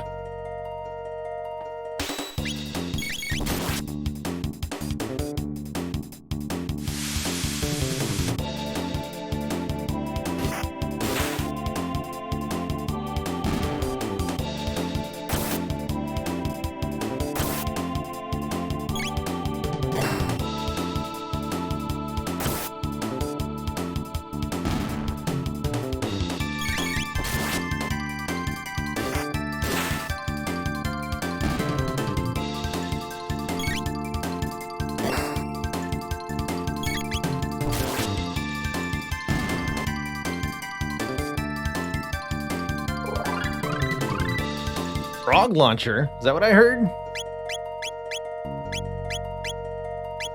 Frog launcher.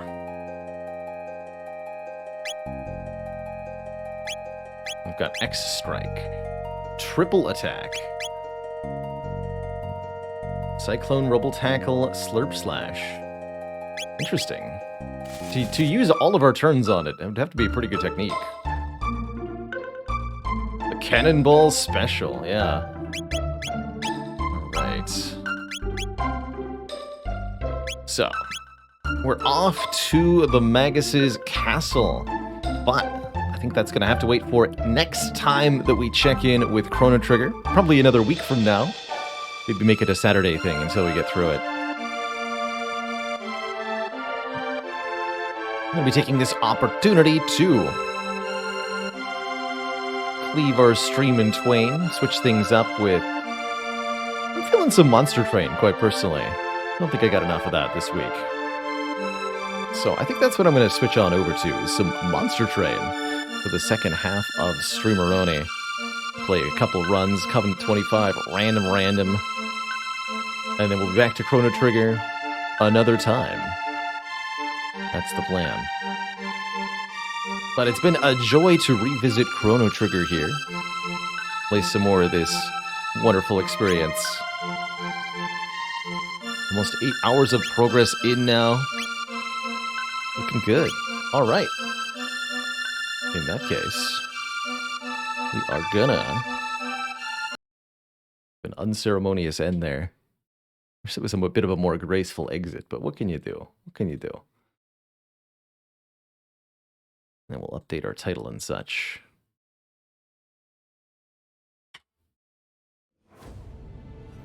Hell. Also fix our volume now. Frozen.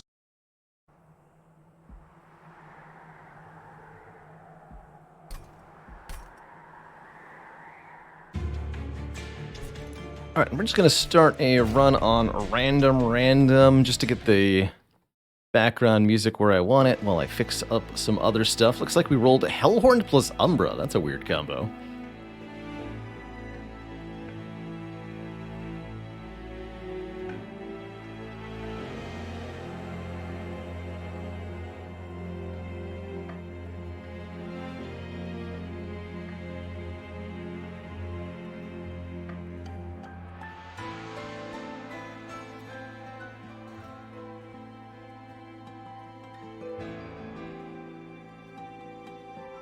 Okay, couple minutes break. Then when I return, I'll give a bit of an intro to Monster Train, as I often do, for those who are unfamiliar, and we'll do our best to play through this random Hellhorned Umbra run, which looks like it's going to be a challenge based on this starting deck, although that we have an Inferno is wonderful. Alright, BRB. Don't go nowhere, folks.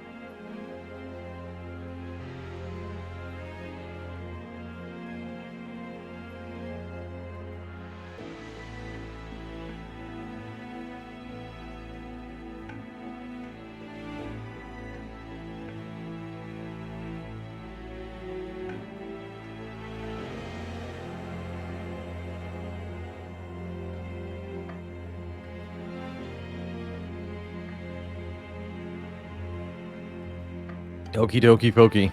We're back. Monster Train. It's been a little bit since we've played a ton of this on stream. We had a couple runs the other day that were really good, though. Monster Train is a deck-building roguelite. The goal is to advance through the 8 layers of hell, fighting off servants of heaven as they attempt to stop you from reaching the frozen heart to reignite the pyre of hell. This is indeed our first run of the day. We've rolled what I'm going to consider a fairly difficult clan combination. Hornbreaker Prince plus Shades Splitters. The Hornbreaker Prince himself is a very low base stat unit. He's very powerful if you can keep him alive and scale his stats, but very weak otherwise. Can make him very difficult to use. Ooh. It's not going to be Teeth of Gold. I think this is a very stinky artifact. So we'll be taking Chain of Gems here. Damage shield 2 to the first friendly unit summoned per turn. Lets us use morsels as chump blockers. Lets us keep the Hornbreaker Prince alive a little bit longer. I think this will be quite useful overall. And we choose an upgrade path for the Prince. Do I try to go Wrathful here? Or do we embrace Brawler, because Brawler will scale better with morsels? The Brawler version has multi-strike, but doesn't really have any stat progression. Let's just take a look at the logbook and see what we're going to have at the end of the day here. So, full Brawler is 6 times 5 attack, has 20 armor, but basically no health at all. Whereas full Wrathful is a 40-40 unit, only hits 1 time. Gets Rage 5 whenever damaged, gains Armor 25 whenever he kills a foe. Oh, actually, Revenge doesn't work if you have Damage Shield, right? Maybe that's a reason not to go Wrathful here.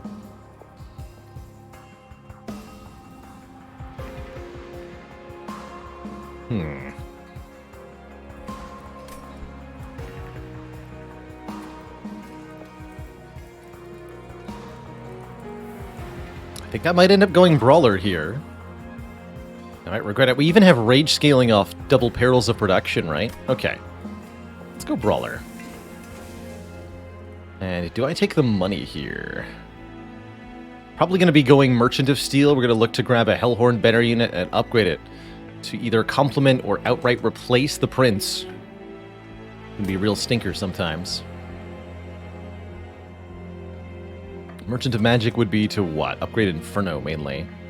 This is our big answer to things. 3 cost, just deal 100 damage. He is a beautiful, beautiful card. Alright. Armor 10. These guys are pretty tough to give armor to. Means I can't kill them with torches, but a unit draft is really important. And I have an Inferno. So I'm gonna try taking the armor 10 challenge here, which might be a bad idea.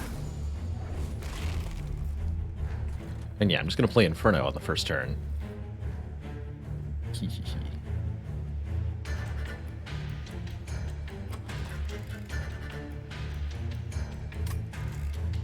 But yes, all of these 1 health units with 10 armor is definitely spooky.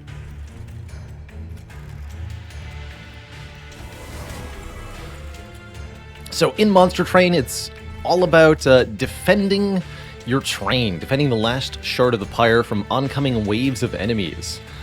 Every turn, new enemies arrive at the bottom floor of the train, and each turn they'll advance 1 floor, eventually reaching our pyre and dealing damage to us. Our goal, deploy monsters, spells, and everything else we can get our hands on in order to prevent this from occurring.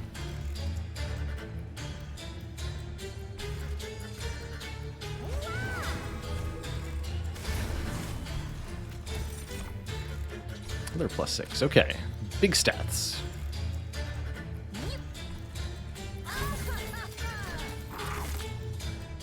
This is worrisome, though.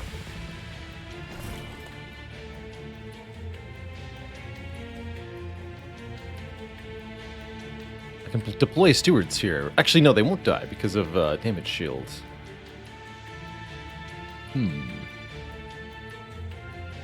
Yeah, if they get to the pyre, they won't do a whole lot. That's part of why I was willing to take the challenge. I figured we'd take at worst just some pyre damage.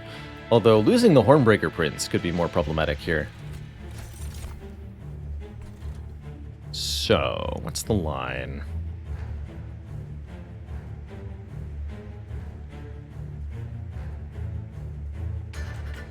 If I deploy double steward, the back one survives and gets to attack one time.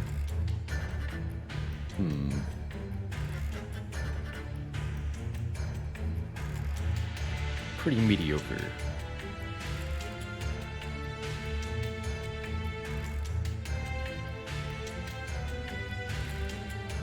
Wonder if it's more correct to simply put the stewards on the bottom so that they can do more damage to the boss. It feels correct. Oh shoot, but I was not supposed to place you first. I was supposed to put the steward with damage shields.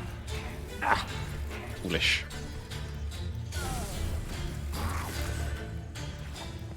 Okay, we have to remember the chain of gems this turn, properly like. I'm very happy we have Welder Helper here.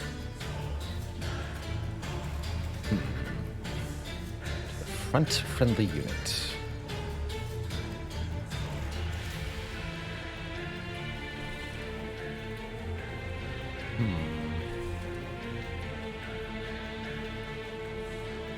I don't really want you to have damage shield. I think I want to make an armored train steward in front of the Hornbreaker Prince. And then I torch the Welder Helper so that I can play the Shade Splitters next turn. That's the way to go here.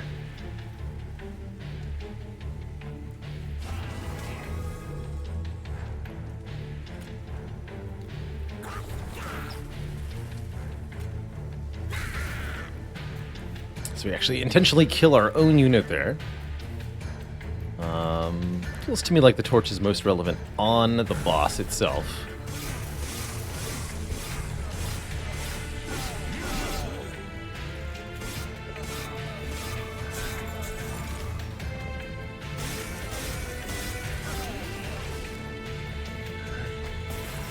This would be a great time to redraw Inferno. Not happening though. Lifesteal, not particularly useful. Guess I don't get a choice. It's resolve, huh? Alright.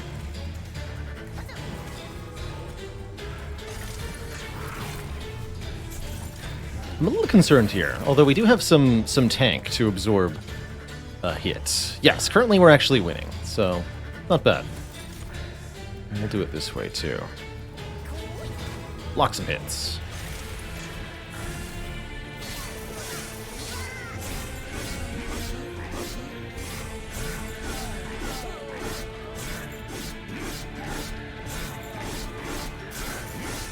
Looked like all we needed to do really in this fight was get the Hornbreaker Prince's base damage up with those magma morsels. An early +6 is a big deal. Moltingham's a nice way to do area damage.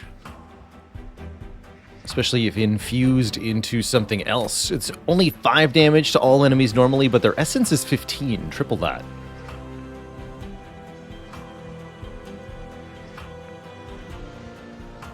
That's right, Ripnator. If you're using a Wrathful Hornbreaker Prince, you can use the torches on the Prince to gain rage.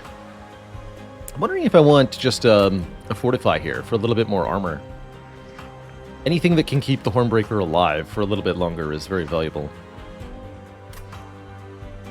And if I end up finding Apex Imp, I'd be very happy to have this. Ascend can also be really nice. Ascend that you take early on purpose and then just plan on having one overstacked floor can be really good. By ascending a unit, you can bypass the capacity limit that a floor usually has. I'm gonna grab this Fortify though.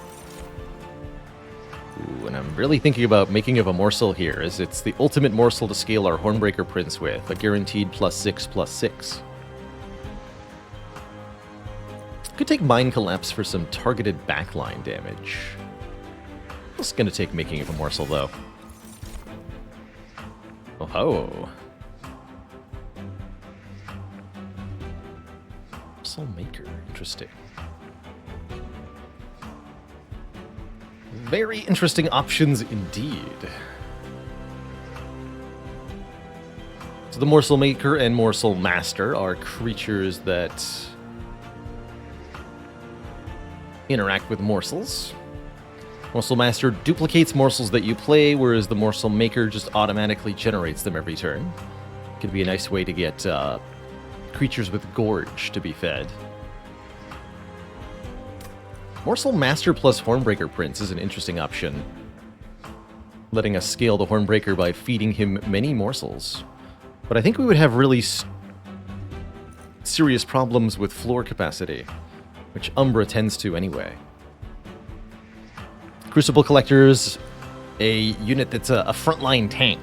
The role is to take damage and then heal that damage back using lifesteal with morsels. Doesn't work well with armor.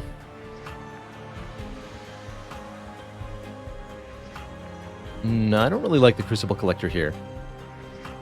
Well, the Morsel Maker, automatically summoning things, also can be infused into another creature to just give it per turn stat scaling. Resolve +6/+6. The one unit that permanently gets bigger when it eats morsels, the Overgorger. That thing is cool. STS on the schedule today, not today. Played some Chrono Trigger earlier. We're doing Monster Train for the second half here, so it's going to be Monster Train till the end of stream, is my current plan.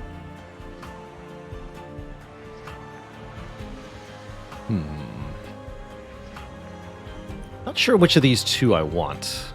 I like the essence of the Morsel Maker pretty broadly. Really good on anything with multi-strike. But I like the fact that Morsel Master is 1 cost. Both of these notably 1 pip units, which are very, very valuable. Can make them a really good base unit for something else. And I think that's what I'm going to do, is take the Morsel Master here.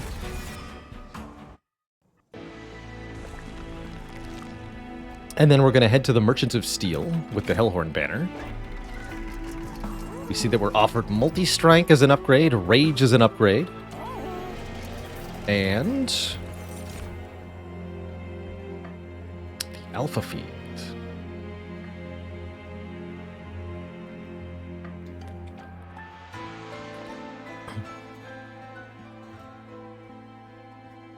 Morsel Master into Morsel Master behind the Prince.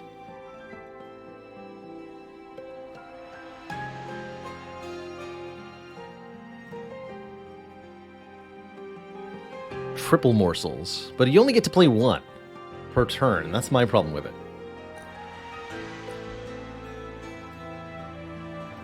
Resolve apply armor 5 to friendly units.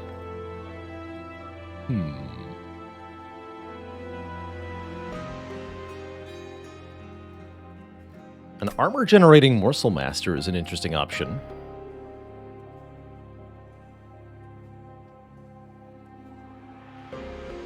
Alpha Fiend's Essence on a sweeping unit is pretty powerful, since you get +5 damage per unit struck. Alpha Fiend really does need the multi-strike upgrade, which we do see available in the store, so we could maybe think about it.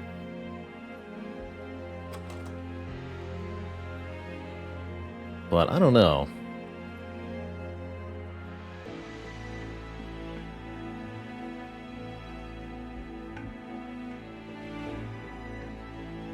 I do not know.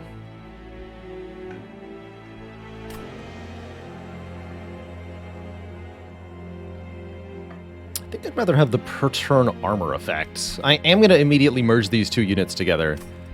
I think I'll use the base of the Morsel Master because it is a 1 capacity unit, so we save 1 pip that way, essentially.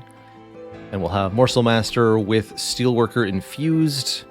And I'll probably give it the multi-strike upgrade. Although that really doesn't contribute a whole lot to its damage output, actually. At least not immediately.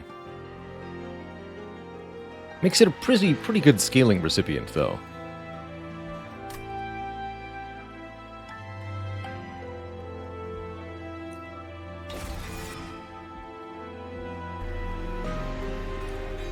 So got a -2 cost. Sure, if I want to pay shards for removal. Probably going to have lots of shard costs already, since we're creating a merged unit here. That's a 25 shard price, which is pretty steep. Pretty steep indeed. Wonder if it was actually better to not take the merging. Just ignore the steelworker. Wait for something better. Perhaps. This is going behind, so I don't think I need the health upgrade. Maybe I will take Rage then. That gives me some immediate damage output, although it does decay over time. That's plus 14, so it'll be a 24/2 the turn I deploy it on turn 1. Okay. Then I'll save some cash. Next up, gonna be Hellhorn Banner Herzl's Horde probably, unless I feel like I need another unit. So let's purge one steward for money then.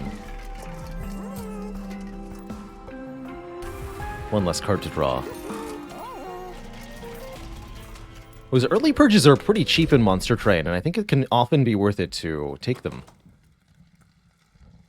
Spikes. Damage back. That's not too bad. We have a lot of ways to deal with that.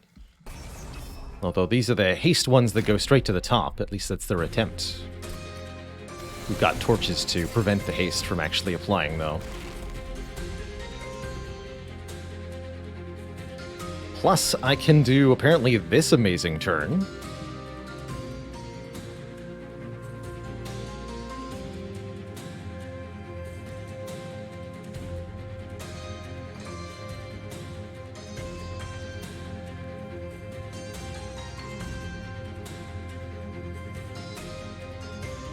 Which is going to be as follows. Play the Shade Splitter first. First unit I play on the turn gets damage shield too, actually. So I think I should just take the Ember Drain. Play the Prince first.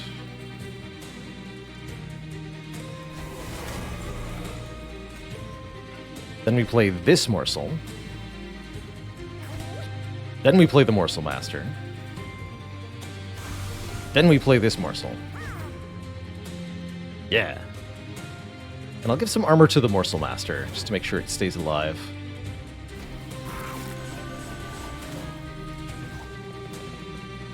So we've got a pretty devastating setup on turn 1 now. Good.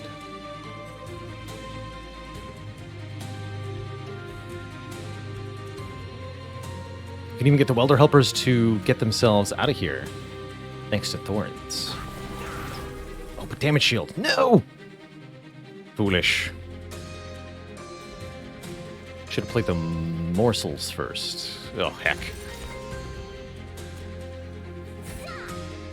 What even is this?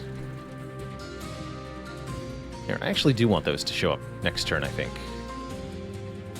Well, actually, no. Buy me a turn. Yeah, buy me a turn.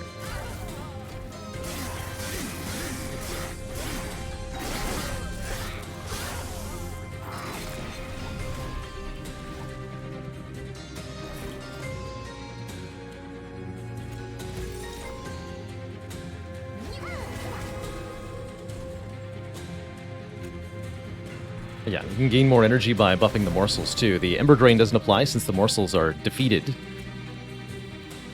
so to speak. Let's try to torch this guy in the back here.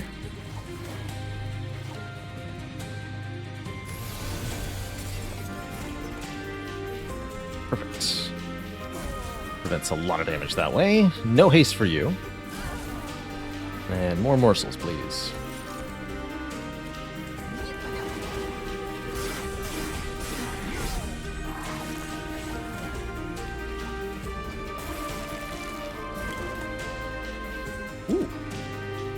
But wait, we can do better than just Inferno here. We can play double Morsel Miner. Perils of Protection that, Morsel Miner. Then play Inferno. Then play up Train Steward. It's even better. And wow, our Hornbreaker Prince is absolutely out of control here. If we could just scale him to the exact same stats but times 5 for the later game, we might indeed be in excellent shape.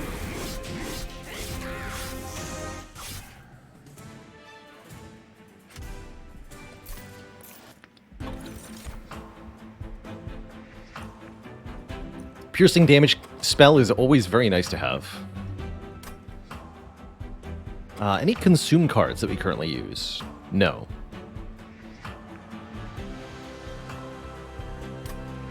Aesop asks, are there any cool artifacts from Monster Train that would be cool Slay the Spire relics? Yes. I think there are quite a few, actually. Let me just, while we're here, take a quick look at the artifact pool. A lot of these apply to units in a way that wouldn't make any sense in Slay the Spire, like hammered chest plates from the units get +5. The volatile gauge is specifically a reference to Slay the Spire, functioning like the Snecko Eye of Slay the Spire. But what would I really like? Inspire. I like some of these relics that scale with the number of curses in your deck. I think Spire could do with more things like that. And I also like the event Malika that shows up in, where she offers you some short-term disadvantage in order to gain a long-term advantage. There's quite a few of these in Monster Train, and I think they would be rather interesting in the context of Slay the Spire too, especially since Spire is such a short-term game usually. I think it'd be interesting if there were, say, events that could appear in Act 1 that say, take a penalty right now, but get a strong bonus before the Act 2 boss, if you take it.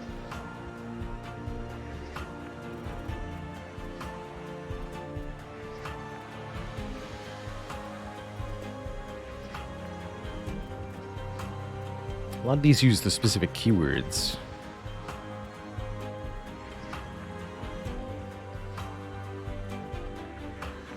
I think it would also be cool if there was a relic in Slay the Spire that just said, one card in every card reward you see will be upgraded at random.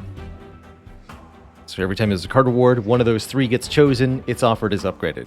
Kind of like a variant of the eggs. Broken Anvil is a cool card. Yeah, when you play a card, cards in hand that cost less to reduce to 0 cost. Maybe you could make it just attacks, or just skills, or just powers for Slay the Spire, and have that be balanced but still cool. I do like that idea a lot. A split anvil. I also think something like Infused Mallet. There's just a random chance at the start of combat for each enemy to take damage.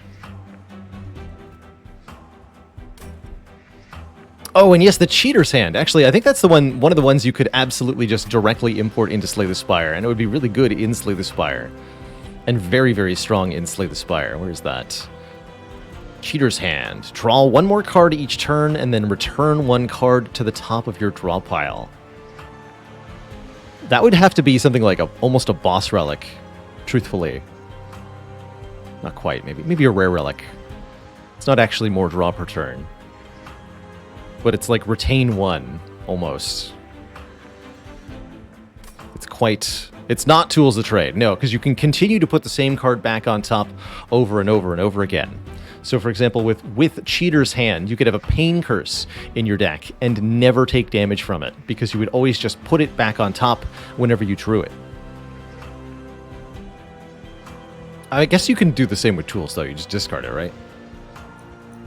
But you can keep redrawing it over and over again.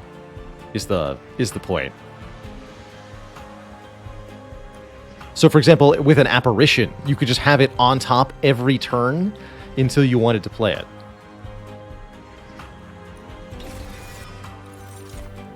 Oh, we can get another Making of a Morsel. You know what? I'm doing it.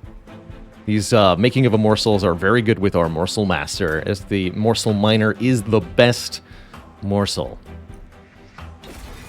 Plain and simple. And Temper Assault's also an interesting way to get some morsel generation. But, Alright, we didn't take another unit. Do I really want an Endless Welder Helper? Not really. So let's see what's over here. Spell Chain.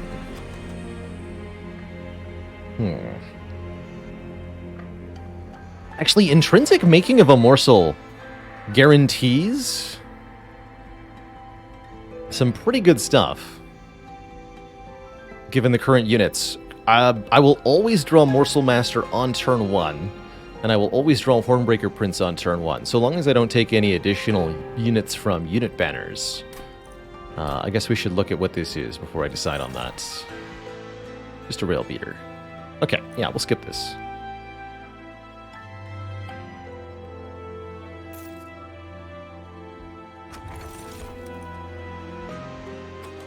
Wait, no! You're not a demon!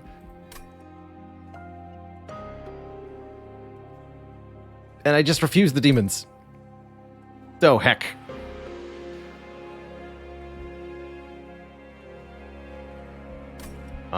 So either this is incredible if we get offered Apex Imp after Daedalus, and useless if we don't. Pretty much how I see it. Jack Strips is always at least vaguely useful, providing a bit of guaranteed damage whenever enemies move between floors. It's only 2, though, which is basically nothing.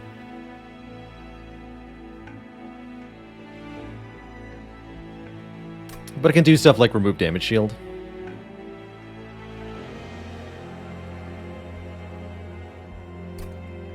Heck.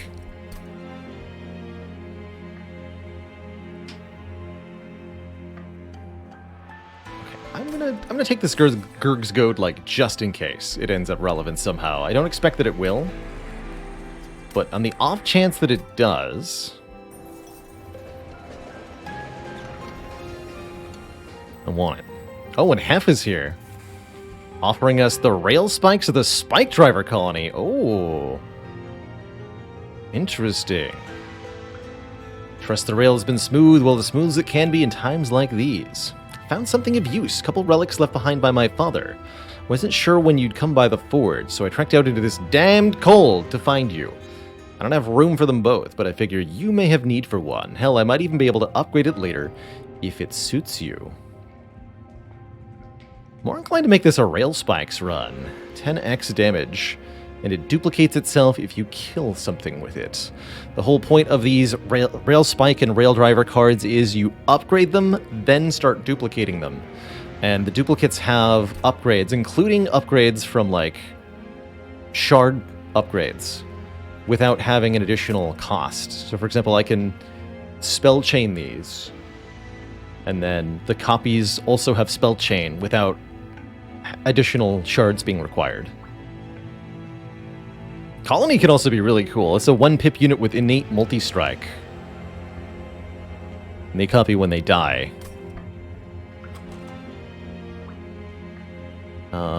Those would have been good to infuse the Morsel Maker into.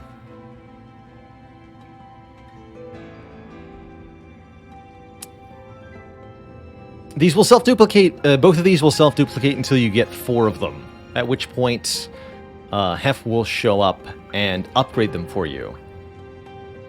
And they'll stop duplicating at that point. So you'll end up with 4 copies or more if during the last battle you make a bunch of copies. You can go over 4 copies. You can flood your deck if you're really crazy with it, like if you can play them a whole bunch of times in one fight. But usually you stop at like 4 or 5. And then you end up with a bunch of copies of this powerful card. These are not piercing normally. I can't remember if they get piercing when they're upgraded. I'm going to take the Rail Spike here.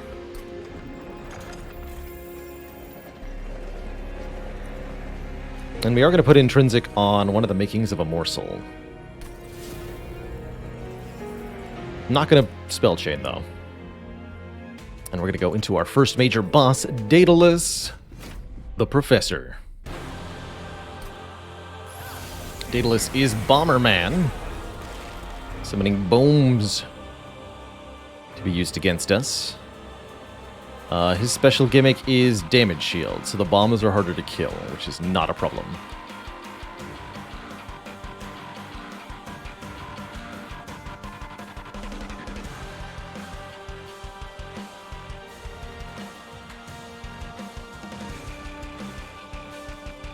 Okay.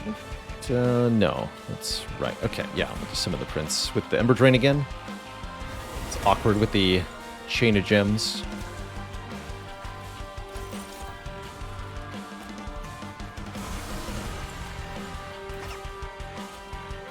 Get him.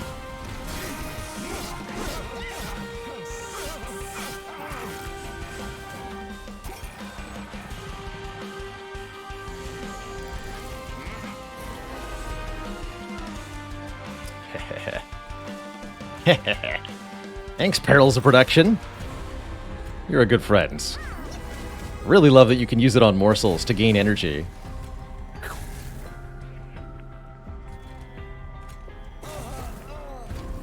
And then not have to suffer any consequences.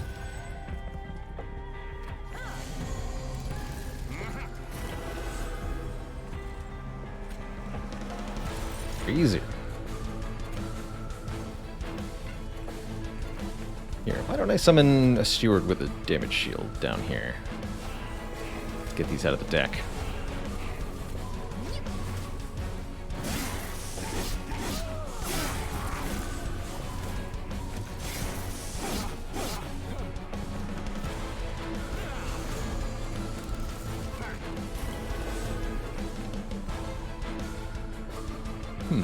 I could kill this explosive with Rail Spike. That seems like a bad idea, though. Do it the following way. Dang it.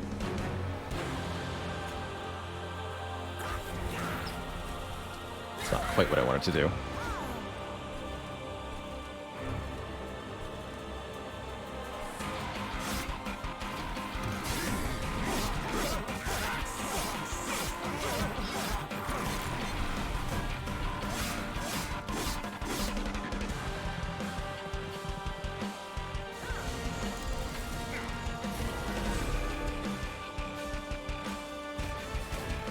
Not perishing. Unacceptable.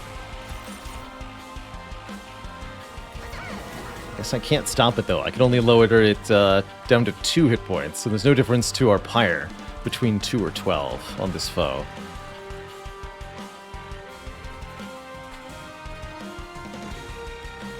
Kill you instead.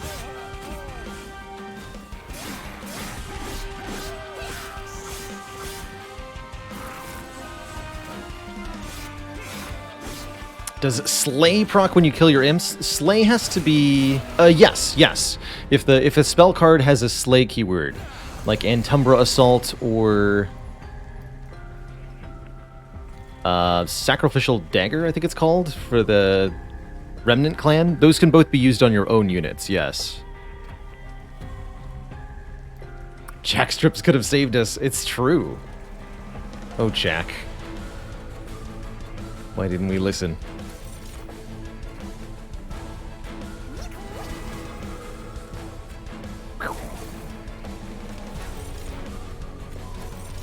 Hang in there, Steward buddy.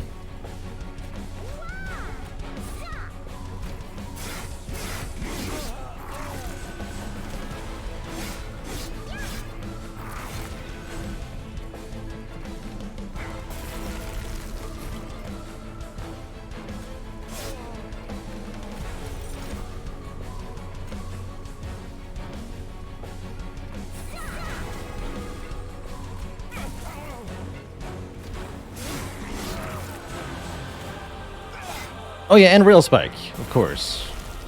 So yes, that would be the context of the question. Yes, if we kill our own unit with a Rail Spike, we do get a new Rail Spike.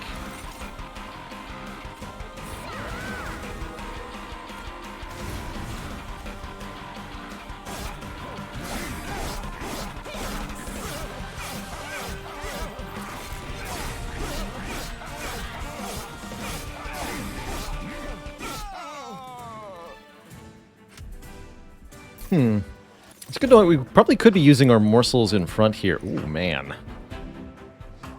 Choices.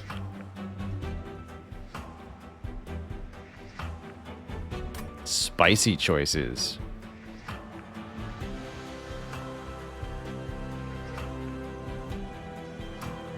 Shroud Spike lets us eat a morsel multiple times.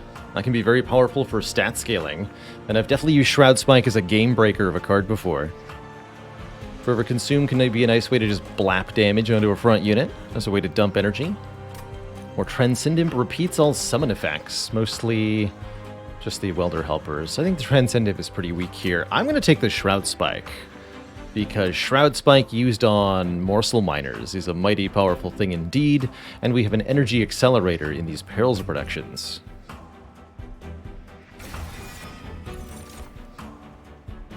Shadow Eater. Gorge restore 10 health and deal 10 AoE damage, or none of the above. Not going to take either of these, and I think we have our units set already, quite frankly, so I'm skipping here. And what do we take? I think it's going to be card draw, although this deck could actually benefit quite a bit from energy now, with several X-cost cards.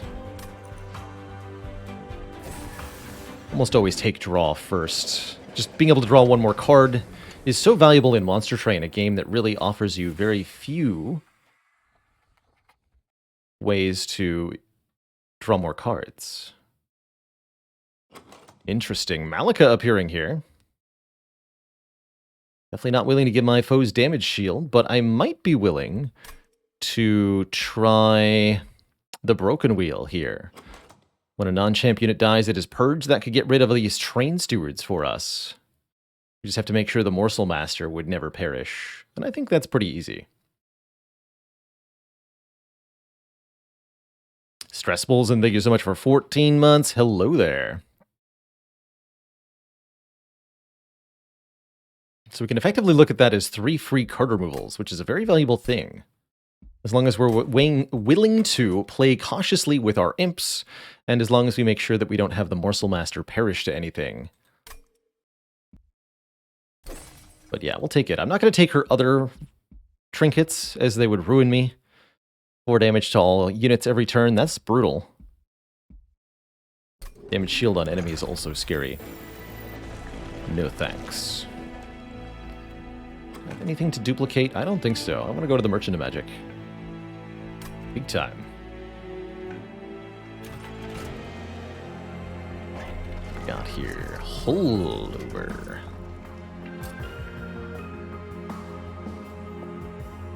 Holdover Perils is an option. Holdover Making of a Morsel, also an interesting option.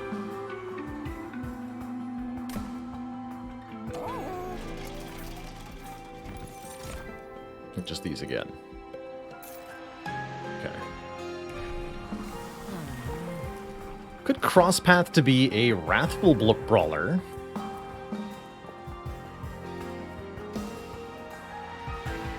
That's actually a reasonable option.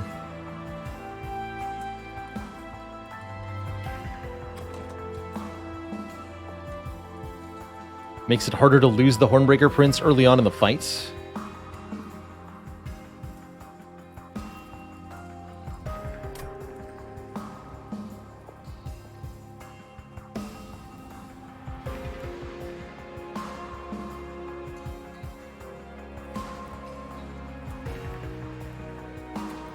I'm going to do it. I'm going to cross path here.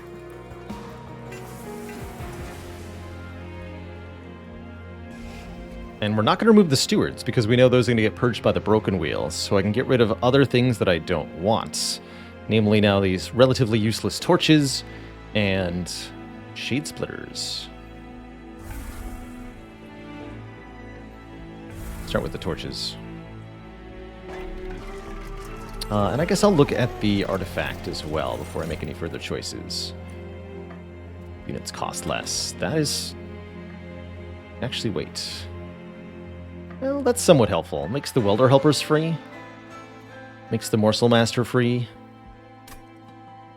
2 lifesteal doesn't seem that important. Plus 2 damage output on Slay is pretty okay. automatically scaling our Prince a little bit more and the Morsel Master a little bit more. But I have to imagine an energy saved here or there is probably more valuable.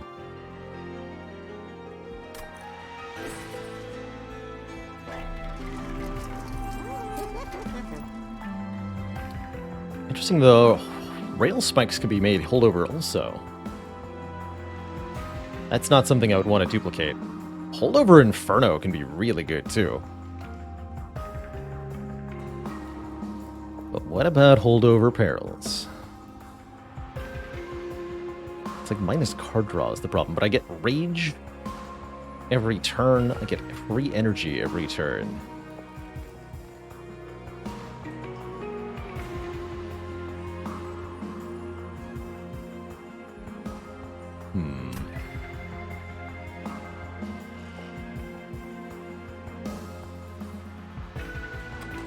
Really tough choices here. I know I'm going to put the plus 20 magic power onto... Ooh, actually, maybe it goes on Hornbreak. Although, I think upgrading the Rail Spike to give these plus 20 damage consume sounds pretty good.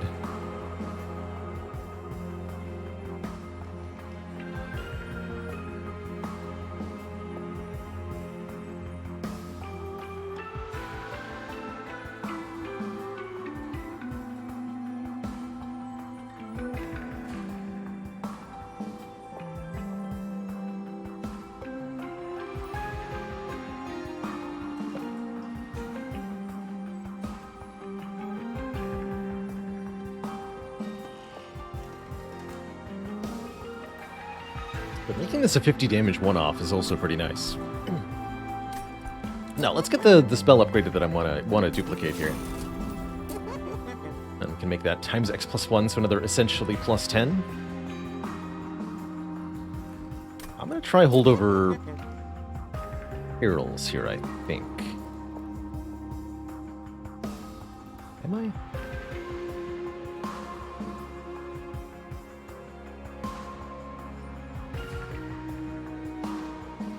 Tough call, actually.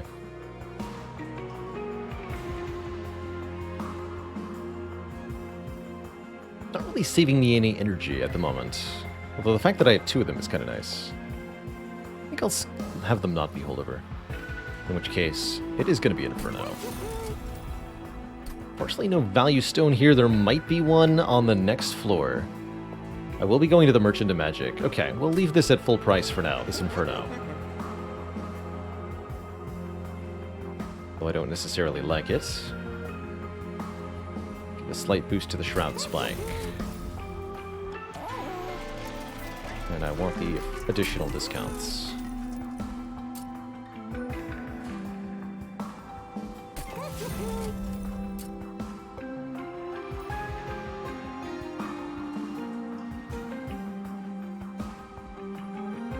Alright, I guess I'll make that as my duplicated card. It's not that good, but it is okay. Restore all health.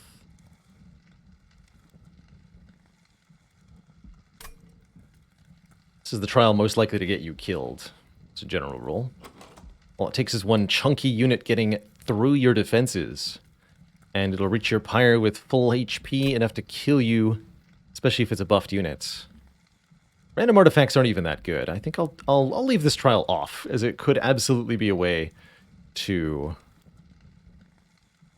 ruin us. Could heavens seal our fate, if you will.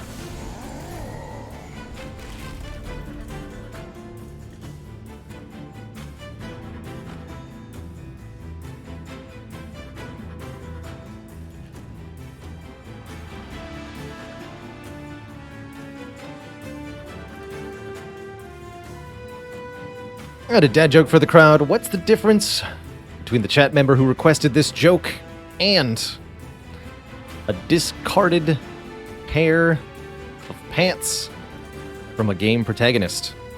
One is Zero Max, the other are Heroes Slacks.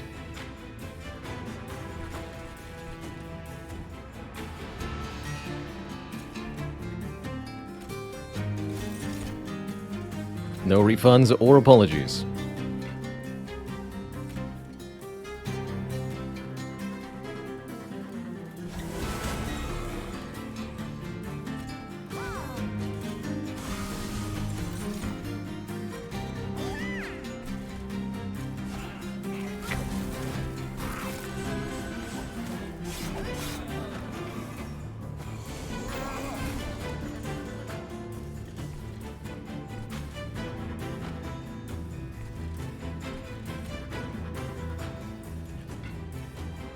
second. I won't be able to kill you. That's gonna have to be okay. So this would be the guy I'd be worried about dying to with 180 health if I took the challenge thing. You get armor. Let's see, and I've got 1 torch and 1 automatic rail spikes. Can't get them both. Don't want to hit them both because he'll gain more armor.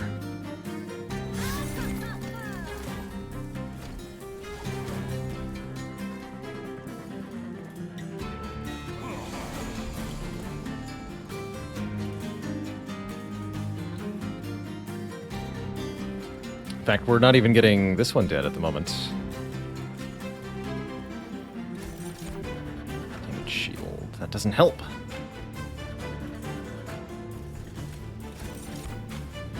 That'll work.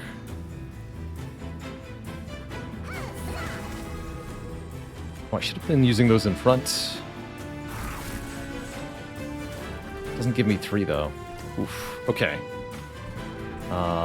Worry to town is me now. Yes, worry to town.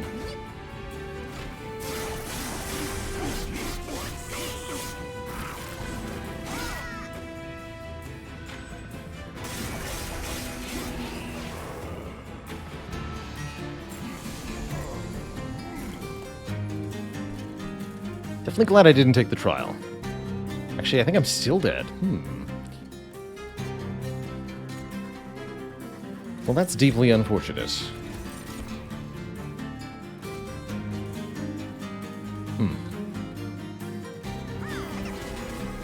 Yeah, only minus 103. He'll do like 80 damage to the pyre. Alright, well, GG then. That is many a Hornbreaker Prince run. Just didn't even do enough damage. Although I suppose I should have known better than to cross path into Wrathful when I was doing damage shield things.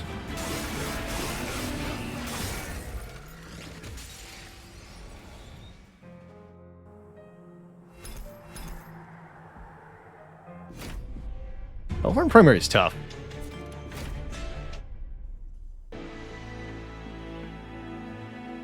Well, let's try again with the exact same guy.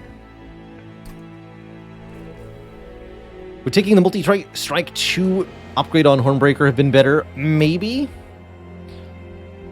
I don't know if it would have been enough. And now I don't even get to choose. But I think Reaper variant is actually going to be really nice with stealth.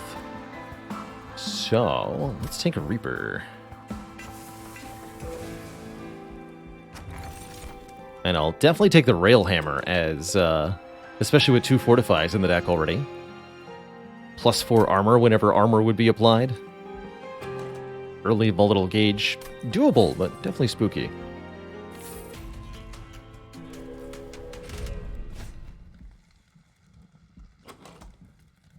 What I can't do is take... Well, I could take armor 10, as long as I'm willing to just take some pyre damage. Yes, I am.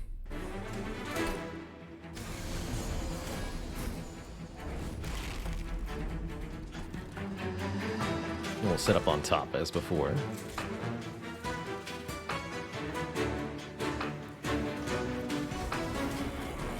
That does really big base damage.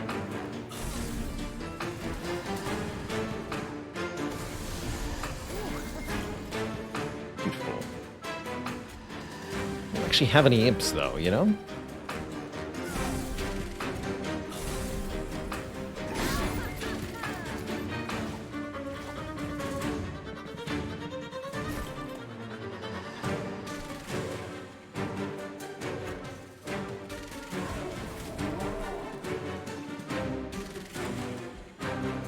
Want the encasements back? I think so.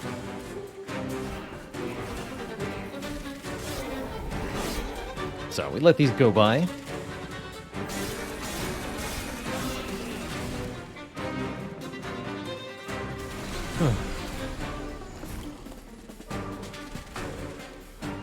More stealth.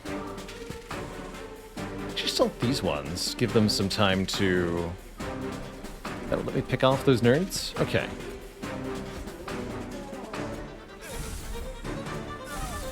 Yeah.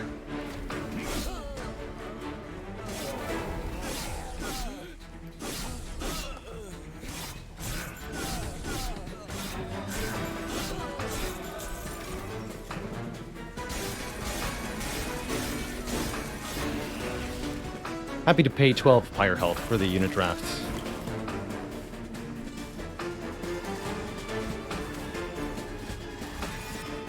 I have 2 of these impressives or something? No, I'm just drawing that one over and over again. Fair enough.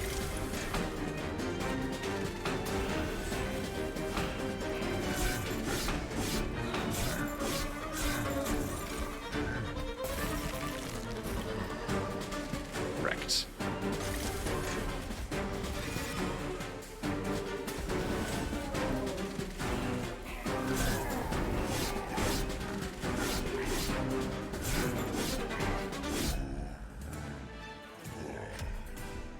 Alright, what do we get offered here?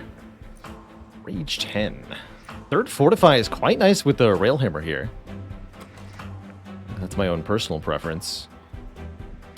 Give me that. Vent could be takeable too if we give it a spell power upgrade of some kind. More ways to gain stealth. I really like that.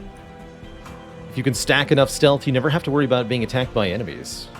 I think I'll take the Engulfed in Smoke since I already have 2 Molten Encasements. Let's take the secondary way to apply stealth.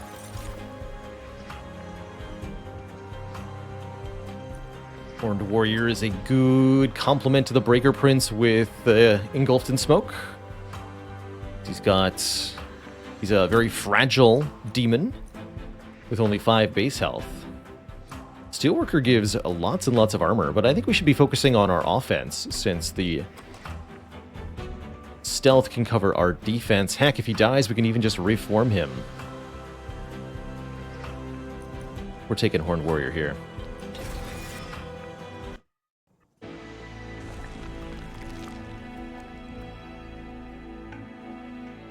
And I'm going to the Merchant of Steel, question mark?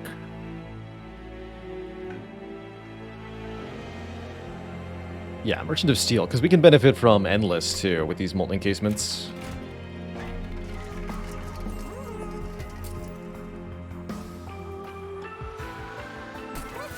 Easy.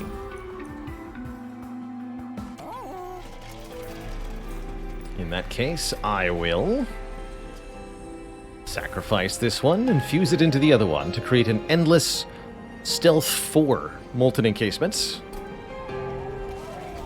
And in case that were not enough, we'll also make Engulfed in Smoke for free.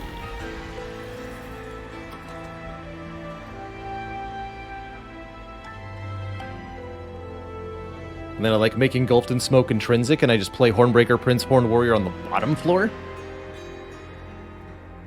That'd be an interesting strategy. What is the advantage to that? Lets me start slaying faster? Not sure there's an advantage to doing that. I guess I avoid the Ember Drain, maybe.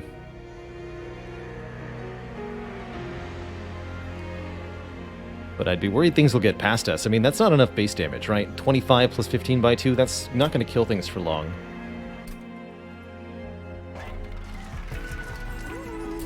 Although if I give him Rage 7...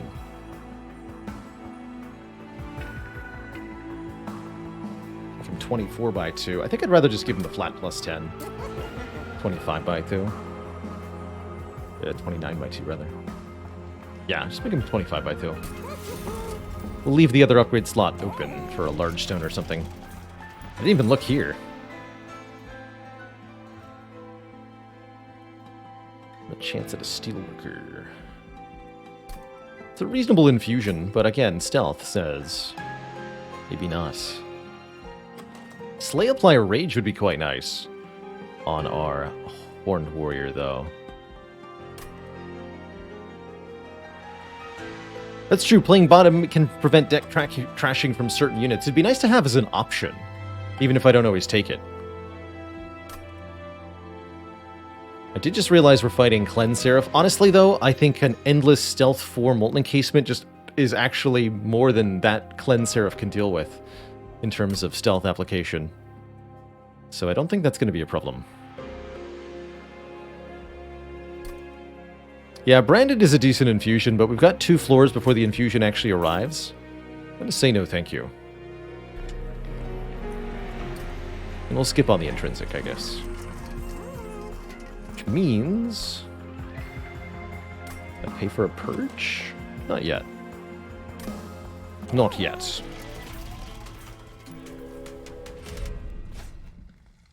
How about Spikes 3? I've got Fortifies. We'll be fine.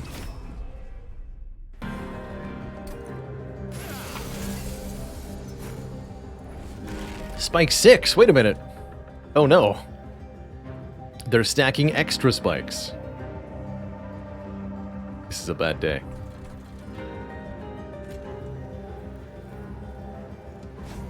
No one told me there'd be double spikes. Yeah, that guy's beefy. Here, you die.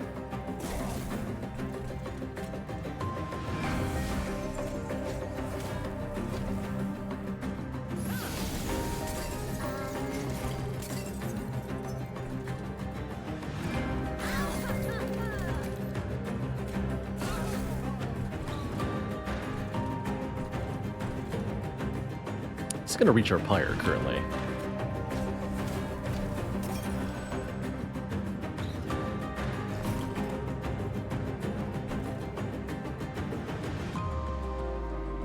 That's so many spikes. Ah!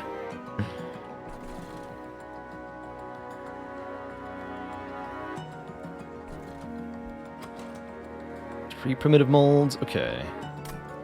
I will allow Big Man to die on purpose here.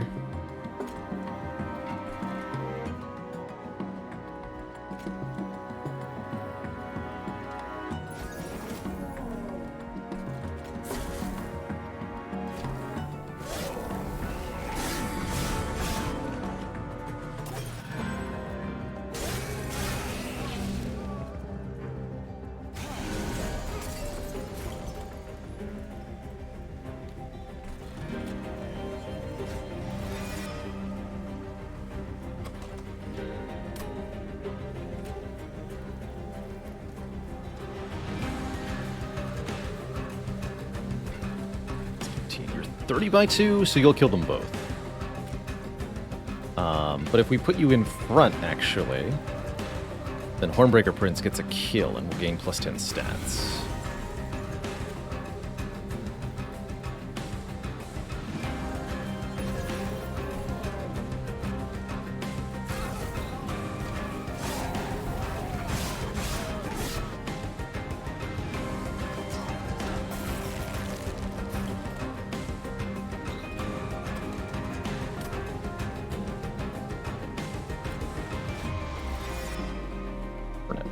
He'll only get 1 turn of combat. This boss has no spikes.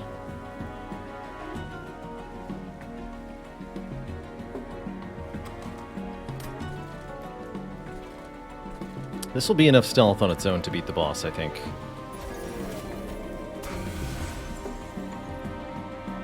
Understood.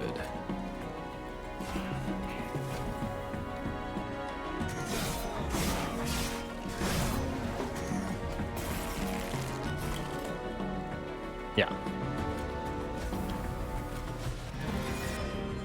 Get him, Stewie.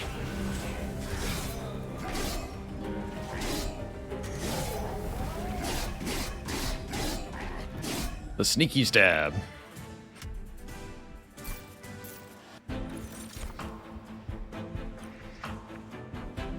Hornbreak okay. Fledgling Imp would have been a cool infusion for the Endless Molten Encasement, so that we could have had Rage and Stealth stacking. But that also gets really shut down by Seraph here. I'll take 1 Hornbreak. This is also cute. Another Molten Encasement. Feels unnecessary. We should be mostly looking to reduce the number of cards in the deck now, not increase it.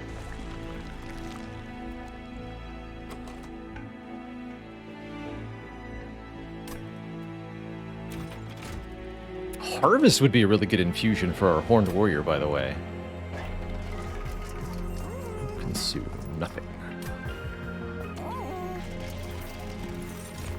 Yeah, that's what I was thinking. Wickless Baron, Harvest +2/+2. Anytime anything dies on this unit's floor, you'll get +2/+2 stats. And that'll persist even if we have to reform him. How does stealth work? Units that have stealth cannot be attacked by enemies. Stealth is reduced by 1 at the end of each turn, so every stack of stealth is 1 turn of protection from enemy attacks. For relentless boss fights, that means, 1 round of your units attacking per stack of stealth. Very, very powerful mechanic. Very abusable. For sure. So what are we looking for? We partially want holdover for Engulfed in Smoke. We also want card removes. And cheaper stuff. Also consider maybe Permafrost, Engulfed and Smoked. Or perhaps Permafrost Primitive Mold, actually. That way I can always reform something if I need it. I like that a lot. Just make that card.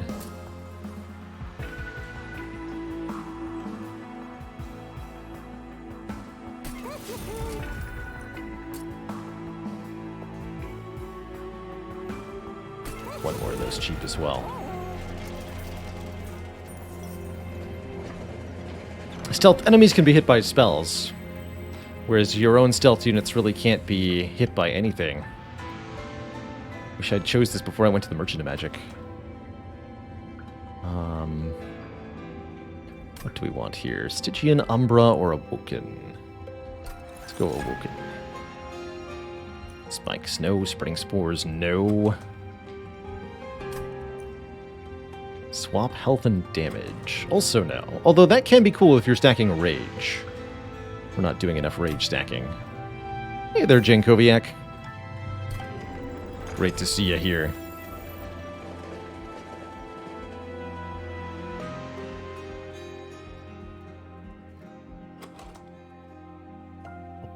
Probably be going this way. Just visiting every unstable vortex that we can find, essentially. For those all-important card removals. To really trim this stack. Remove all the torches, most of the primitive molds, all of the train stewards. And then we can talk about having something decent set up. Okay, let's just go forth with what we have. Stop taking shards for now. See if we can get through Telos.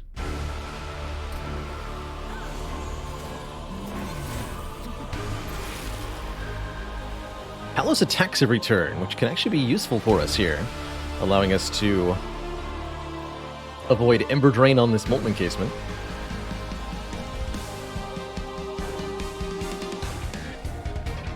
So if I want the most sleep procs, I actually think I want the Hornbreaker Prince behind the Horned Warrior.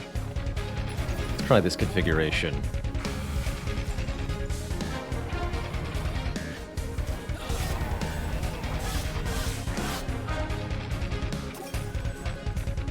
Otherwise, the Hornbreaker Prince has been just bouncing off the front enemy and not being able to get a kill.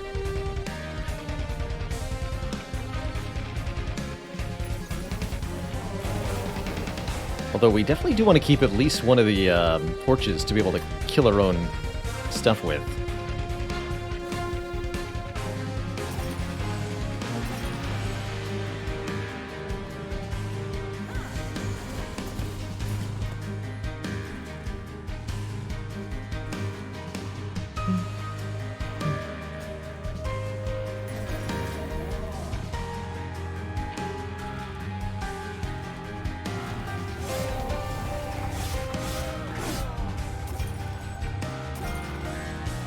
As long as that stealth keeps stacking, we'll have no trouble with Talos when she arrives.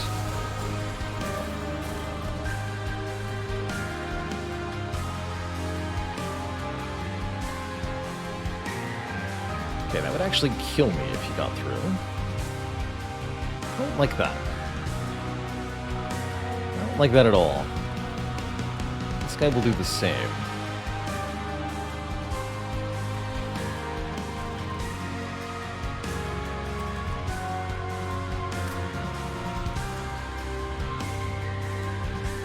play this here.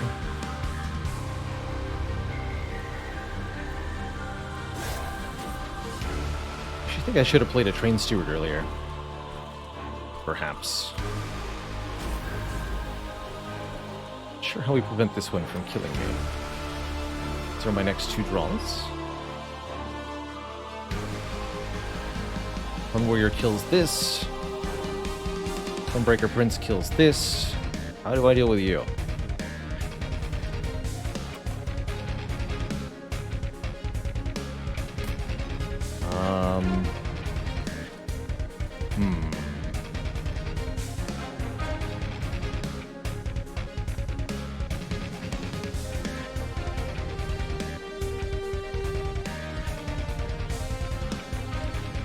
Other option would have been play 3 torches on this Trusted Priest and use the double thing down here.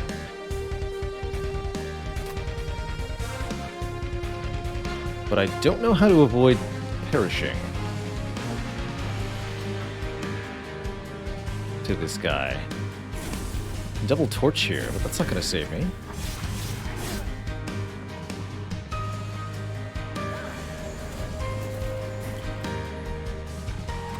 Unless I offhandedly draw the 4th torch. But notably, all these primitive molds aren't able to do anything.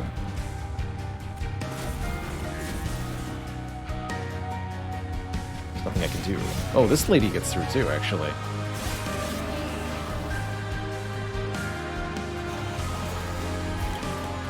Yeah, we don't draw a torch, and then this unit kills me, and there's nothing I can do about it without restarting the fight. Awkward. Okay, I think in that case what I'm going to do is restart the fights. Because I don't want to lose another Hellhorn run immediately here, and because I definitely saw some ways we could have played this differently.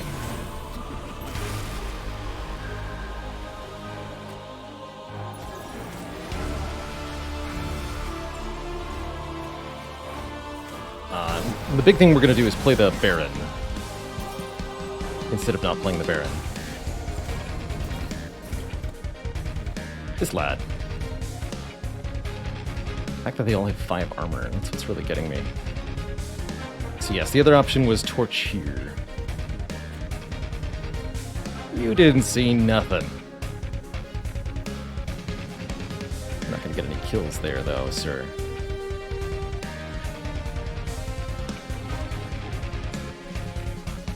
It's fine, he'll be able to be reformed now. Get Ember Drain though?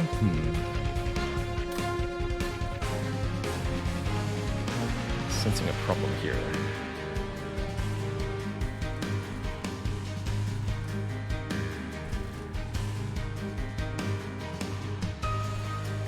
I play Molten Encasement up here. I only have 2 energy next turn, then I can't play Hornbreak, Torch.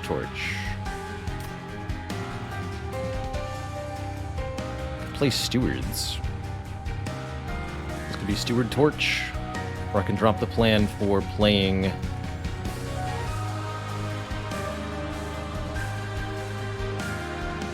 torches at all, because if we can kill the front line by doing enough damage to it, that's also a win con here.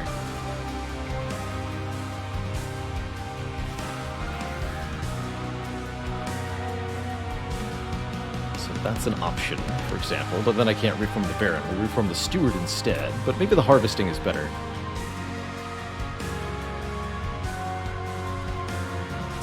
Kill though. I still need to play torch here. Leave the encasement for now? I think so. Got more stealth coming up.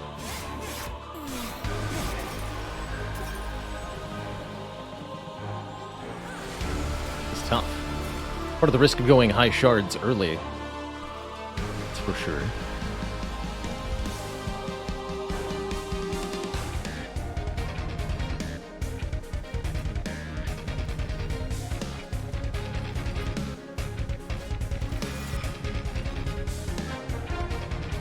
Dies anyway.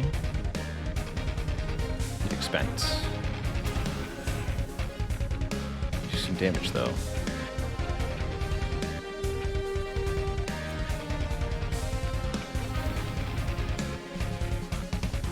Don't really want to put a steward down below. Cluttering the reform pool further is not a great idea. I don't think.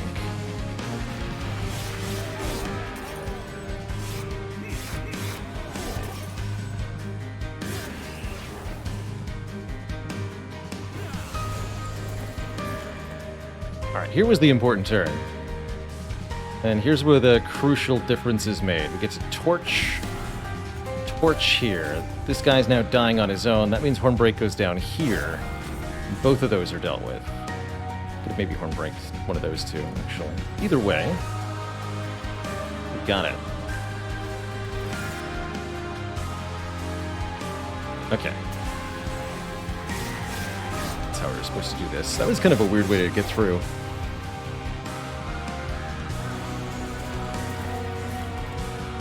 Very odd.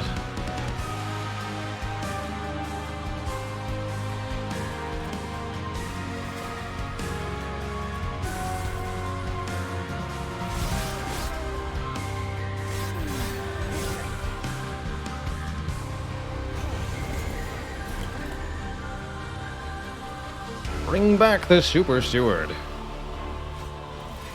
Do it. Stealth is running out, though. So we had to let the Endless guy go for a bit. Worrisome. 12.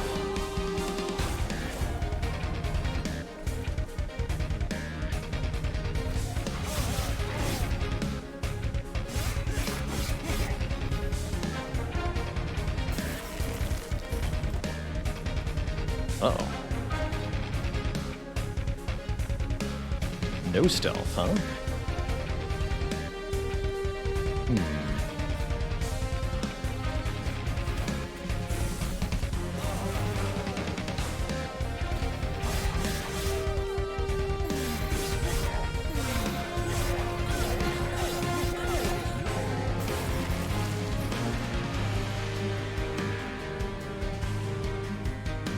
Hopefully this is enough.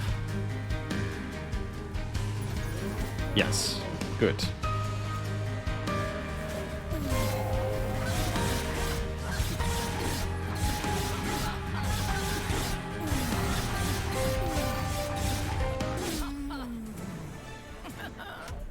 Well, that was close. Double the amount of armor.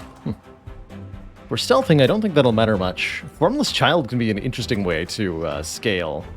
Let your unit die and then bring it back with a massive bonus.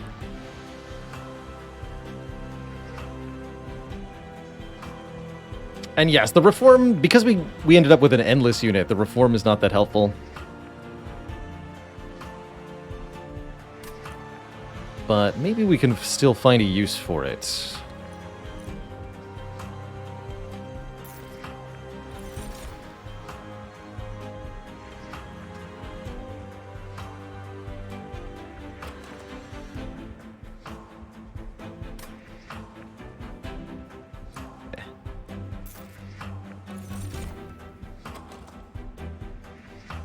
So, card draw? No need for plus capacity. Card draw really makes the Molten Encasement being drawn over and over again less painful, too. You can kind of think of an Endless unit as -1 draw per turn, since you're redrawing the same card over and over again. It takes you a lot longer to draw through every card in the draw pile.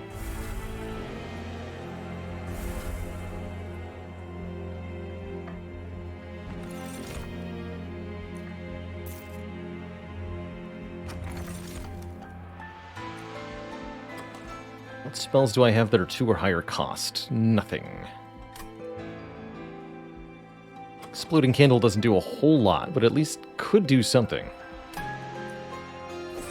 guess I maybe could have taken the Split Anvil and then planned around it with later picks.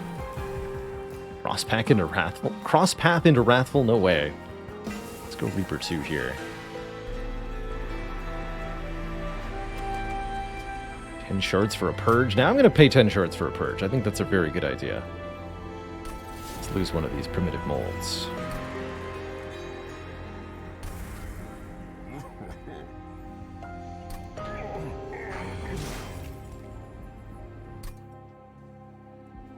Alright. 85 shards seems like a lot, but I think we're gonna be in pretty good shape shortly. Actually wanted this trial is gonna be more stat scaling for our Baron. Although we could actually just deploy on the bottom here. I won't be able to actually do any damage that way, so yeah, better to go up here.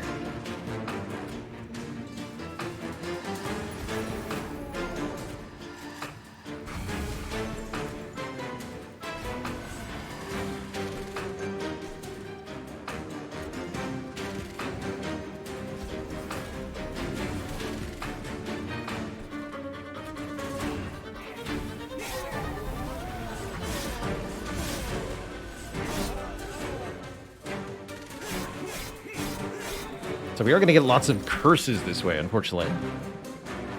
Since these Absolver enemies will be able to add curses to me on each floor.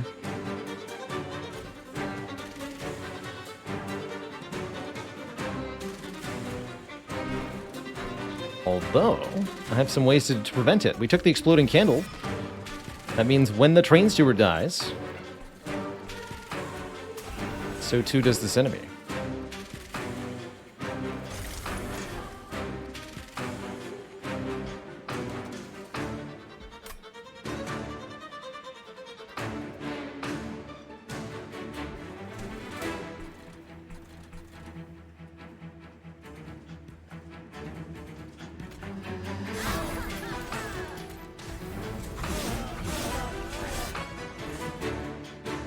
Greedy.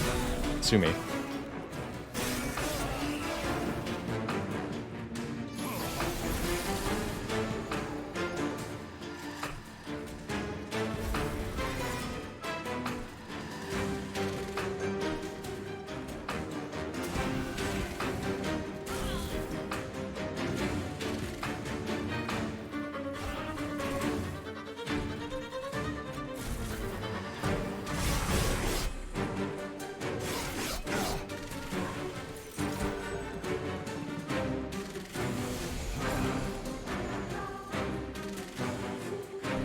No data available.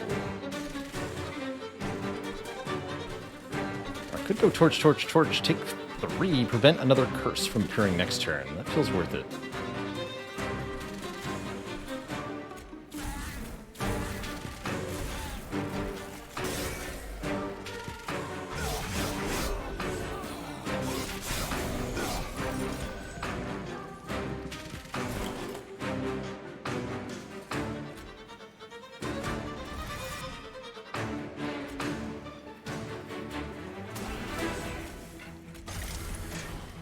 Uh-oh.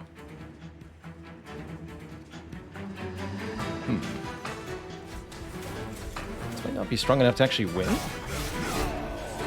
Haven't thought about that.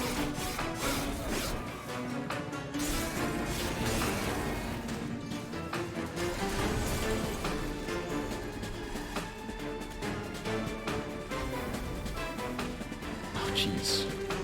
47 by 2. Wait, we're 1 off? Wait, that I can fix at least.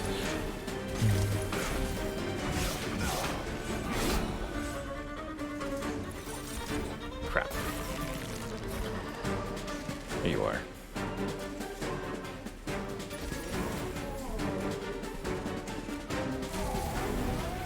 Okay. Took a little bit more pyre damage, but we'll win at least.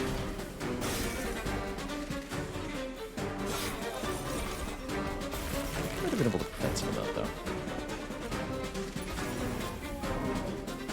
GG.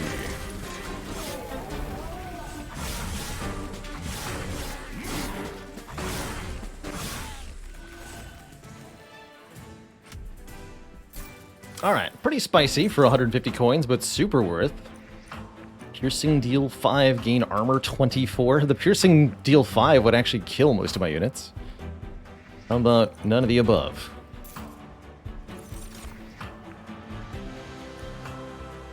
Times the number of friendly unit death. Cute. Not helpful, but cute. Yeah, how do I deal with enemies that have more than 50 plus 25 by 2 health? Perhaps I should have taken an imp when I saw one, so that I could actually use this impressive card.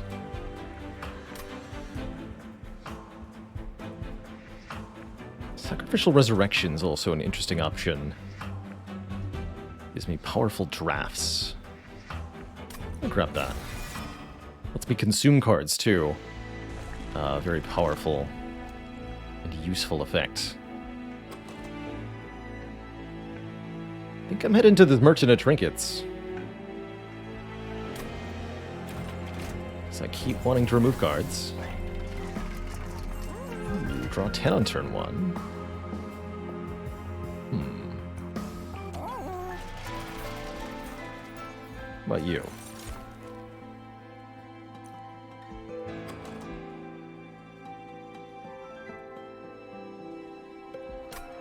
The Consume is played, so that doesn't work with Sacrificial Resurrection, I don't think. So I'll just take the Boon of the Blacksmith. A little bit more damage on the pyre. Can't say I felt like those shards were well invested.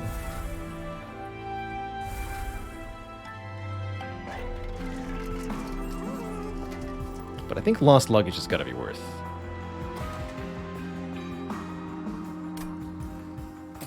Four more cards on turn 1. Can't afford another relic after a reroll, so I shouldn't pay for the reroll. We'll just move onward. Stealth versus stealth is this challenge.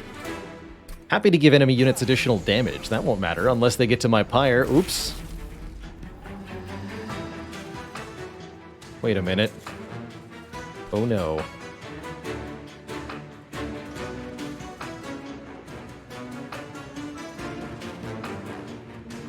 Alright, still, I think I want to keep doing the top floor setup that we got going on. Still not completely convinced this is correct.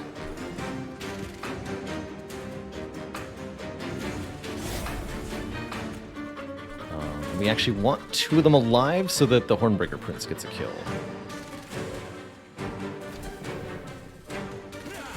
I'll use the Hornbreak then.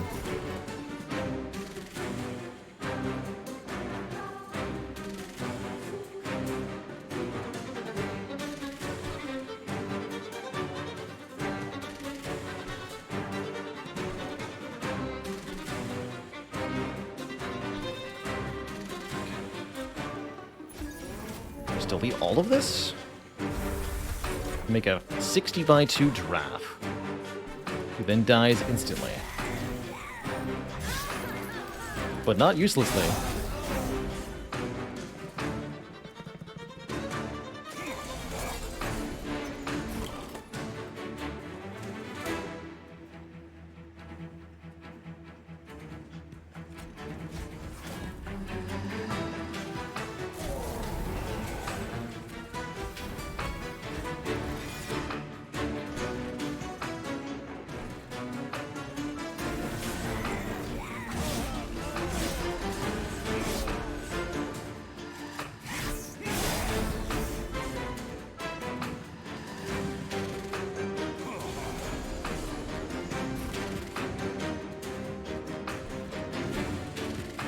Minus 70, but we can actually fix that. Well, yes, we can fix that. Wait, can I? 22 damage. That's ridiculous.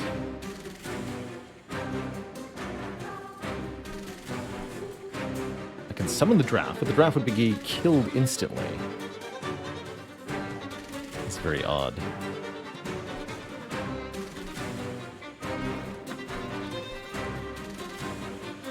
Actually, no, wait. There is a way to do it. It's hilarious.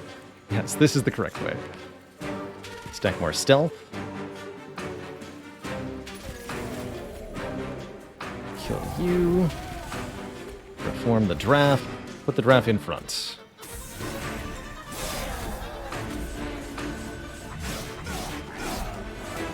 That's the way to do that.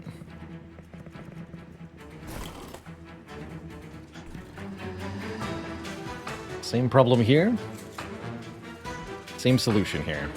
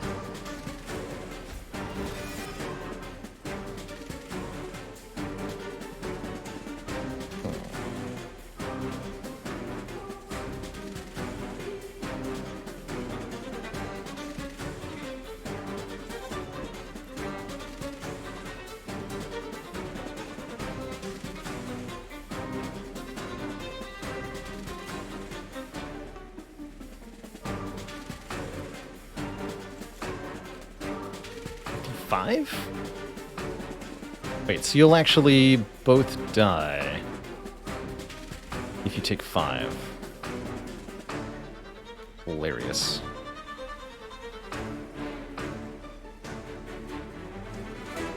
They both die. So is it actually draft in back, then play torch here? Comes 57 by 2. He just needs slightly more damage. Molten Casement Torch. Torch. Then he'd be 59 by 2. That's even closer to where he needs to be, but not quite. Heck. Well, actually, no. I think it's just... I'm overthinking it, right? The back placement doesn't even work because of the stealth. That's right.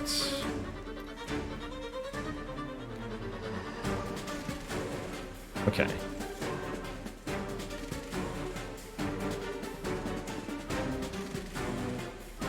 19 dies to the last hit.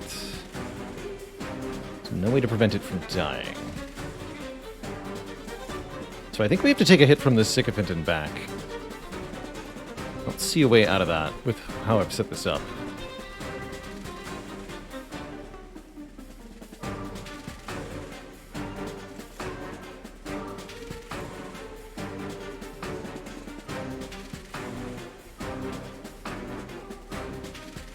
Oh, but we'll get Harvest from our own guy dying. I think that's the part the part that I forgot about.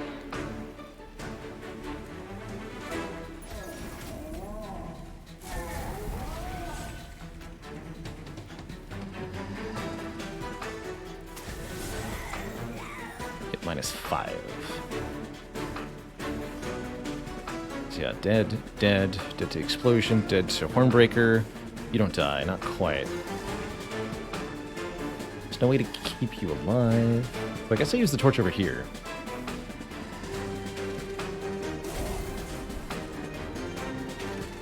I'll just take 22.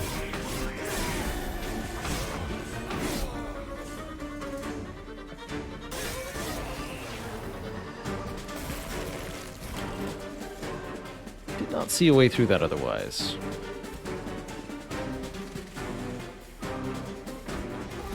And yeah, it's quite clear that we just need one more pip so that the draft can have the stealth. That'd be very nice. In fact, burn some stealth down here, shall we?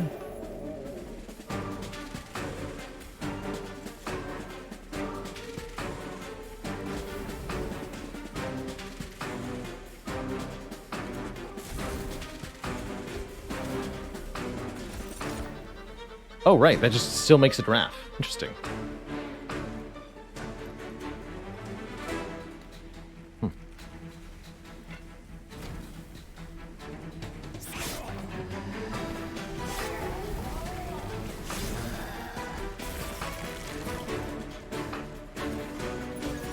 He's a boozer. Get him.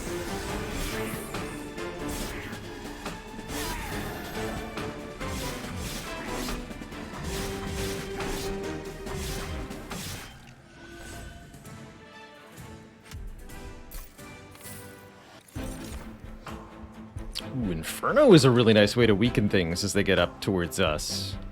Makes it hard to harvest, but I do not care one bit here. Who's stealthy now? That's right. A little entrapment could be nice, although dazed and stealth kind of are redundant with one another. So we'll be skipping that too.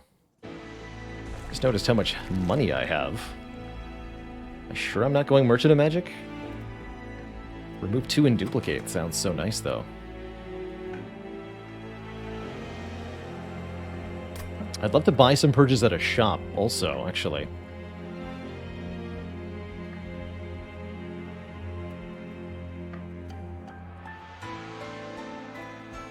So, do I go to this Merchant of Magic?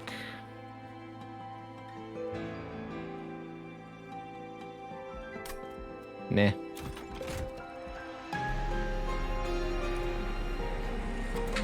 It's all good.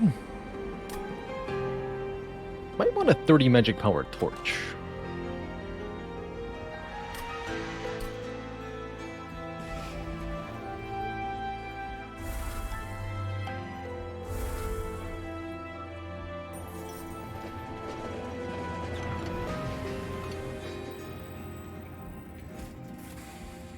Lose some pyre health to get varying bonuses. The Heartstone gives 25 health to 1 unit. Team Shard gives blood for blood, letting us restore health to our pyre when the pyre kills something. Well, that won't happen often. Or plus 10 health to everybody. And Heartless, meaning they cannot be healed. Notably makes the Molten Encasement more difficult to kill. If I take that.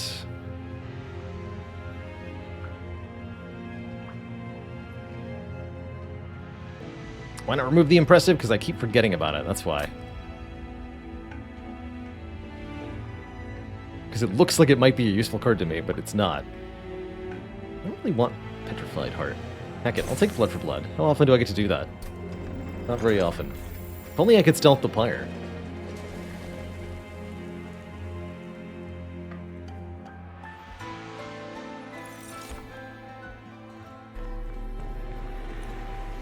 I don't think I'm going to take an Extreme Stone.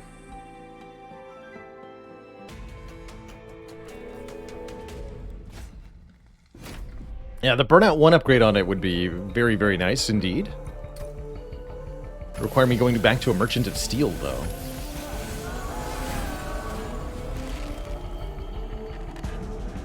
Representing a potential problem there. Alright, I'm going to lose the Inferno. I'm just going to delete a lot of cards here.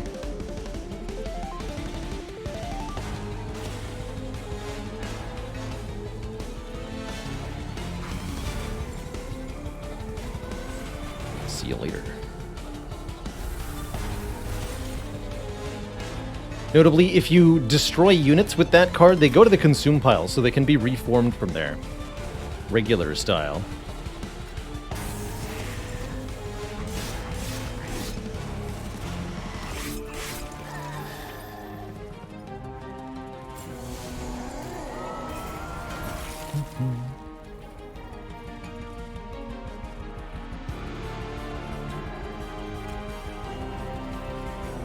And yes, that's right, it gets rid of the dead weight, which is very, very good.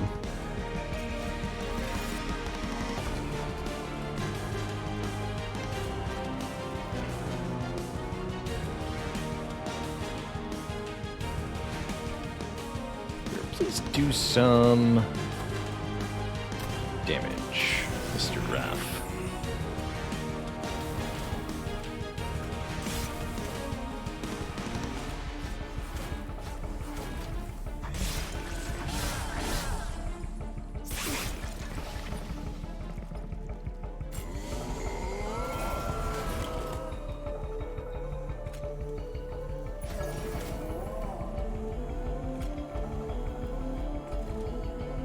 Should have stealthed and then put you down. Whatever.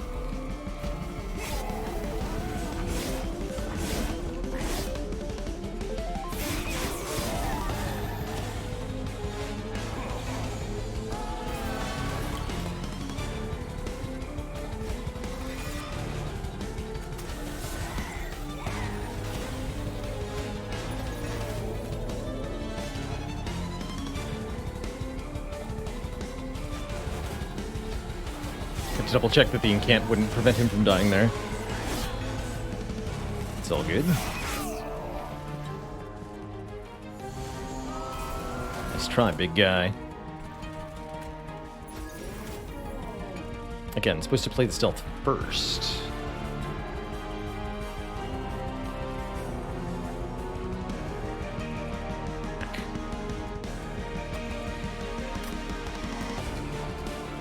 Doesn't matter.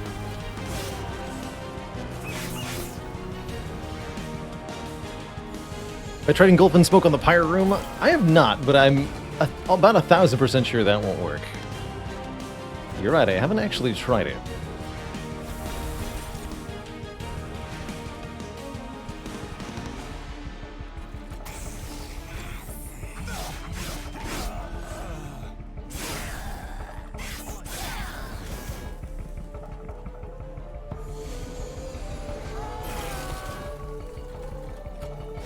Yeah, won't work. Did not think so.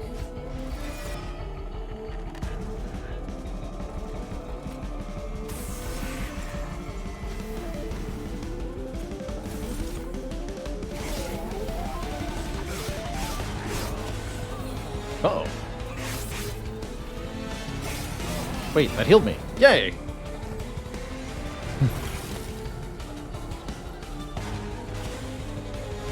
Successful manipulation.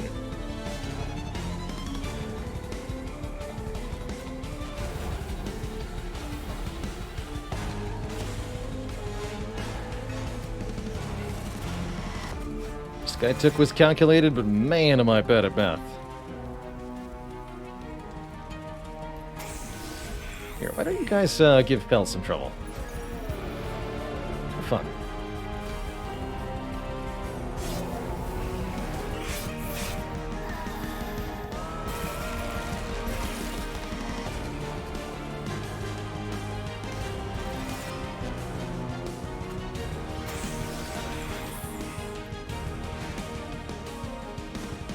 The tank burn out.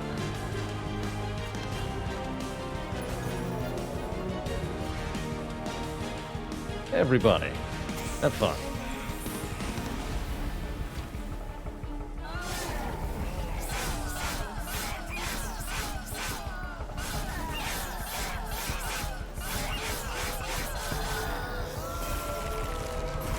And then we do 130 times 15 at a minimum.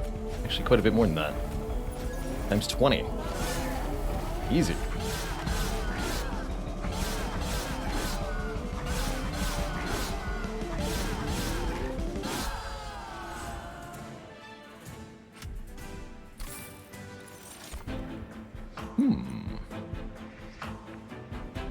Kill all friendly units, reform random units to this floor until it exceeds its capacity. It can be a cool way to juggle these drafts and reform them endlessly.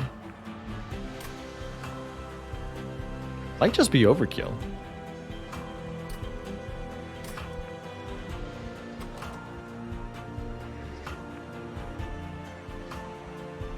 We just need to use the Inferno more.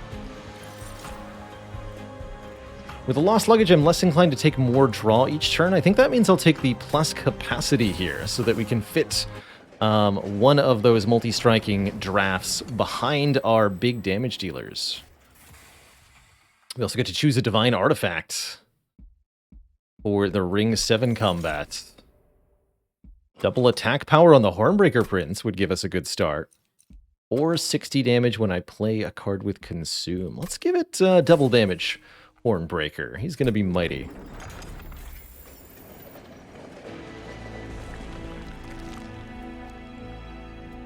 Hey, glad that that one's making you rethink your strategy, Ripnator. I really think that Monster Train has a lot more room for cards that consume other cards. These are all relatively stinky. I guess 40 Pyre health is fine. Not amazing, but fine. Endless to the first unit played each turn. No, because then my drafts are endless and I can't reform them?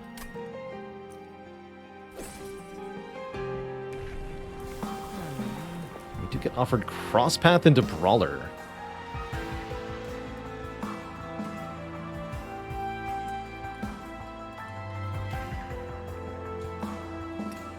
Wait, isn't Brawler just better? They have the same base damage output. Because he attacks twice as often, the Slay 20 and Slay 40 are essentially the same damage increase as well. The Brawler version gets slightly more armor as well. So, barring stuff like adding additional multi-strike with the Tome, the Brawler just seems better here. Worse against Thorns, I suppose. But the fact that you can get 2 Slay procs per turn is just massively useful. I suppose Reaper would also be theoretically better if I was doing Lifesteal as a strategy for the Hornbreaker, but that would be weird. Why would you do that?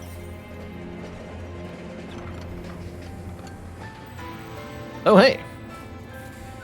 The Hammer, the World, or the Nostalgia. We can get another +1 capacity, I suppose. I don't know what I would do with it, but it's nice to have.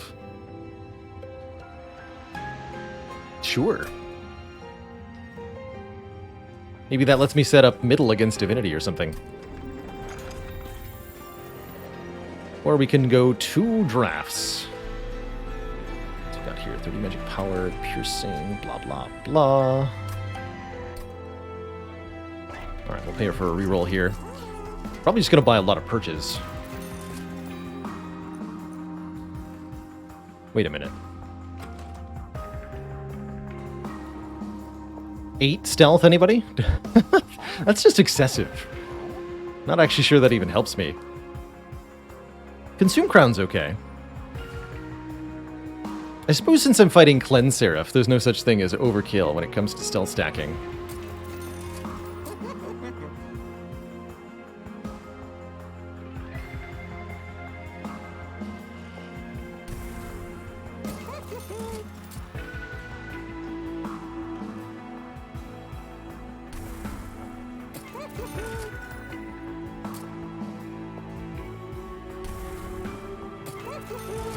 I might have too few cards in the deck.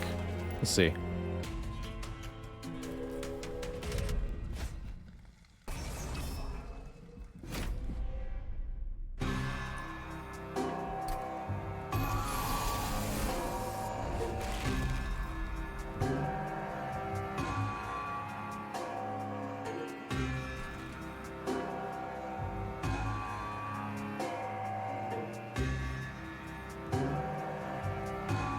Really liking Sacrificial Resurrection.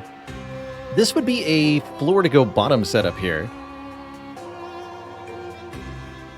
Against these two. Although I still won't be able to kill this backline unit before it curses me. It's unfortunate. Other option is like play the Inferno. That'd be cute.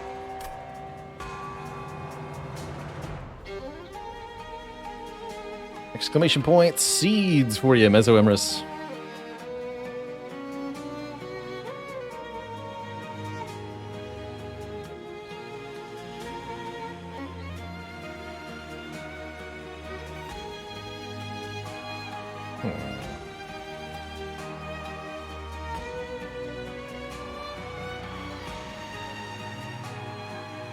I would never play Sacrificial...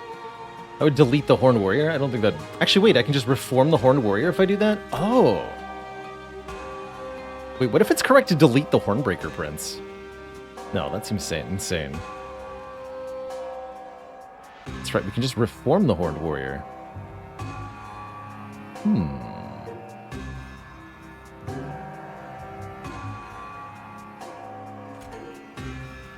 Cool. Yeah, let's just reform him.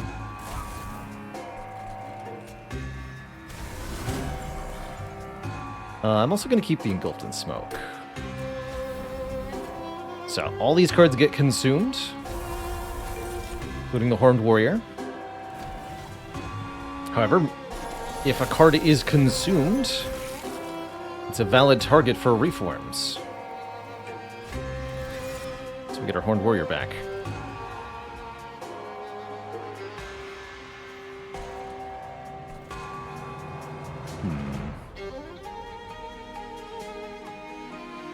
No way to get the Collector here, doesn't look like. Actually, no, wait. 5 damage to all enemies when a unit with Burnout dies.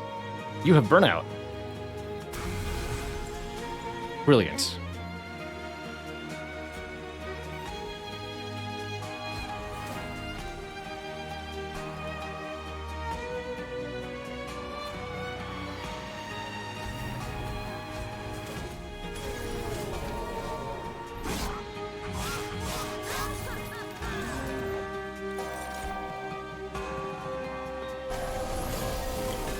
Oh, the curses, they are a-coming.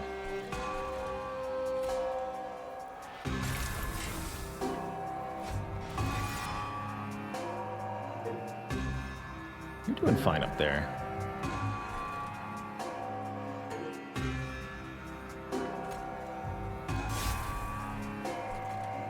Take one more curse from you.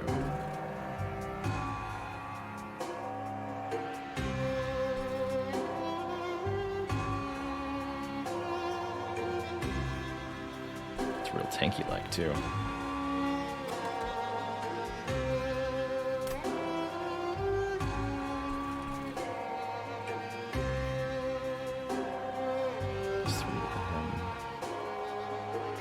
You'll actually just perfectly die?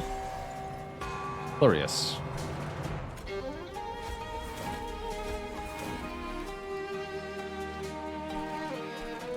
Do I want that to die?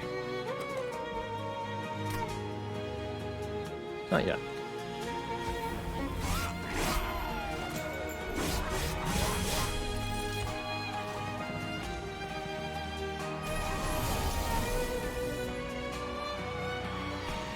I can just use Sacrificial Resurrection to get rid of the self-mutilation? That's funny. I like that a lot.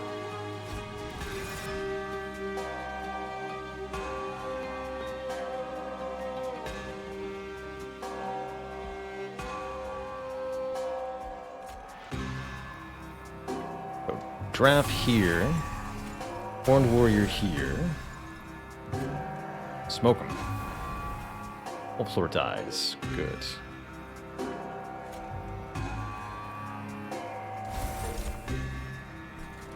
You too, bunny.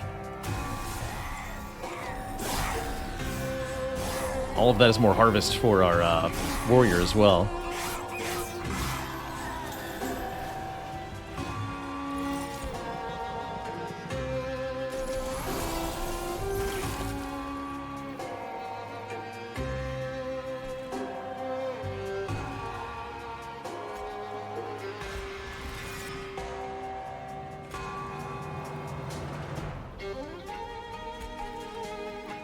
First.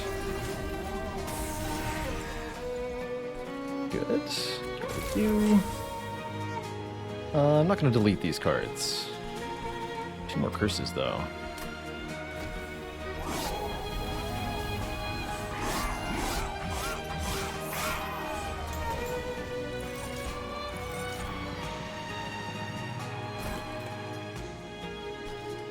Look at this man, 160 by 2. Spicy.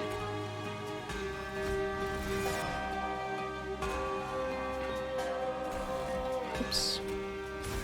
Go here, you go here, play this, play this. That's not the correct floor for stealth. Thank you, mouse wheel.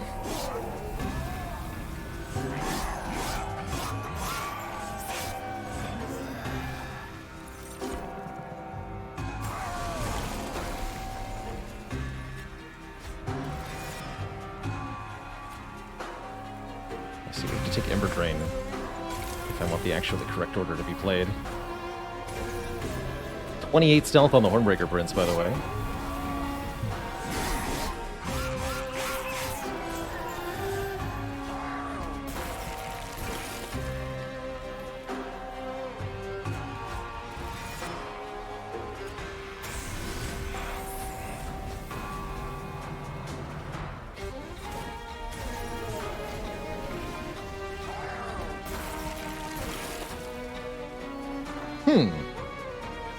You know what I can do?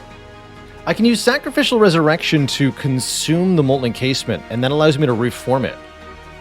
And then it'll have Burnout 1. And Endless still. That's intriguing.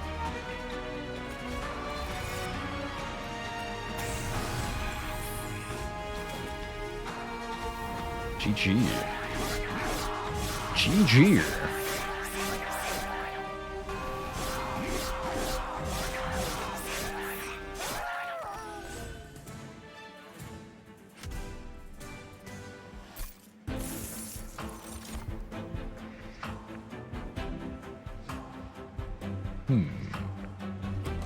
A lot of summon effects.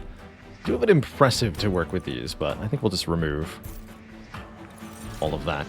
Subsuming Blade, that's what it's called. Also quite late. That's a good card if you want something that can kill your own units.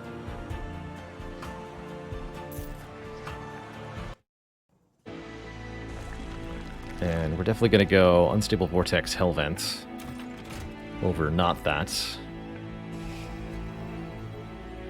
These two things are very good. Alright, lose you, and lose you too. Only 16 cards remain in this deck. Maybe less shortly. Move, consume. Nothing has consumed. Oh, that's the other way to do it. 2 minutes get plus 30 health and burnout 1. Perfect. That means this thing has burnout 1.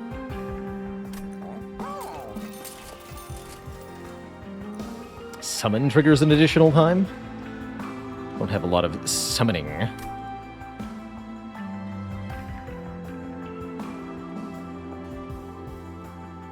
to do.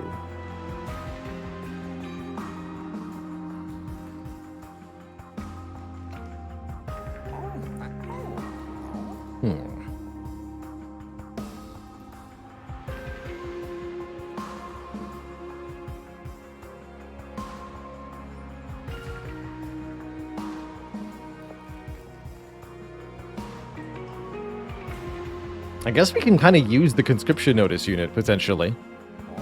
Worst case scenario, it might just be another card for Sacrificial Resurrection, but the molds will keep returning it then, if that's the case. I think I'll take none of the above.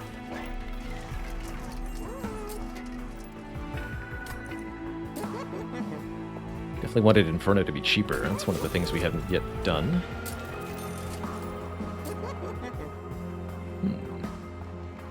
Double stack Engulfed in Smoke? Maybe.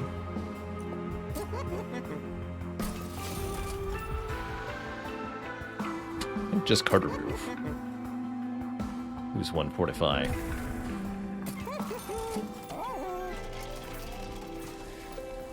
And then bring it back.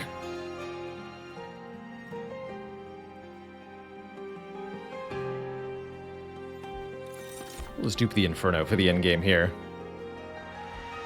And I'll take one more artifact. Liquor's Liquor. When you play a unit, random card in hand is reduced to 0 cost. That's the only thing that really helps me here. We're done spending all our money. And Stealth and Dazed are kind of counterproductive to one another.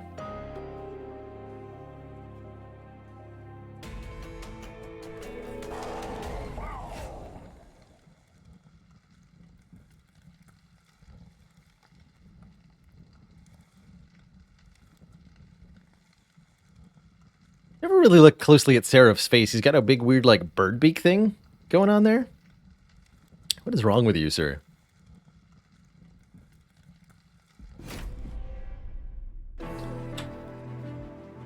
The Purifying Emblem. So every turn, Seraph is going to purge half of the debuffs, or sorry, half of the buffs and debuffs off of our units on the top floor.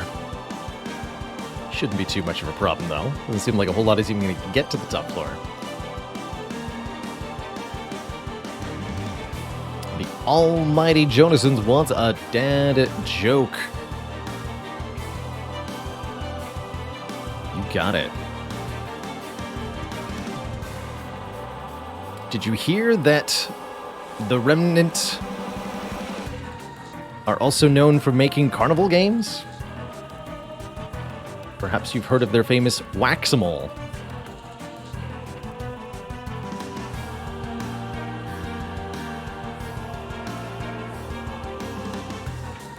All the better to caw with, my dearie.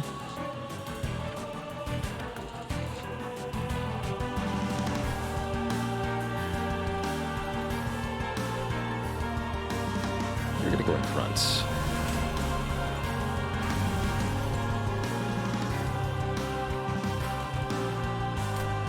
One primitive mold. Keep this. Inferno here. Destroy these cards.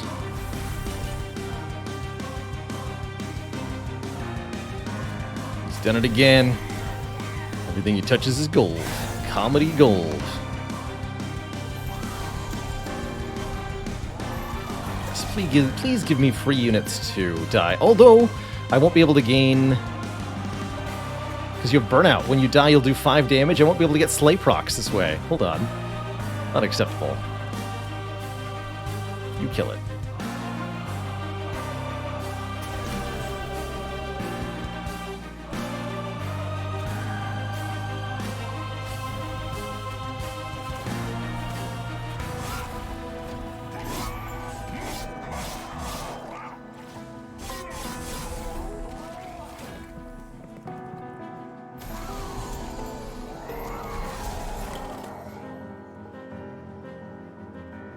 Oh, right, because it has 31 health. It actually doesn't die until the end of turn. Good call there. Oh, that means I can play the thingy and then still stealth, too, which is really nice.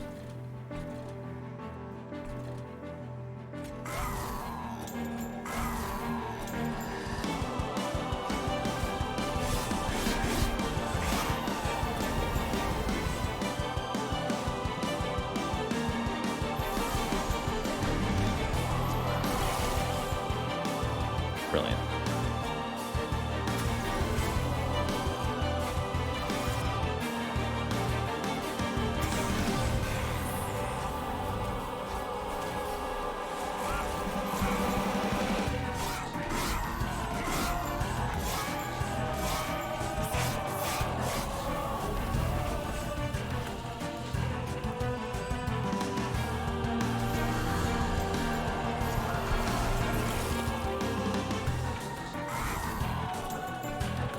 Wow, this is just easy mode now.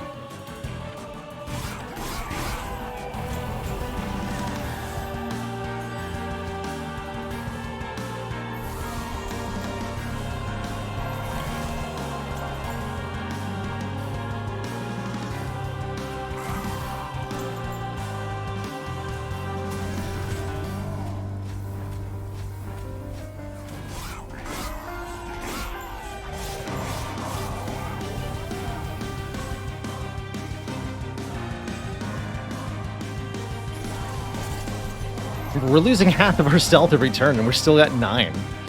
That's unfair.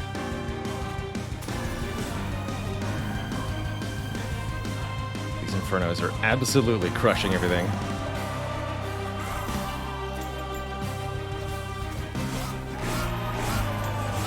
I've actually kind of forgotten about our draft. Theoretically, it could join me, but this fight is over.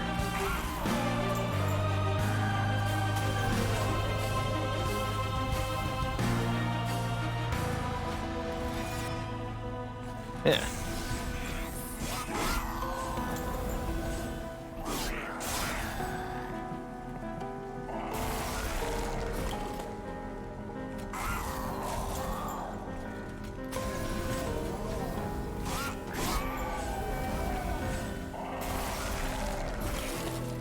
So with 40 stealth and 600 damage output, 40 times 600, approximately. 24,000 damage to Seraph before Seraph gets to attack. Seems fair.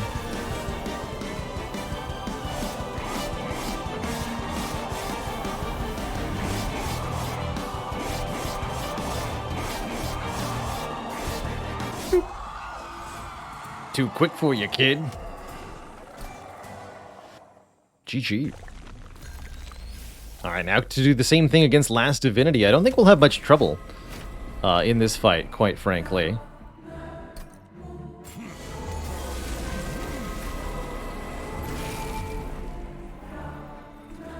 I don't think we're going to have much trouble at all.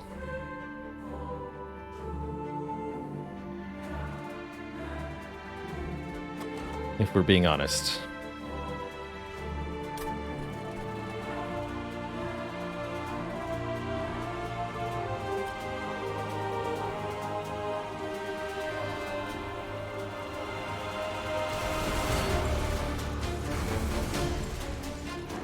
Because through the first 4 turns, well, I mean, turn 1 looks like this.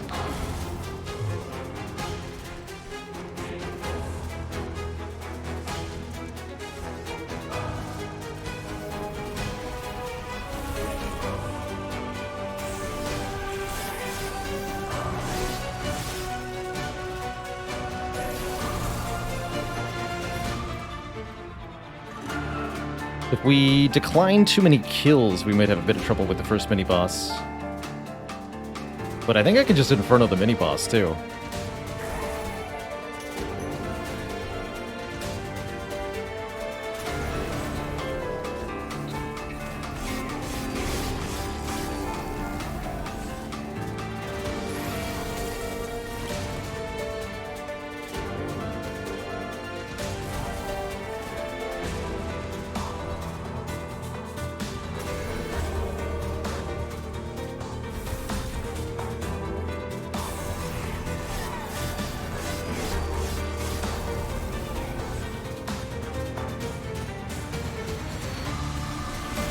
he is.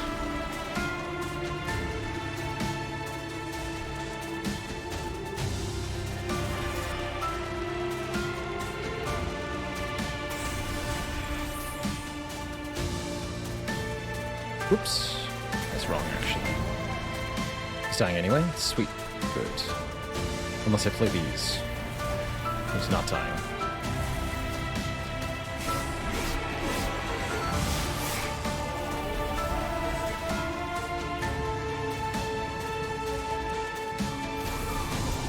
Actually, the mini boss looking a little bit more scary momentarily. 100, that's easy to deal with, but I think I need to play them here.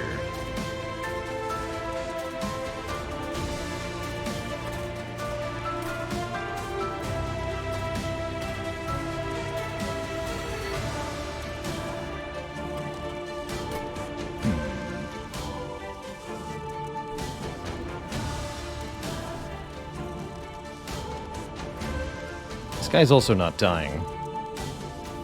That's fine. Not gonna worry about him right now.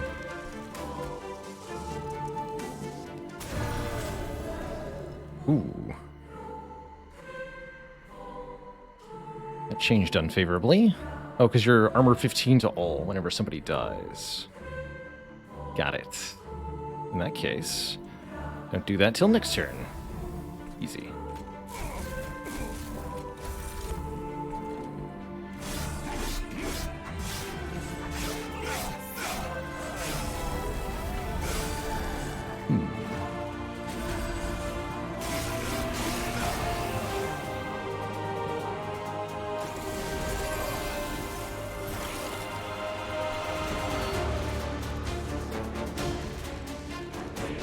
Two available.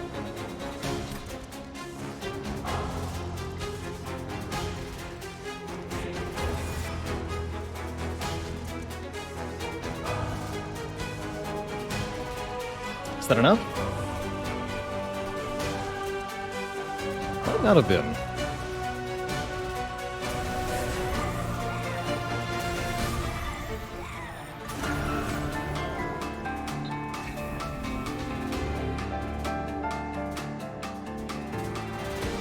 He dies to the pyre. Okay, cool.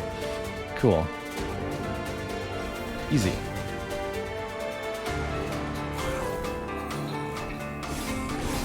Never didn't have it.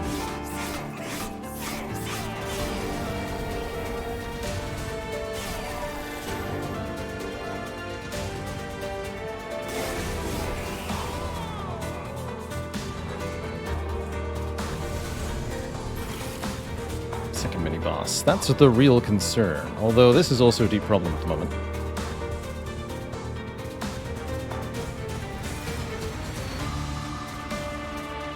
The Hornbreaker to get kills.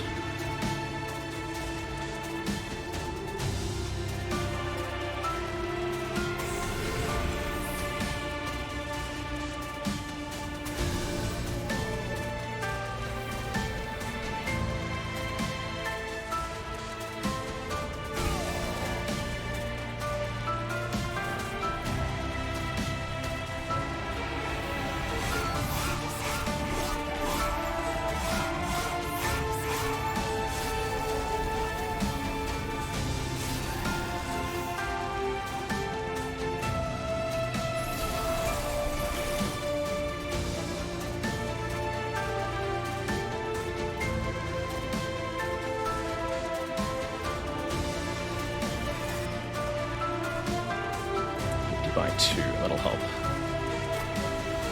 Inferno one time here.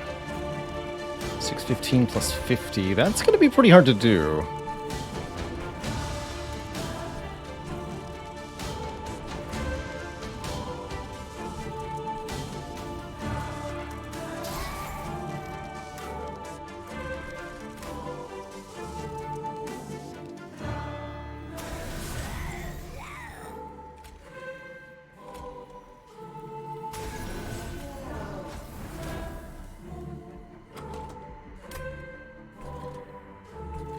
I think it helps to have a third one.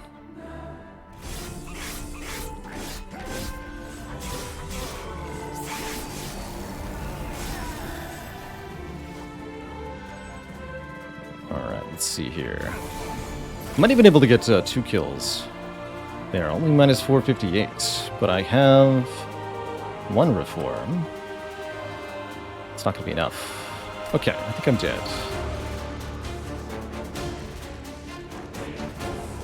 Unless...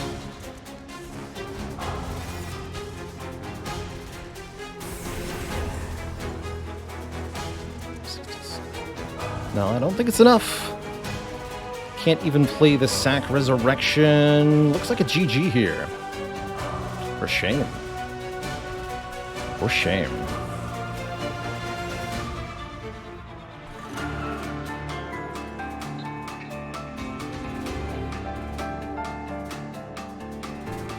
I was really hoping we'd get in there. As long as we were able to hold on to the relentless turn, we would have been fine.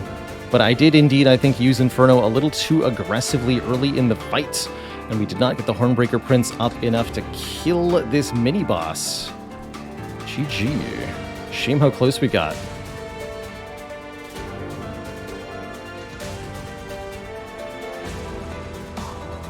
That's a real shame. Oh well. We restarted this run anyhow, so we were actually dead on, like, floor 3.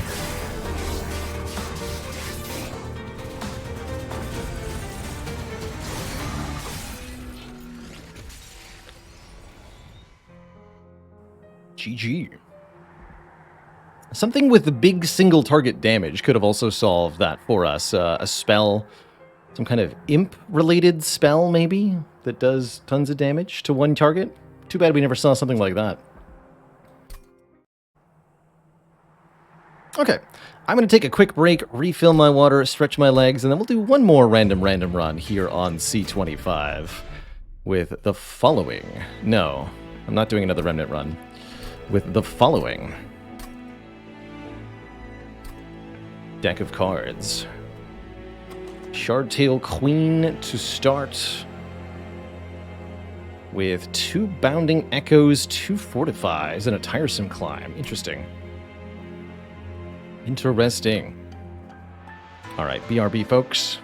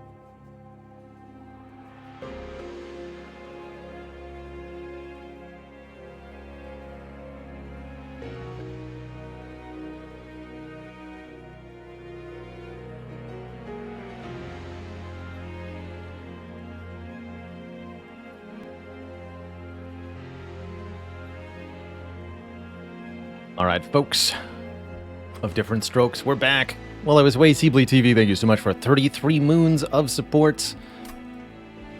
Okay, I'm looking forward to trying to make Shardtail Queen work again.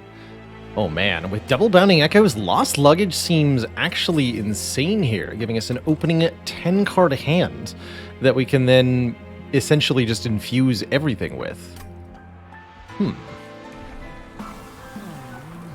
So, do we go Imperialist, which kills all imps every turn to do area damage, or the Royalty version gets much stronger every time a unit's summoned on her floor. But Royalty is very difficult to keep alive. That's what I've mostly noted. Very low base health makes her extremely difficult to work around. She needs either front line tanks or something else. What are the full stat progressions for these three variants? Royalty is 10, 15, 25. Imperials gets significantly better health and base damage, too. Alright, I'll try Imperialist. I like this version. Do I dare take the dollars? I do. I do dare. I keep doing that until I figure out why it's wrong. And I'm also going to take an early unit draft. This is Disciples plus Priests. Giving them +4 is not too bad. Especially if I use chump blockers for our queen.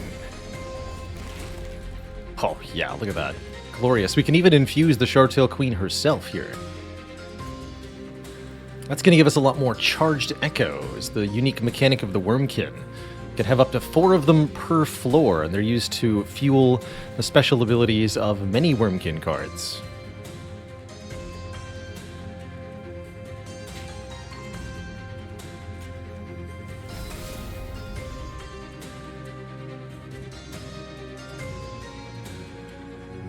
I suppose we want her lower rather than higher, so that she has better ability to use these implings. Alright.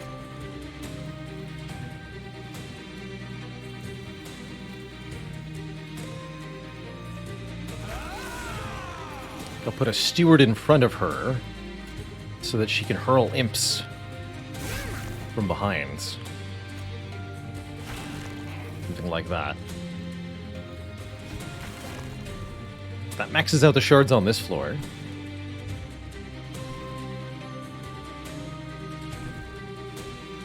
Or shards on floor 2.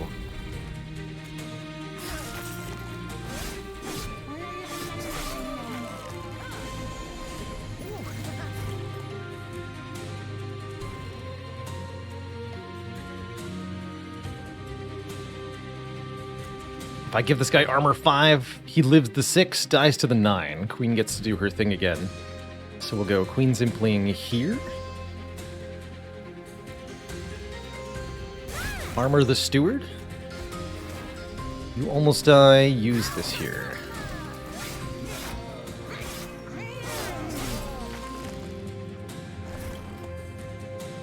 And now this Forged Disciple is easily stopped by a single Steward. Fortunately, this is not the turn to draw the Implings. I can also just kill her by playing an Impling. That would let me put Steward in front of the Queen for at least a little bit more damage, but I think we're going to pretty uselessly lose the Queen next turn. It's going to be sad, as I am unlikely to redraw any of these Imps. And if I deploy them now, she simply kills them. Right, so... yeah. Let's both go up top. Alright, buddies. Good luck to you two.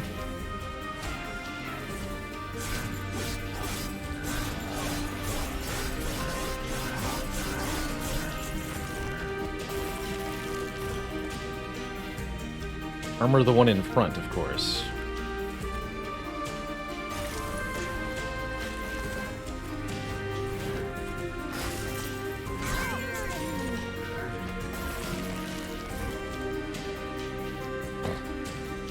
Tiresome climb him, that would mean the pyre would do some damage. don't think it's worth it, though. Better to just, like, Impling, Weight of Contrition, Echo Break. That'll be more than 40 damage, which is what the Tiresome Climb essentially does. I could also go Impling Tiresome Climb. Not the worst idea.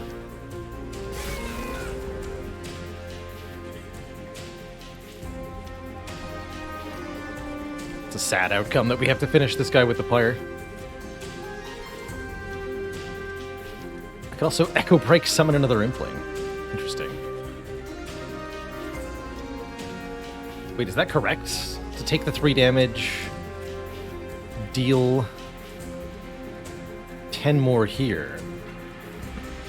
Instead of bringing him to 49, which is 3 hits on the Pyre, we bring him to 39, which is 2 hits on the Pyre. It saves me 3 health. Hooray. Optimization.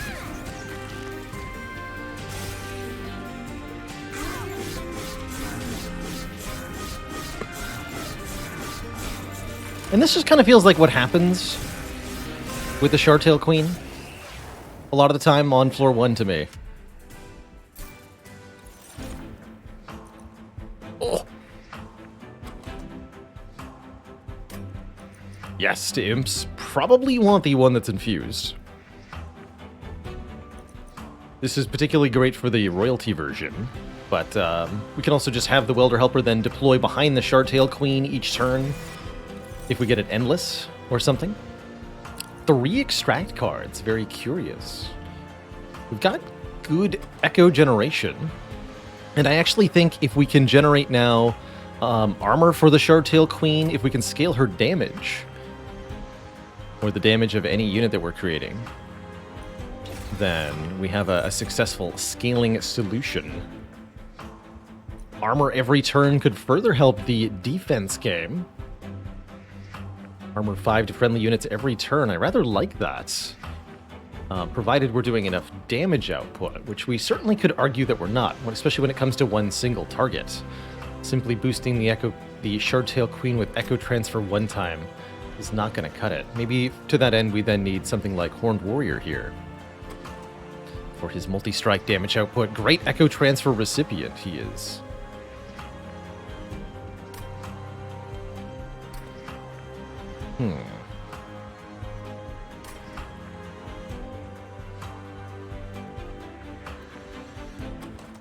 Difficult choices. I think I'll take the Horned Warrior. I'm going to lean more offensive rather than defensive here, because I tend to find that when I take Shartail Queen, that's why I lose, is I don't do enough damage. Things just waltz past me to the Pyre, and then I cry. Probably want to go Merchant of Steel then to get this thing upgraded a bit.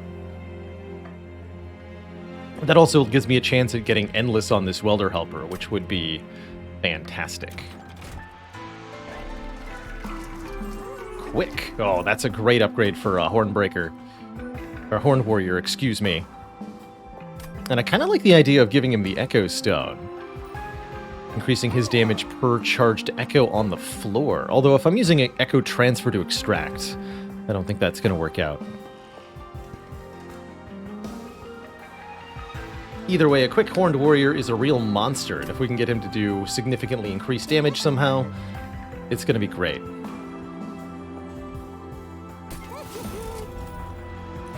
Maybe just give him plus 10. No nonsense. Does mean he's relatively vulnerable, but I have ways to give him armor with the Fortifies and with the Welder Helper. Okay, let's just go no nonsense. The Strength Stone. Am I sure about that? How many Echoes do I think I'll have end run?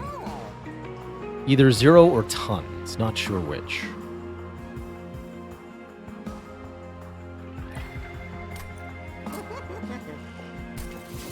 Let's do the more fun option, when in doubt. I was probably supposed to look at this before I assigned all those upgrades, huh? I got very committed to my warrior. What do we got here? Oh, heck yes. Yes. An excellent infusion. Just make the really big man, and the rest will follow. Wait, do we have a Divine Temple? Not yet. It's fine. Give me the big man.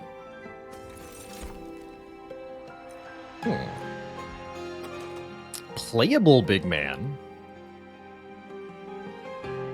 Intriguing. Easy Forever Flame for me here, personally. We want to play imps, and imps cost energy currently, so if all the imps are free, we're going to save a lot of energy. It is also going to help me immediately, because being able to play this Demon Fiend will absolutely help me survive this combat. Not planning on upgrading the Demon Fiend, nor paying for the reroll in the Merchant of Steel. What I maybe should have done is pay 60 gold to remove one Steward, though. Can I deal with this trial? Yeah, I should be able to.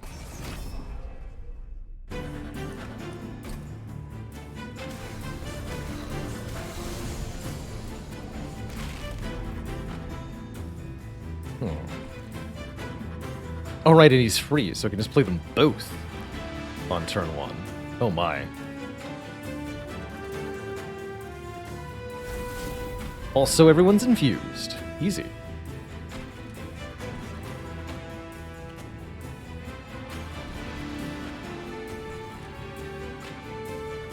Alright, I'm gonna put Short-Tail Queen on the bottom then.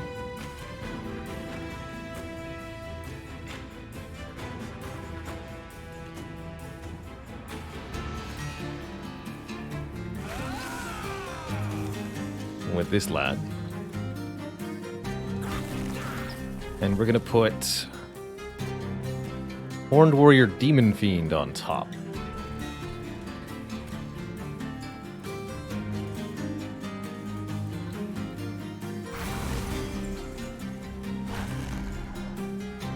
The big boys.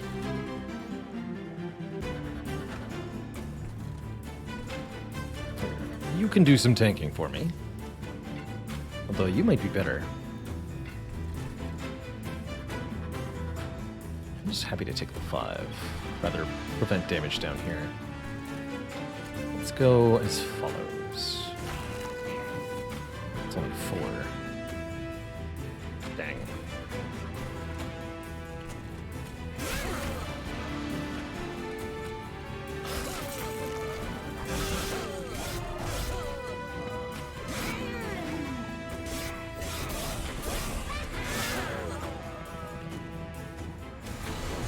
Alright, beautiful turn 1.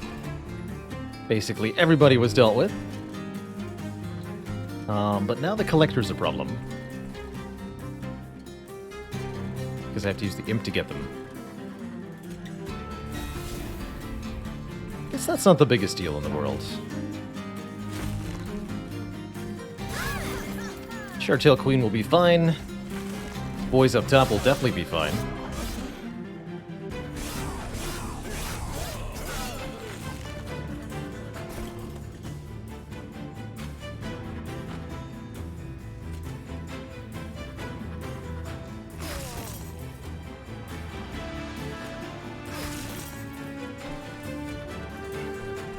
Better up here, yeah? Gotta be.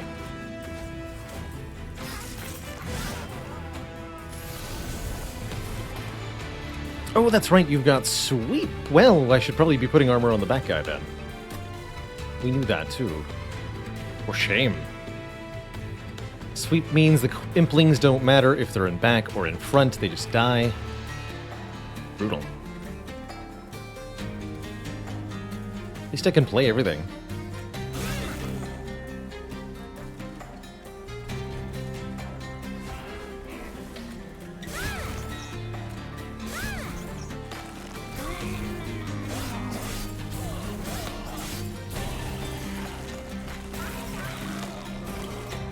Good news is the Demon Fiend easily just kills this guy.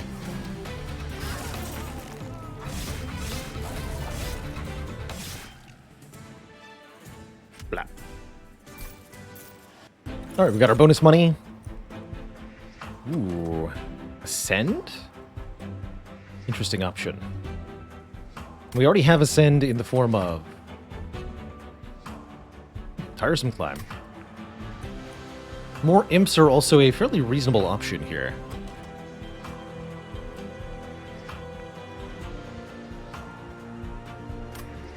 Yeah, I think one of the quickest and easiest ways to win on Hellhorn to take a bunch of units, make them big and good, and then just ascend them. It's that simple.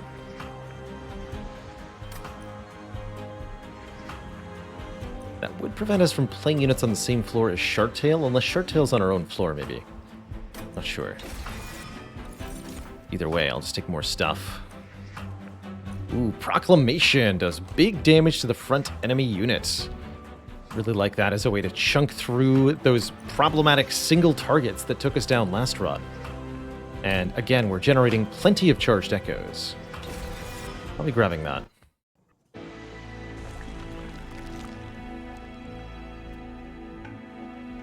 It's actually a good place for a Hellvent. We could infuse the Demon Fiend into the Horned Warrior and then duplicate the Horned Warrior. So we have 2 of this unit now.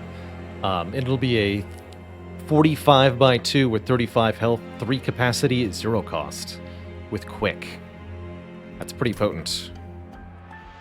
Or I can look at another unit and we can just add more of them.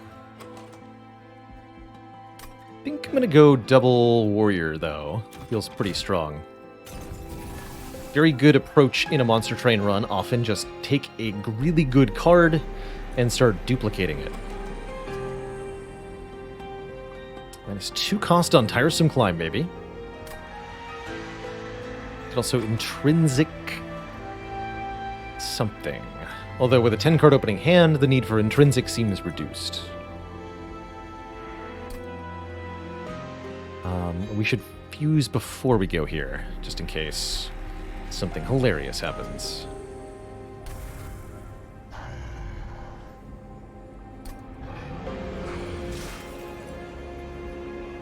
More of a good card is very good.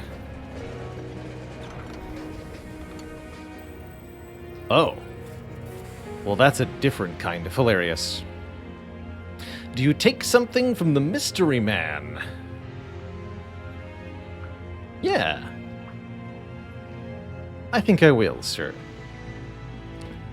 Dante's Candle. These are unpurgeable 1-cost blights. And if we don't play them, we take 3 damage. What Dante offers is power. The power to have a ridiculous multi-striker unit as part of what you're doing.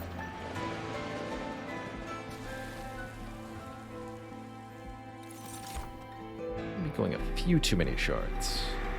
But this value stone might be overly ambitious. Although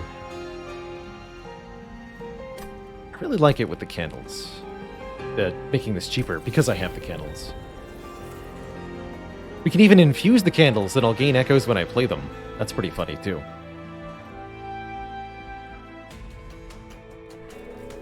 $80 shards into Daedalus here.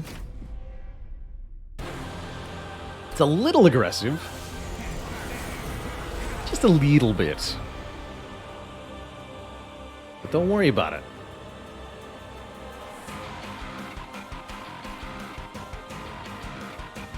Okay, these lads don't even fit on the same floor as each other, at least initially.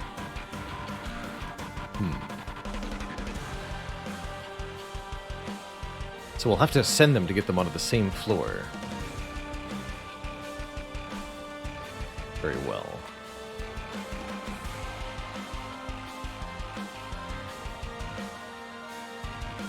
Let's see, double Echo Break. Okay, yes, I can play everything. Good. So we'll actually just kill you. So Sharktail Queen here. Queen Zimpling behind her. 2 damage. 3 damage. Play this. You go here. You go here. Who gets the armor? You're going to be the one in front when the boss arrives. So let's make it you.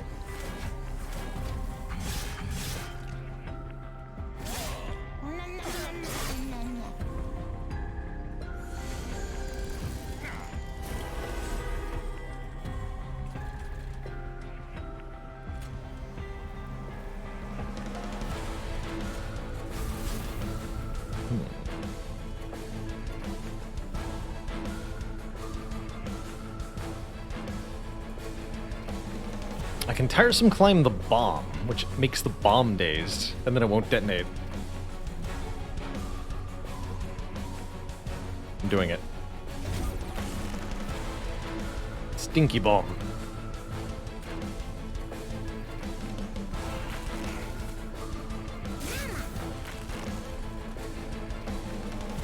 Perfect.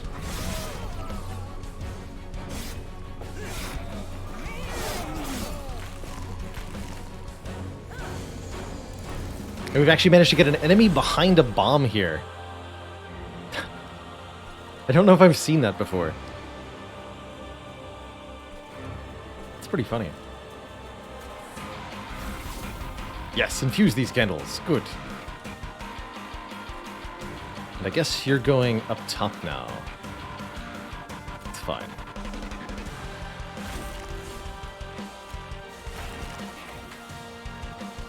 Play the echoes here. Makes them stronger.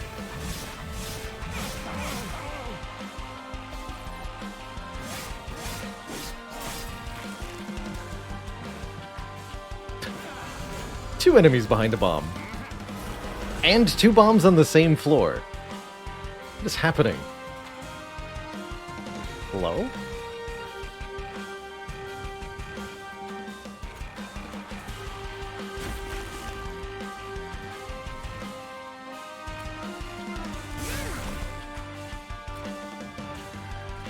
I can proclaim this guy dead. Doesn't do a whole lot for me. Guess I will.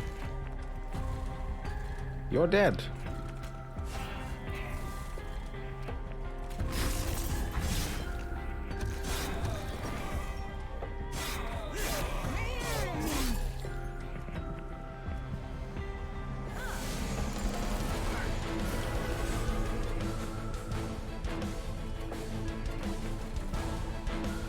Good. Oh. I see. But I have easy answers.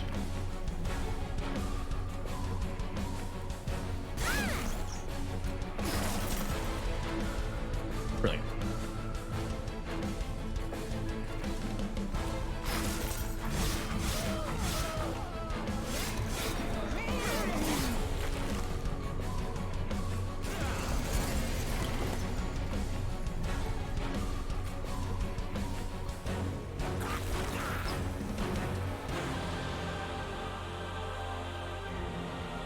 Fair enough.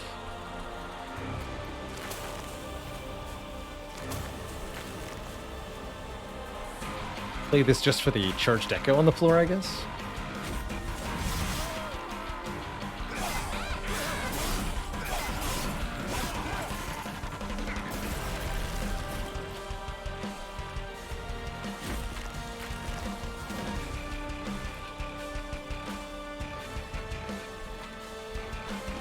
Technically worth it to play these on the back one to replenish the charged echoes.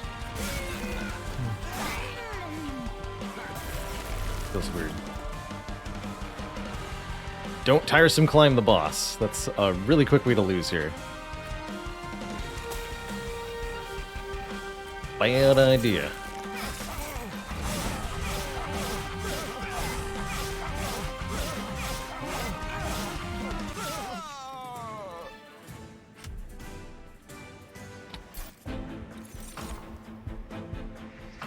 Impalate's back, and it's actually pretty good, doing 90 damage. And being infused. That seems alright to me. Not really benefiting a whole lot from Wormkin Spike.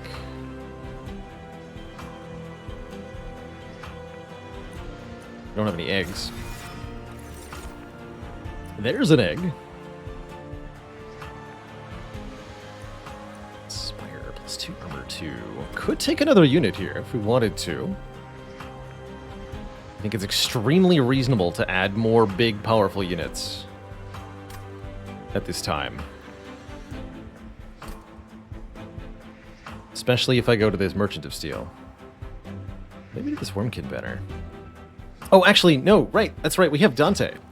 We have Dante coming up. So what we want to do is grab a unit that we can infuse into Dante. +5 per strike is particularly hilarious on Dante, as Dante is the multi-striker to end all multi-strikers.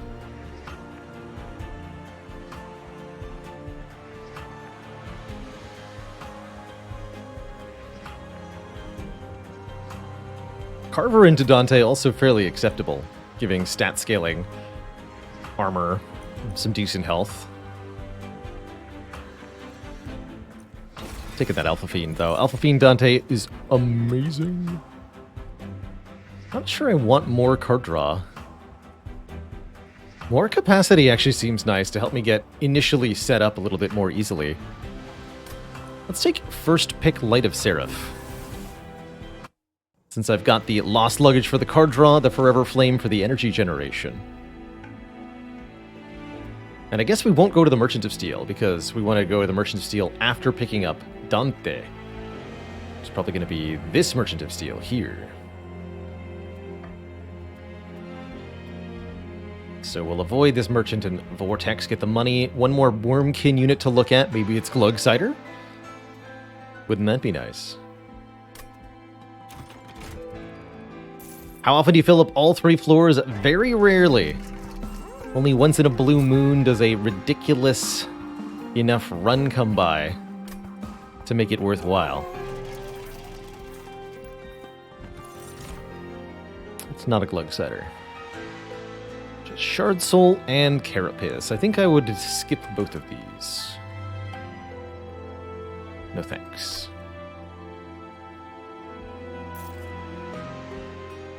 And what do we got here? Intrinsic -2 cost. Also no thanks. I forget. Yeah, those are unpurgeable.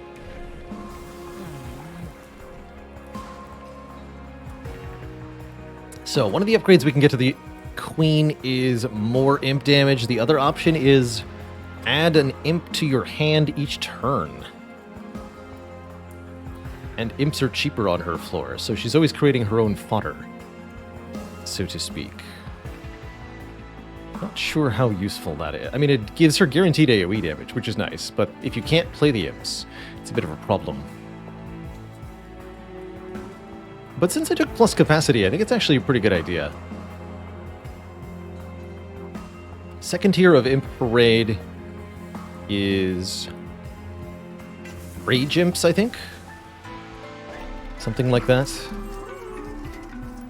Does she give you Armor Imps at the 3rd tier? Hold on.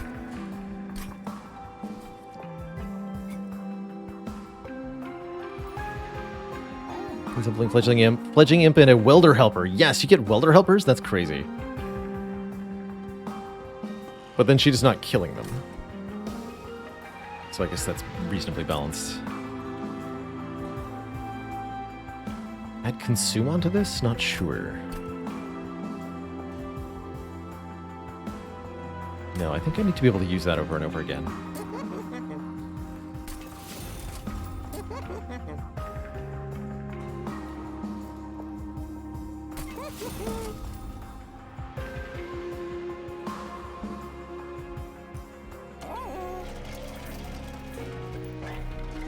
Okay, revolt. Could remove Consume on the Bounding Echoes. That's pretty funny.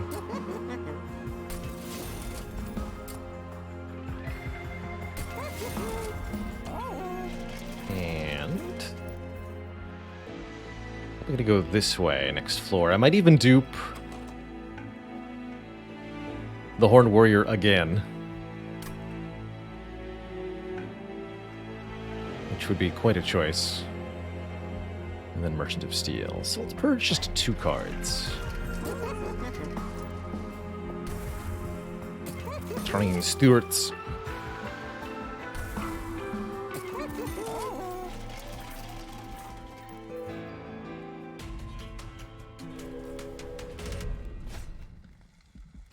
Can I deal with Spikes 4?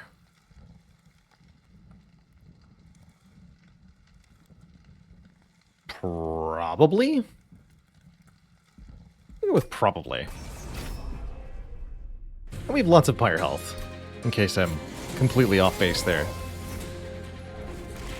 To think we were once allies.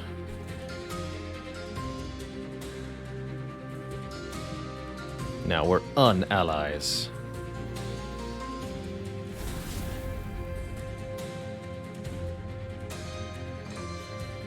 So nice that every card in my deck is free. That way I can always play the candles.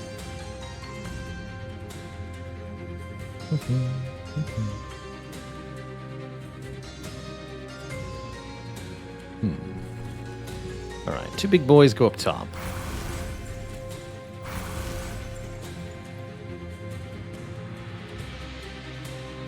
That's our last line of defense, but what's the first line of defense? Shardtail Queen getting bonked in the face repeatedly? Well, shield 1, so I'll need to Echo Break Proclamation down here. Okay.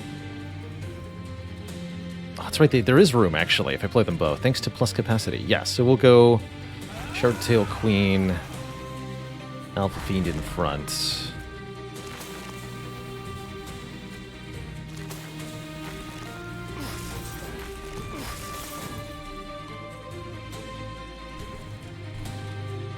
Please stay alive.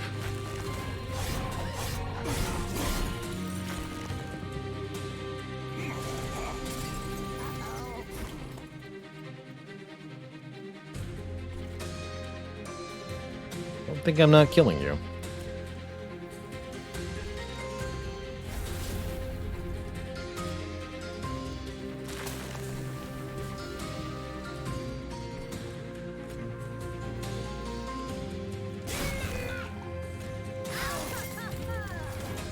Easy.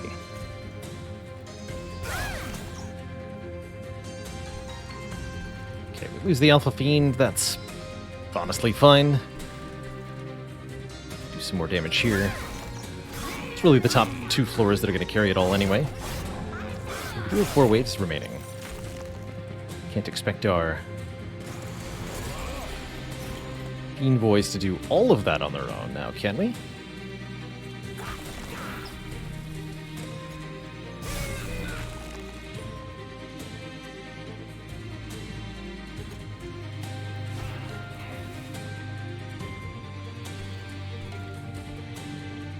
Seems fine.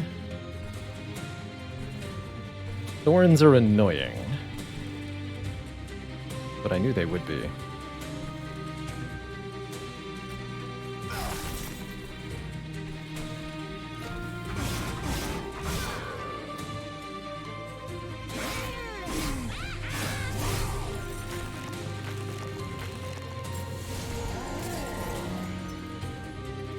Blam, 135 damage. I was wondering if it would increase as she summoned more Implings. I think it even counts the ones in the consume pile. That's cool. It's a really strong card.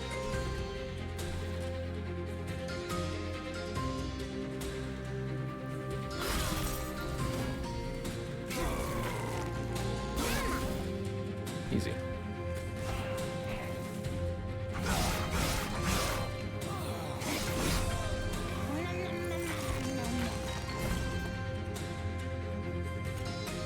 They've lost a fair amount of health here.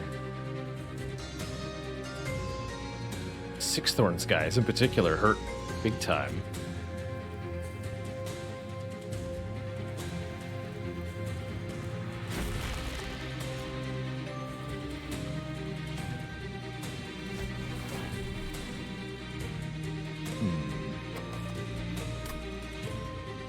Let's move you up. Might even want to put her behind those guys.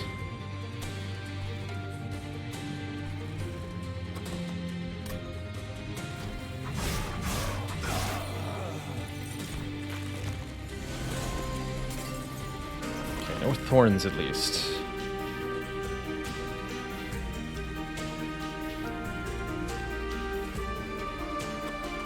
So we can use Tiresome Climb on her to put her on the top floor. The days won't be a problem. I think that's the choice here. Play this up top with the infused.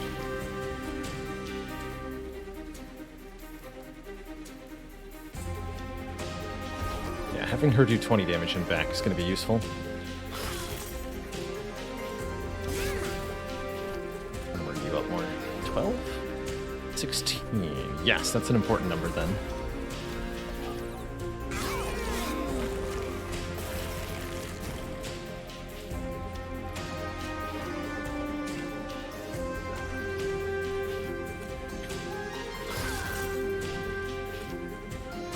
Whereas this one doesn't matter.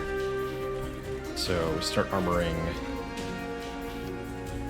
here. If we draw the second one, then you'll be able to live another hit. There is no second one. Well, then I better go here.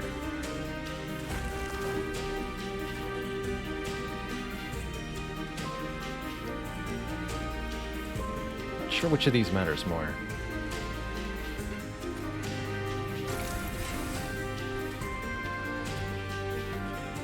Better to put it here. Make that one a +1. Oh, good. Okay. We're well ahead of where we needed to be, and we did big damage, too. Bonk. Bonk. GG.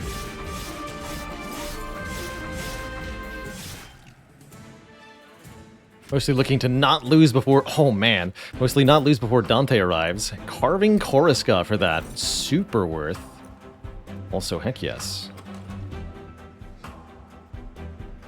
Carving Koriska says, anytime we play a card with Extract, gain 1 Echo, gain 1 Energy. Both on the Echo Transfer and on the Proclamation. Beautiful. And you better believe I'll take it Infused Important Work.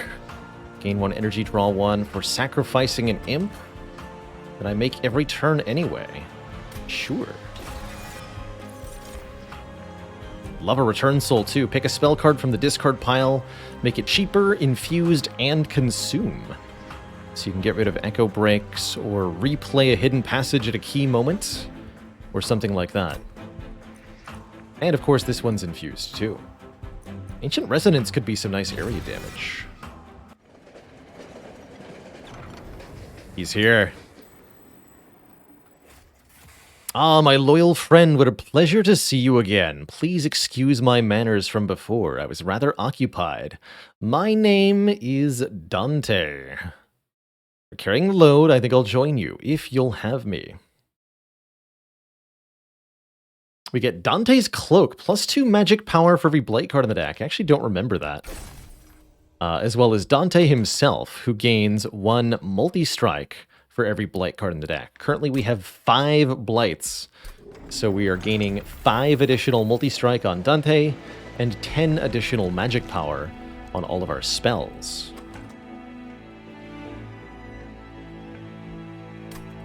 That's pretty spicy-like. I believe I'm planning on going over here. Question is, what am I duplicating?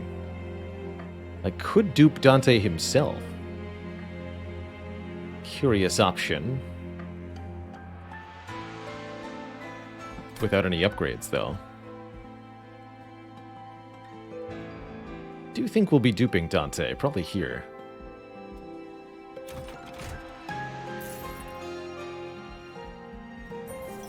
But first...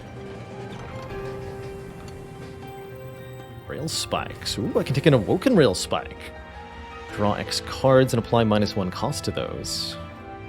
Don't really want Rage or Armor.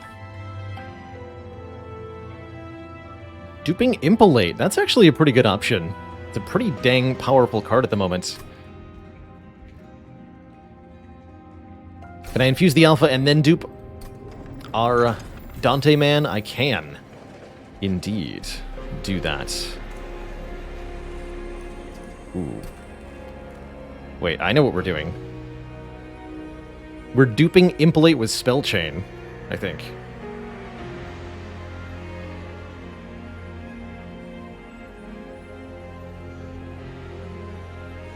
I also put Piercing on Impolate, which is pretty good, but the Spell Chain's going to be very, very powerful.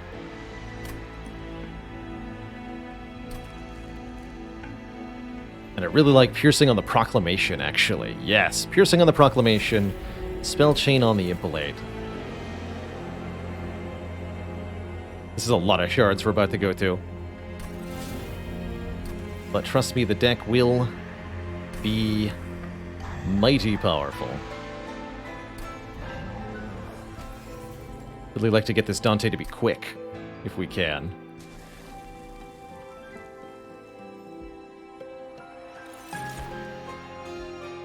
And 140 shards going into Ring 5. That is pretty spooky when there's a stealth boss headed our way. Wait a minute.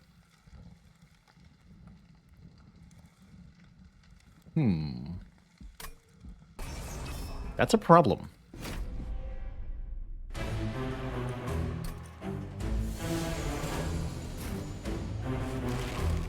We don't have no ways to survive, though. But I'll have to be very careful with how I do this.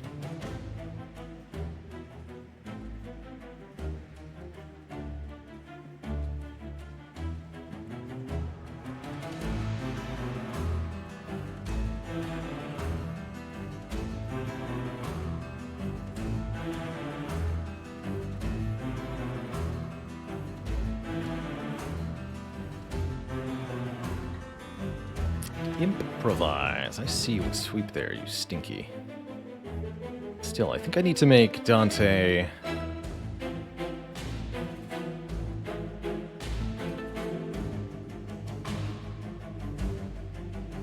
get some scaling.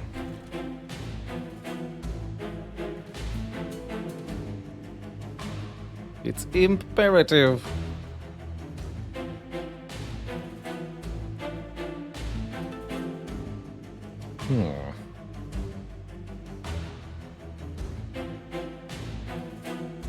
I think I know what that means we have to do.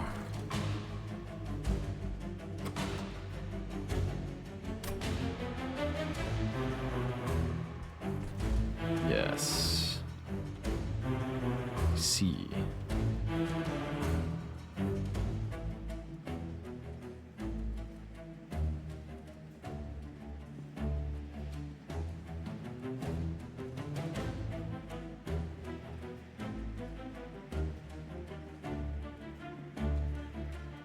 Okay, so it's as follows.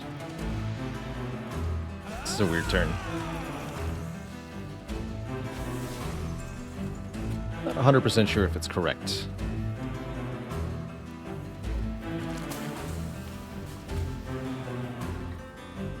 Okay, also return soul, so I don't have to necessarily ascend. I like that more. Do it the following way then.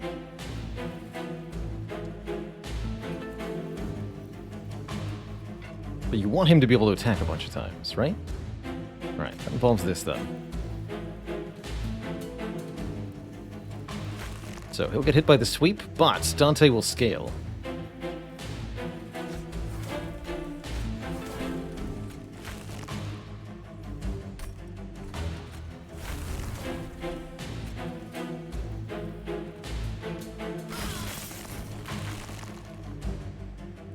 Scale a lot. So each attack actually does more than the last. Wow. Meaning +5 per attack he makes. Now he's at 33 by 6. Beautiful. Just beautiful.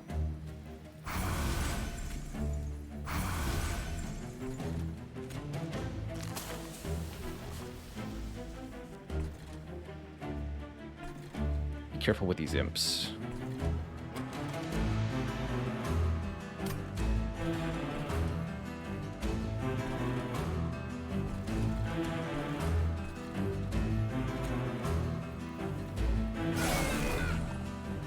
One of them.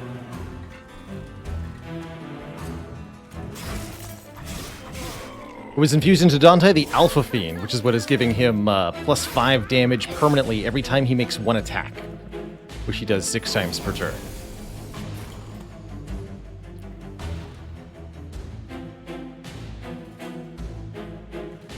So that's nice, you know?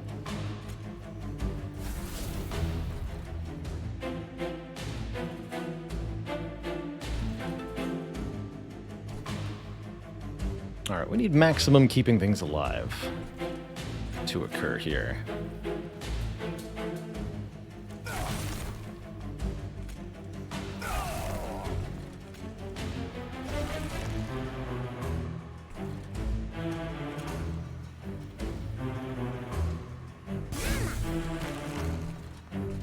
I'm just going to do 5 to the front. Okay.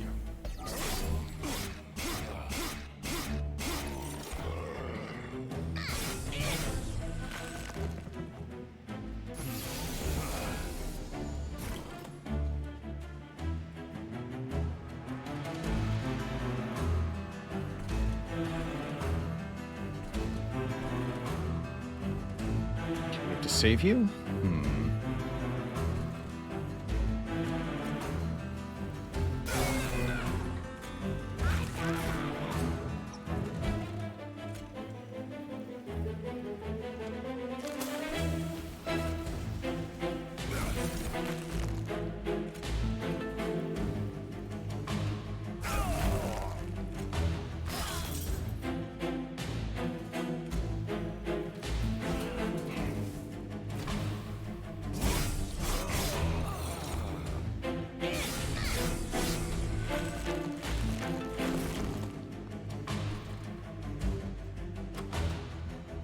Oh, he's a great Echo Transfer recipient, too.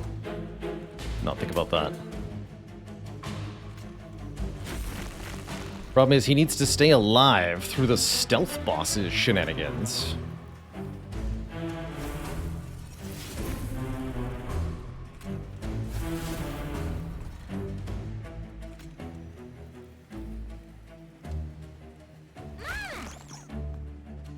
This one I can play, okay. Kill you then. 5 imps on this floor will waste 5 turns of stealth from the boss. Want to make sure he gets to attack. Spell shield though, good.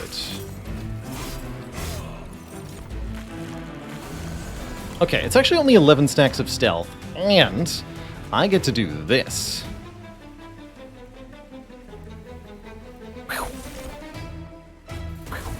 Wait. Okay, so, what was that word about? I no longer remember.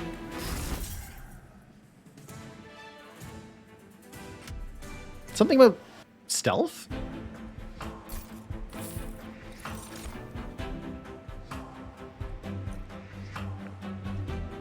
Guess it's not important now.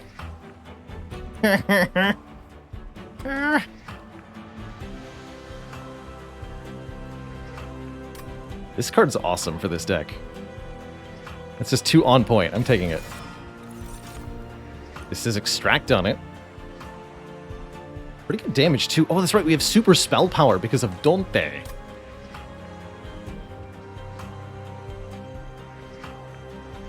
That's right. Revenge of the Damned is pretty sweet then. Extract 1, deal 15 damage twice, then gain 1 energy and 1 echo, and 2 more echoes if I killed something. Sure, actually. Thank you, because of that bonus spell power. And now we get to go Merchant of Steel. Although this is a sweet line. Both sides of the fence here are just loaded with juicy goodness. We gotta go Merchant of Steel because we want to be able to upgrade Dante. Ideally giving him quick, but we'll see. Echo Stone's also pretty dang good. Bonus damage per echo. We're good at generating those. Endless Welder Helper is definitely something I did want to see though. Apply armor 20 to the front enemy units. We can armor on the Queen's floor every turn now. Could also make Dante endless. That's cute.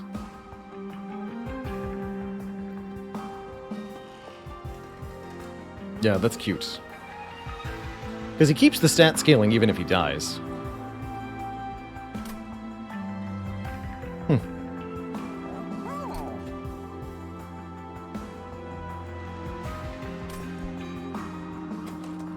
Would think about maybe giving him a health upgrade too, just to make sure it's not sad times immediately. You know?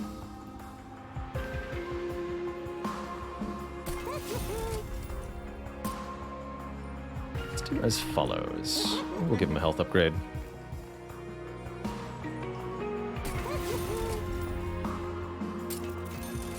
That's what I was looking for.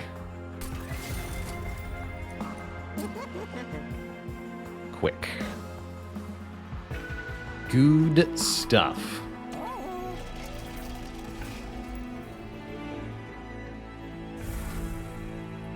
Cards that I don't actually want.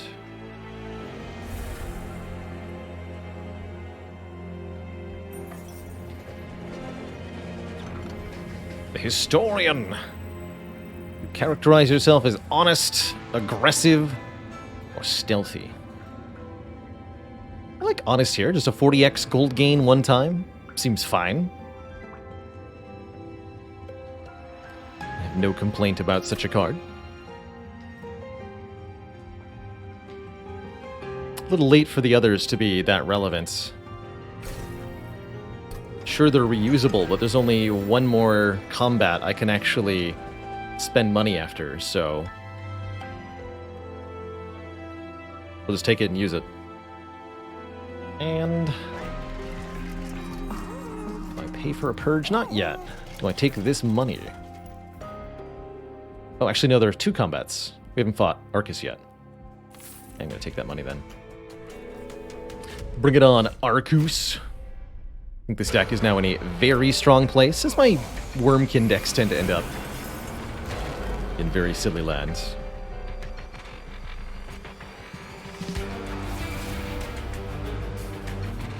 Oh, didn't draw an imp on turn 1. Well, maybe I will with the Woken Rail Spike.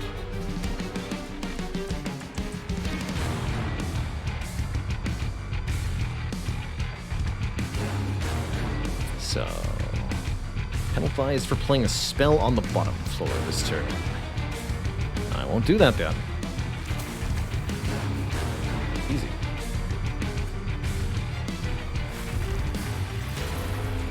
It's a free Dante's Candle. That's cool. I like that. If I put her on the bottom, she'll just perish.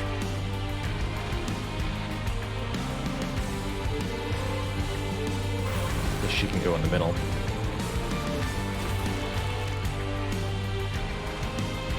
Oh wait, I can actually kill this guy. Only if I'm willing to make the other cards expensive, though. Which I'm not willing to do.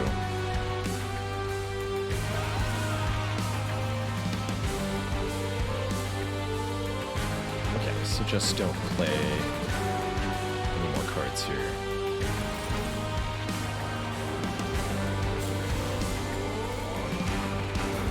I love Arcus's boss music. He's got such jammin' jams, you know? The jamist. Let's die, okay. We'll be doing none of that. Sir. Just gain 80 gold, or can I do better? I feel like I can do better.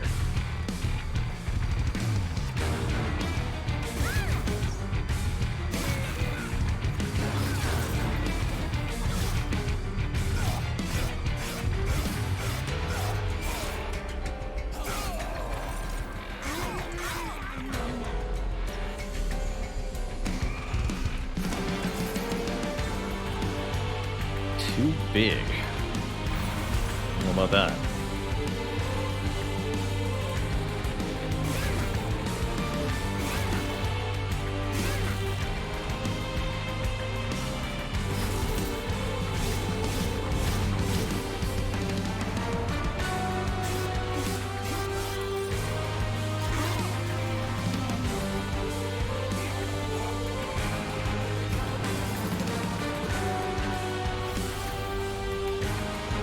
These Impalates are absolutely devastating, but I don't want to play them because I want Dante to get angrier instead.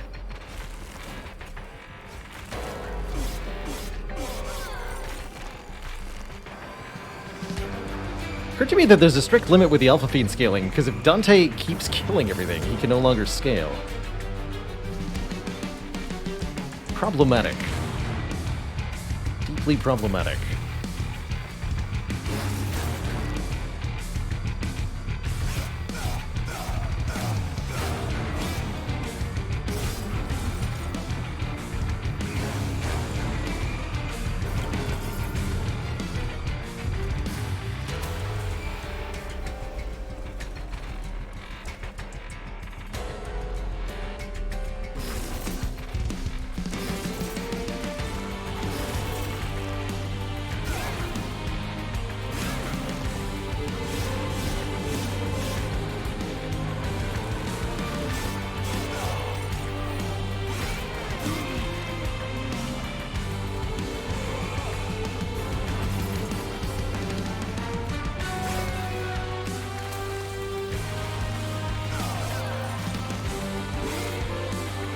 we just ascend him to the top floor?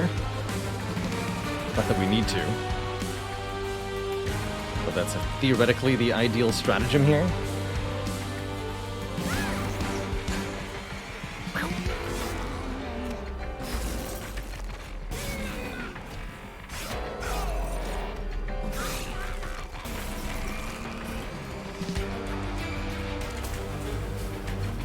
There's also lots of damage via Impalate for 200 plus several times. Holy moly. That Dante.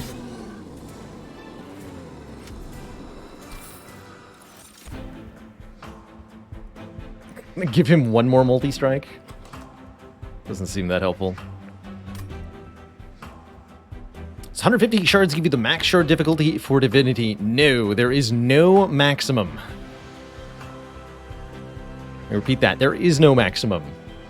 You will give stat buffs to enemy bosses with direct proportionality to the number of shards you have. So 300 shards is twice as much bonus health, attack, twice as many stacks of buffs, whatever, as 150 would be. It's spooky. If you go into the many, many hundreds, it's really spooky. I don't know how many shards it takes to have all enemies be empowered.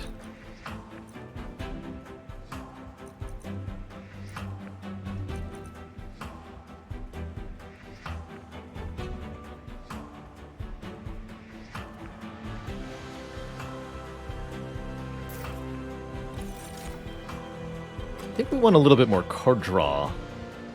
Although the Dante's candles are a little bit annoying. Certainly don't need the energy. Feels like we're very comfortable on 6 pips per floor.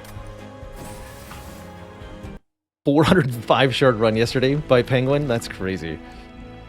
The mad lad. What? Merchant of Steel offers me absolutely nothing.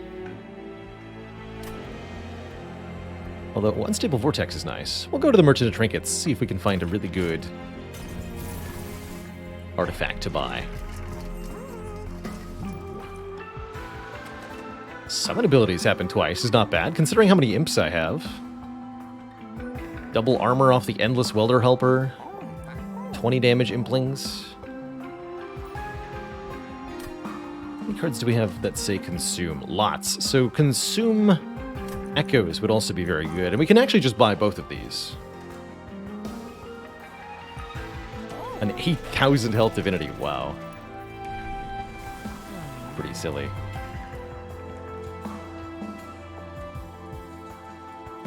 So rage imps instead of implings seems gonna be a lot of rage actually, and that lets me rage Dante? That's actually really good. Yeah, actually. We can give Dante even more attack power. Sure. Don't mind if I do. Hard counters me, huh? Yeah, we'll see about that. Hard counters me. Okay. Oh, I forgot to use this. Shoot. I want to spell Chain Return Soul. With 0 attack from the sap, Dante won't attack, therefore he can't get started. Oh, interesting.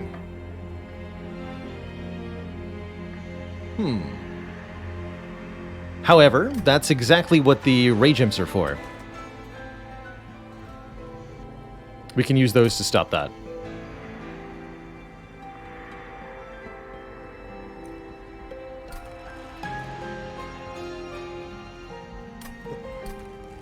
Actually, also, if you're endless, we should do this.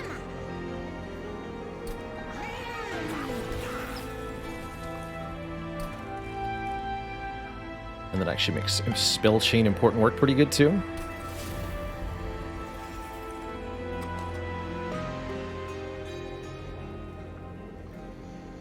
I'll purge one of these echo breaks. I'm just all in on shards right now. I think that we're getting stronger at a faster rate than the shards are making our enemies stronger here.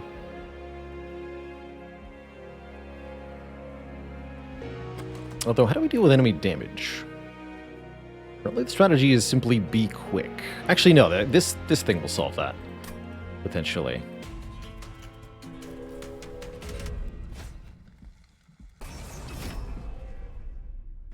No hesitation on Heaven's Seal. 0. Might even benefit me.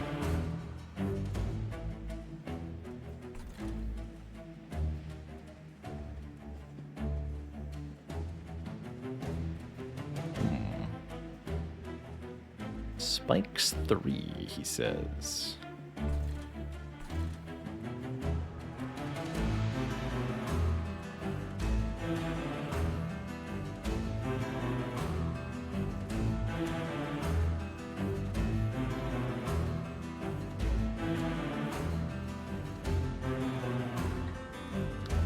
Start it this way.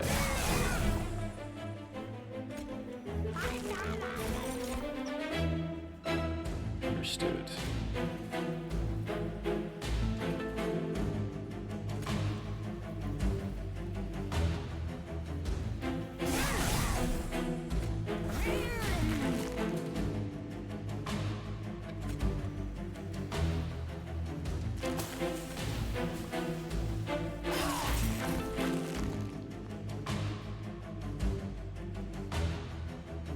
Still not good enough. Shard sheet. Oh, thank you. That would have been shard to figure out otherwise.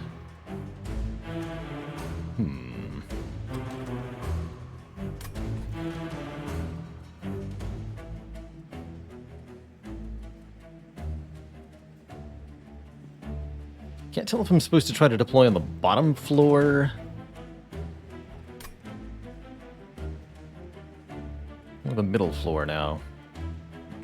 If I deploy in the middle, I can use the tiresome climb to put this guy in the middle and then have Dante scale off of him a little bit. This guy's very problematic, actually, with Heaven's Seal, huh? How do I kill this thing? With Impalade is the answer. That sounds like I shouldn't ascend it then.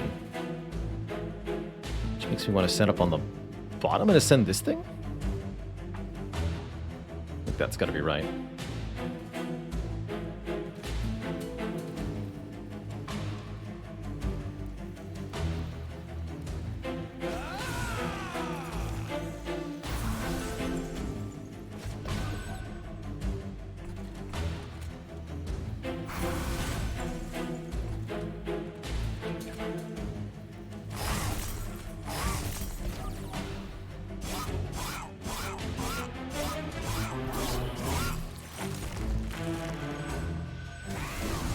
Be a lot of rage too.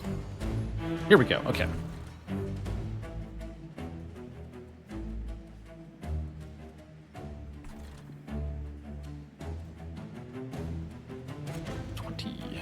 We can sack that too. Okay, this is going to go really well now. Looked like it was scary at first, but we have it. Trust me, we have it. Starts with this.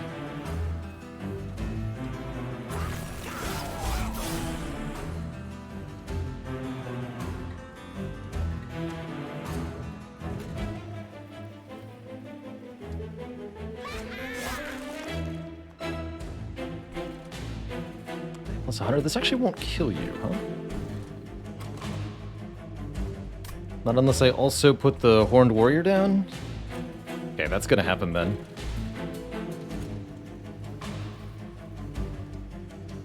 Need to make sure this guy dies. This is fine to go to the Pyre Room. This only does, like, 12 damage to me.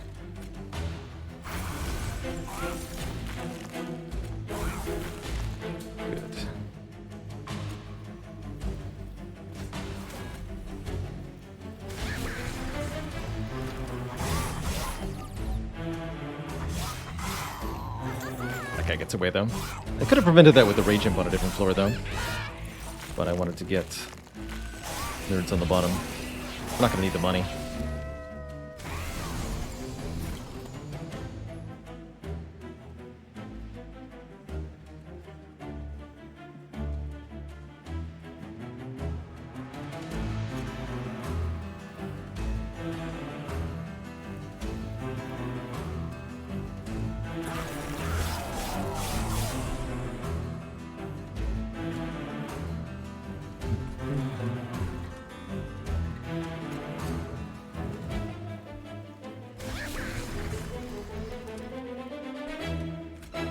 Give me more energy so I can play Gift of Gratitude for even more money.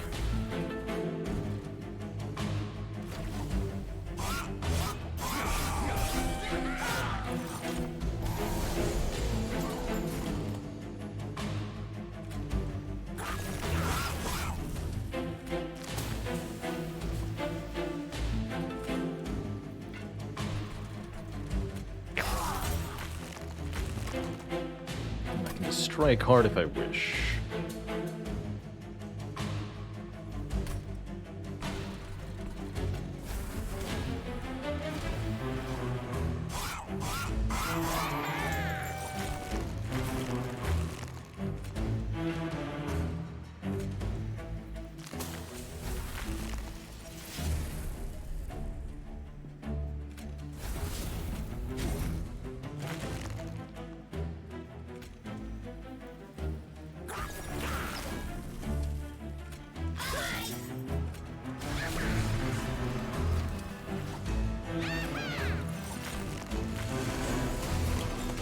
Get him, Dante.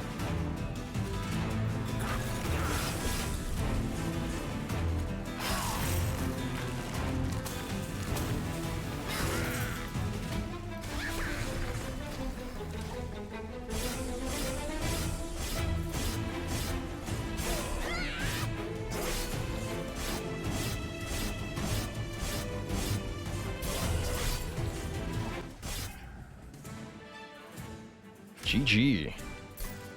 Dante's not going to be able to really flex his muscles until we're able to fight the last divinity. And then I'm going to be able to actually use all of his attacks every turn, which will be very, very, very silly. That Pirate Chomper gives me an awful lot of energy. Do I have a use for it? Not unless I draw it with the Awoken Rail Spike. I don't think that's good enough reason to take it. These are all pretty whatever. Skip. Fewer cards, please. No need for Merchants of Steel, right? And we want even more dupes? Because maybe I want 2 Dantes now? Maybe I do want 2 Dantes.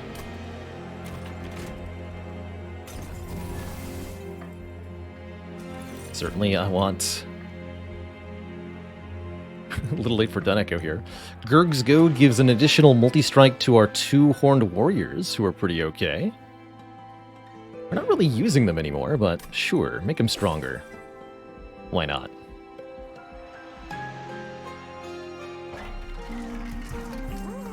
A random imp each turn? Interesting. Unbroken Horn is great. Conserving energy between turns actually makes the Awoken Rail Spike very strong. Don't have really the capacity to play the imps from the Impsicle is the main problem.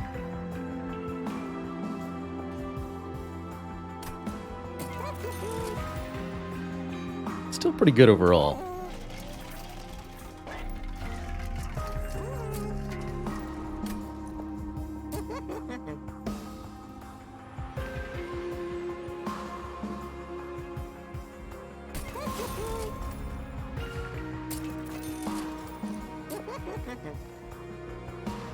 Let's even make it permafrost, I think. Or I can make important work permafrost. That way I never waste it.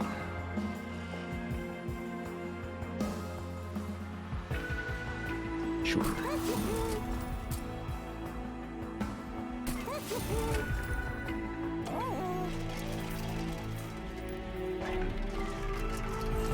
A reroll. Ah, these aren't great. Oh, the cleansing water's nice. Chance to remove buffs is pretty good. Could have given Dante +2 on Slay. I suppose that's okay as well. Dupe Dante. We're at 230 pack shards. It's been definitely the highest I've taken in a while. Did we overstep our bounds here? Or is this going to work?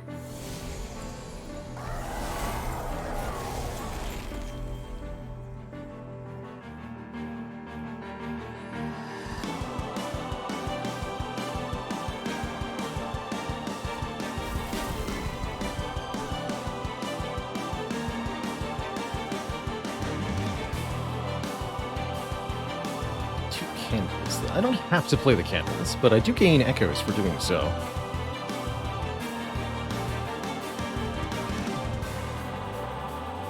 What does it kill there? Dante's not here. Putting Queen on the bottom accomplishes what exactly? Not much.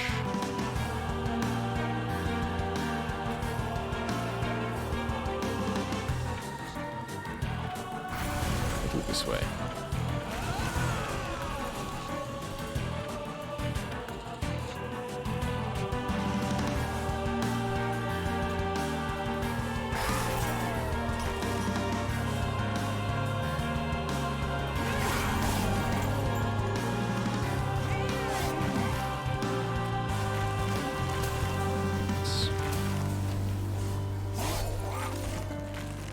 There's our imps.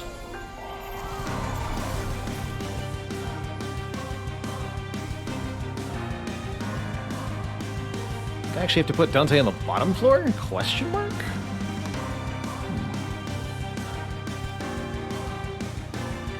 That's a little bit awkward. But yes, this looks like I'm going to have to play Dante on the bottom floor. At least for now. That might get him killed, but I don't think it will. So, as previously discussed, SAP 3 prevents Dante from attacking, which means he cannot scale his damage. That is certainly a problem. Or at least it would be. I wasn't able to give him a lot of rage to overcome that. And in fact, they are actually all dying now.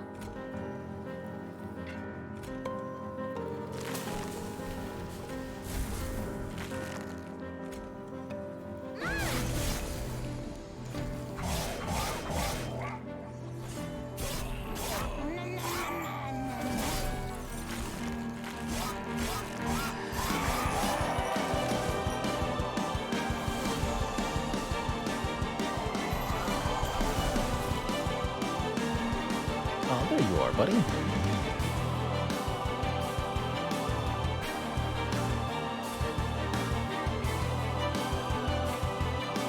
Alright, we have a second Dante, too.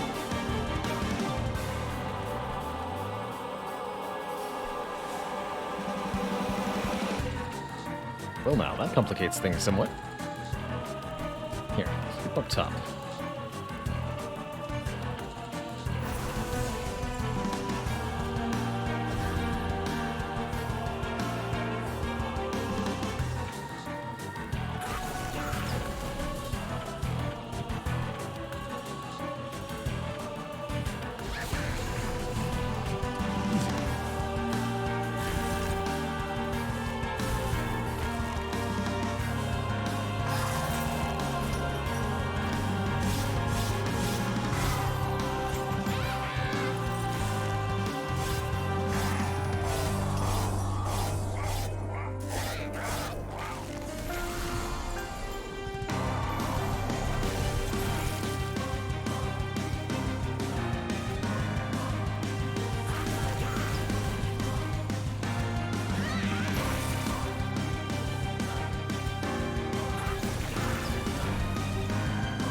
Up-bumpering her.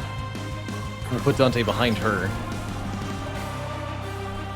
It's our primary damage dealing thingamajig. Hello? That's more like it.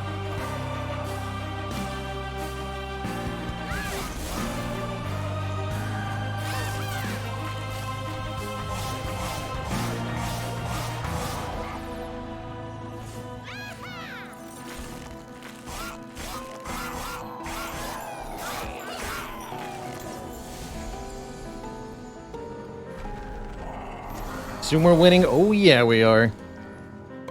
Boy, are we ever. I can also just like play the imp down here and kill them the old-fashioned way. Or I can also do something hilarious like this. Kill you. Play you here to give Dante armor. Now ascend you so the queen kills you. Sure. Sure, why not?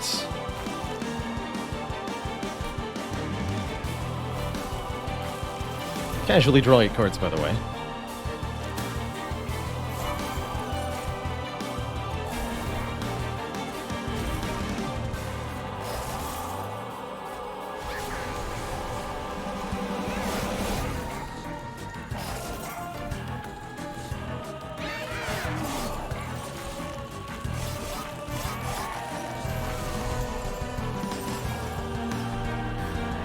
Why don't you pay a visit to the bottom floor, Dante?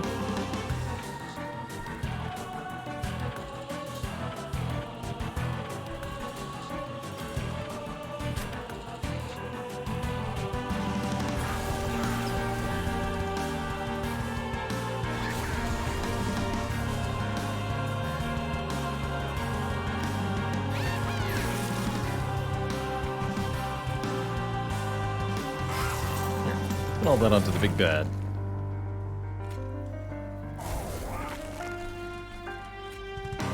Let's draw that one again. That one too.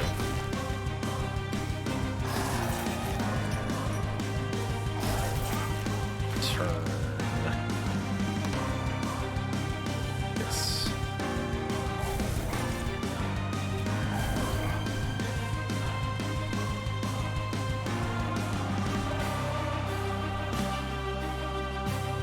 Time to ascend you? I don't think it's gonna matter.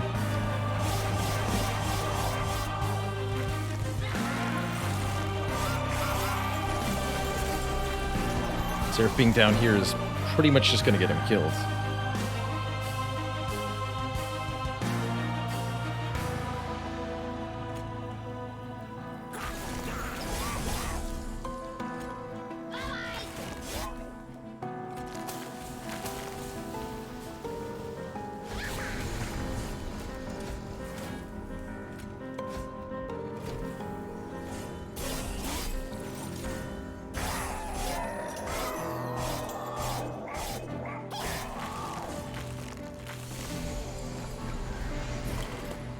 Easier.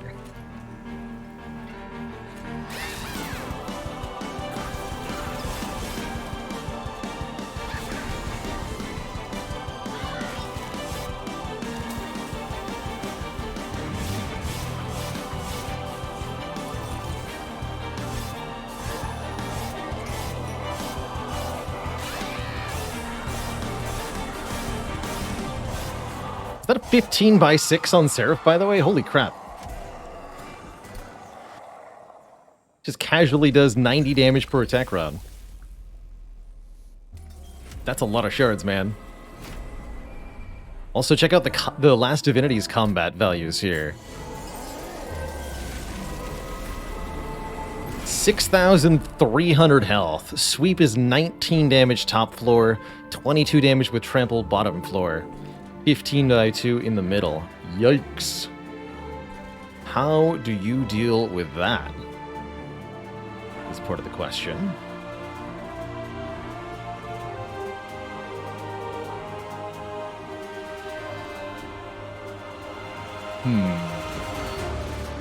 At least having cans. Nope, not that. This. Have important work here. That might be crucial. We know the Dantes don't do that much damage on their first turn.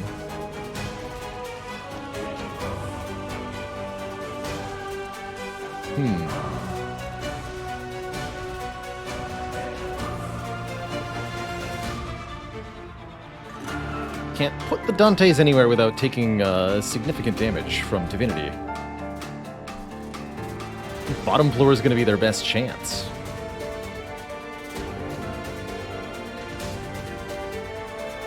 Let's see what we draw off this.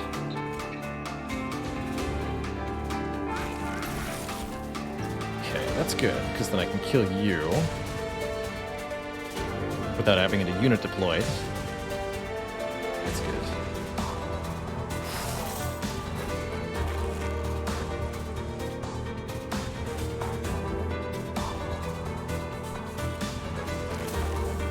Go up top. So do I double them down here? I think I do.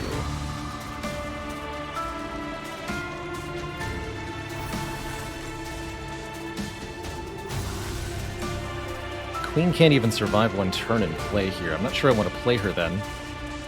Although she'll make rage imps for me. That's kind of important.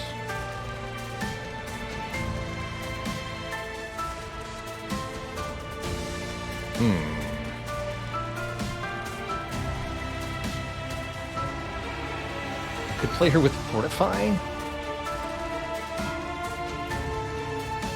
Can't say I like those odds.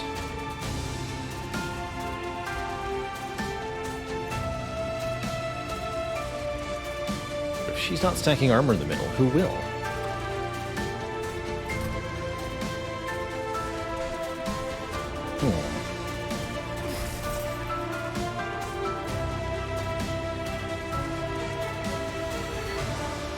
Isn't that important? I think the fact that she can kill my armor imp every turn is kind of important. Although maybe I could sweep to deal with that.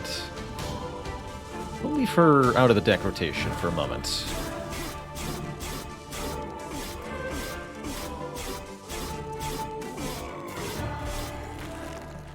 Okay, they'll be a lot deadlier now. So, any way to keep this Dante alive? Looks like no is the resounding and terrifying answer here. You don't have the defense to stay alive. However, everything on this floor is dying.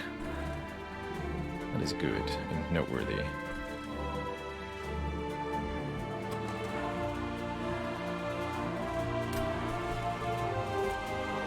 Somebody's got to start doing something up top. Even if it sucks.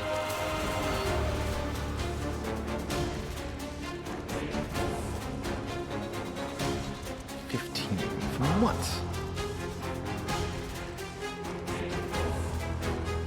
Oh yeah, 5 plus. Yep. So none of this will do a whole lot. I guess it's going to increase the amount of damage Divinity takes significantly.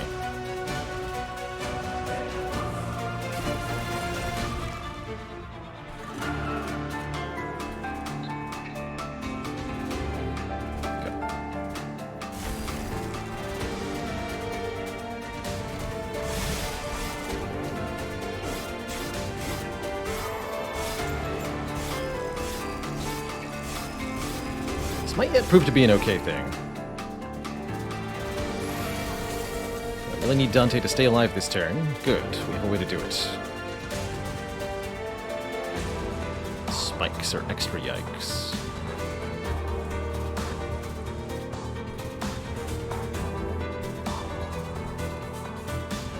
You're dying up top too, huh?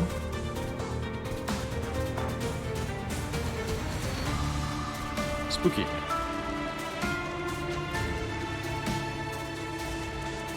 I can daze the Divinity, though. That's important. With Tiresome Climb here.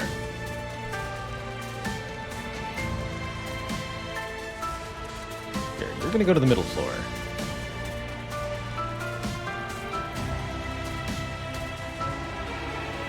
Actually, wait, we're gonna play this Welder Helper here first.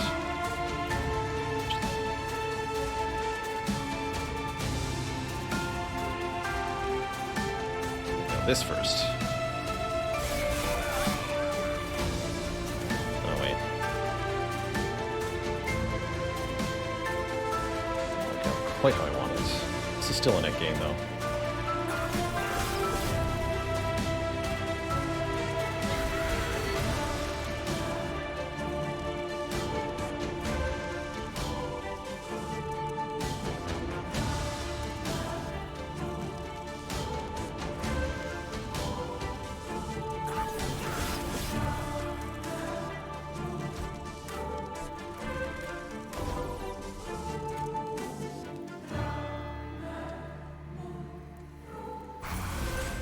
There we go.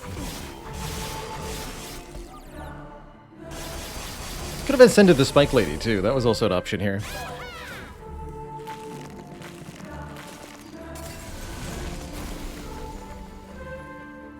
Very much like what I ended up with, though.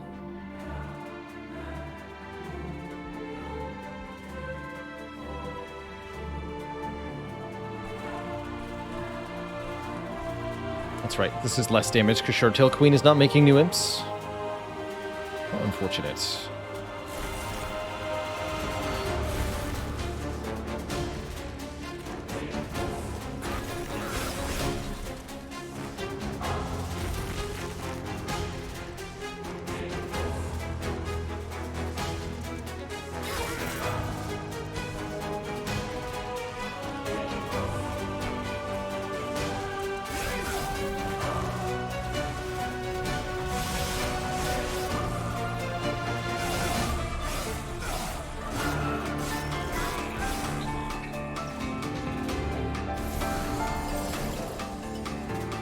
This is looking really good now.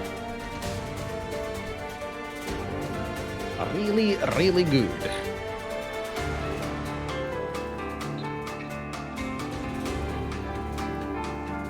Or after, actually.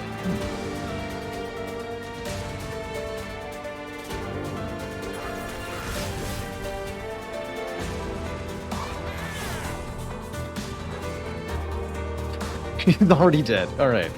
I think we're in fine shape here, then.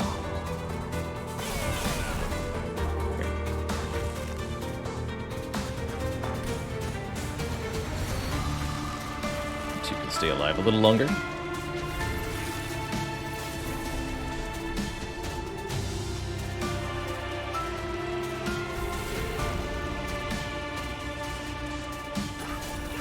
Oh, whoops. Ah!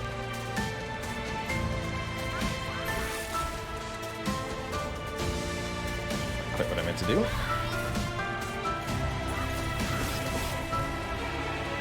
Shark-Tail Queen is back. Seems similarly difficult to keep her alive.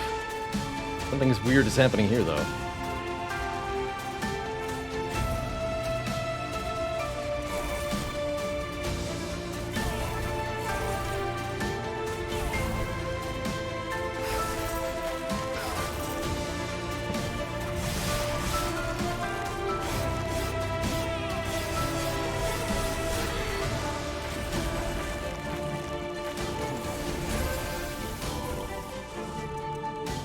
Beautiful.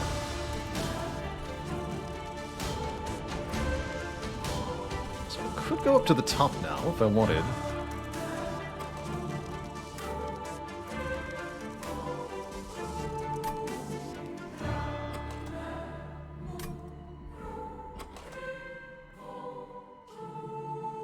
Let's get back that last echo break.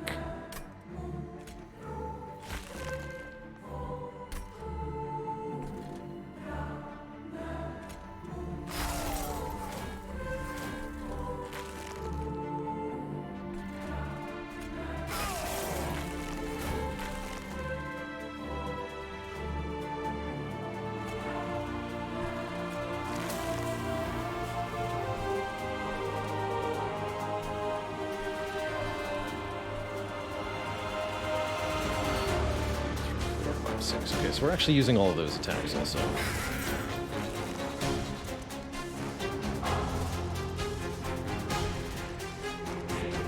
Only matter either way, huh?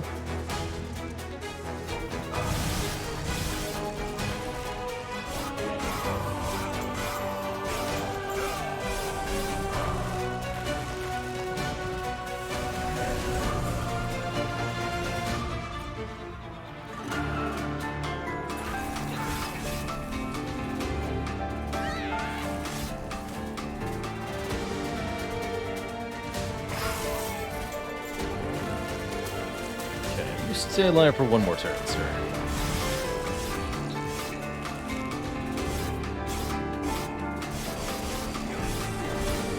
If I'm not sure that I need them.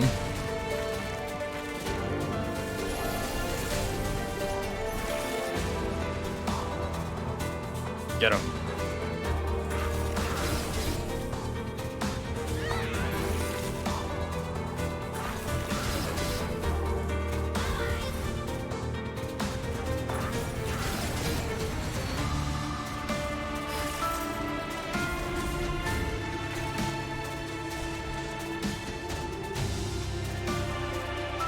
This doesn't even live for one turn. 30 health is so little on her. Oh well. I have a sad statement that I'm winning the Shardtail Queen run by not playing Shardtail Queen.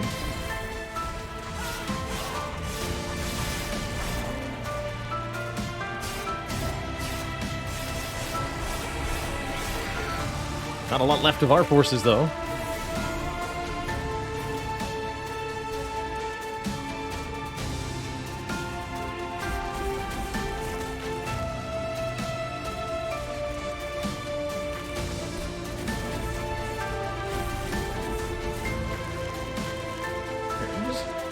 Go. Guess it doesn't matter much.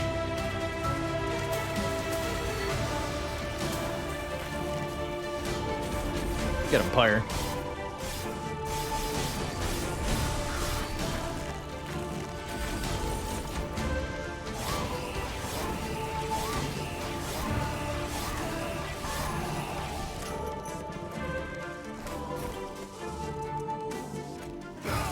GG.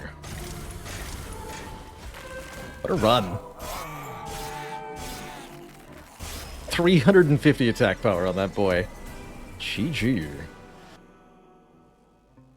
All our forces fallen to pieces. It was ultimately the Endless Armor Imp that absolutely carried that last fight. Wouldn't have been able to do it without it. GG.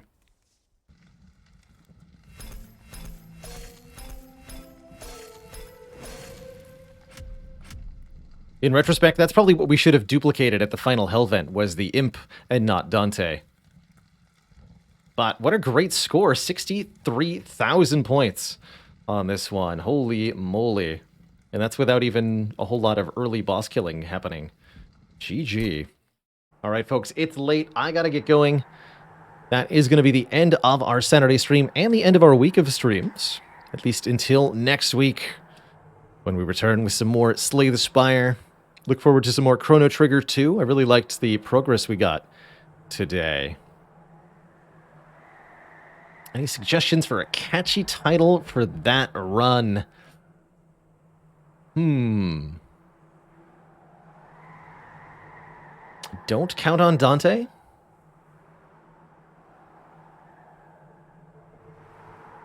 Imp possibly good. Dante scaling. Dante's Inferno. No, that's the one. That's the one. Kim Traverted's got it. Well played. Dante's Inferno. For sure. All right, folks. We'll see y'all back again on Tuesday for another lovely week of streams. Until then, this is Baylor signing off, saying ta-ta for now. And I'll see y'all next time. Toodaloo, my cozy friends. Have a good night.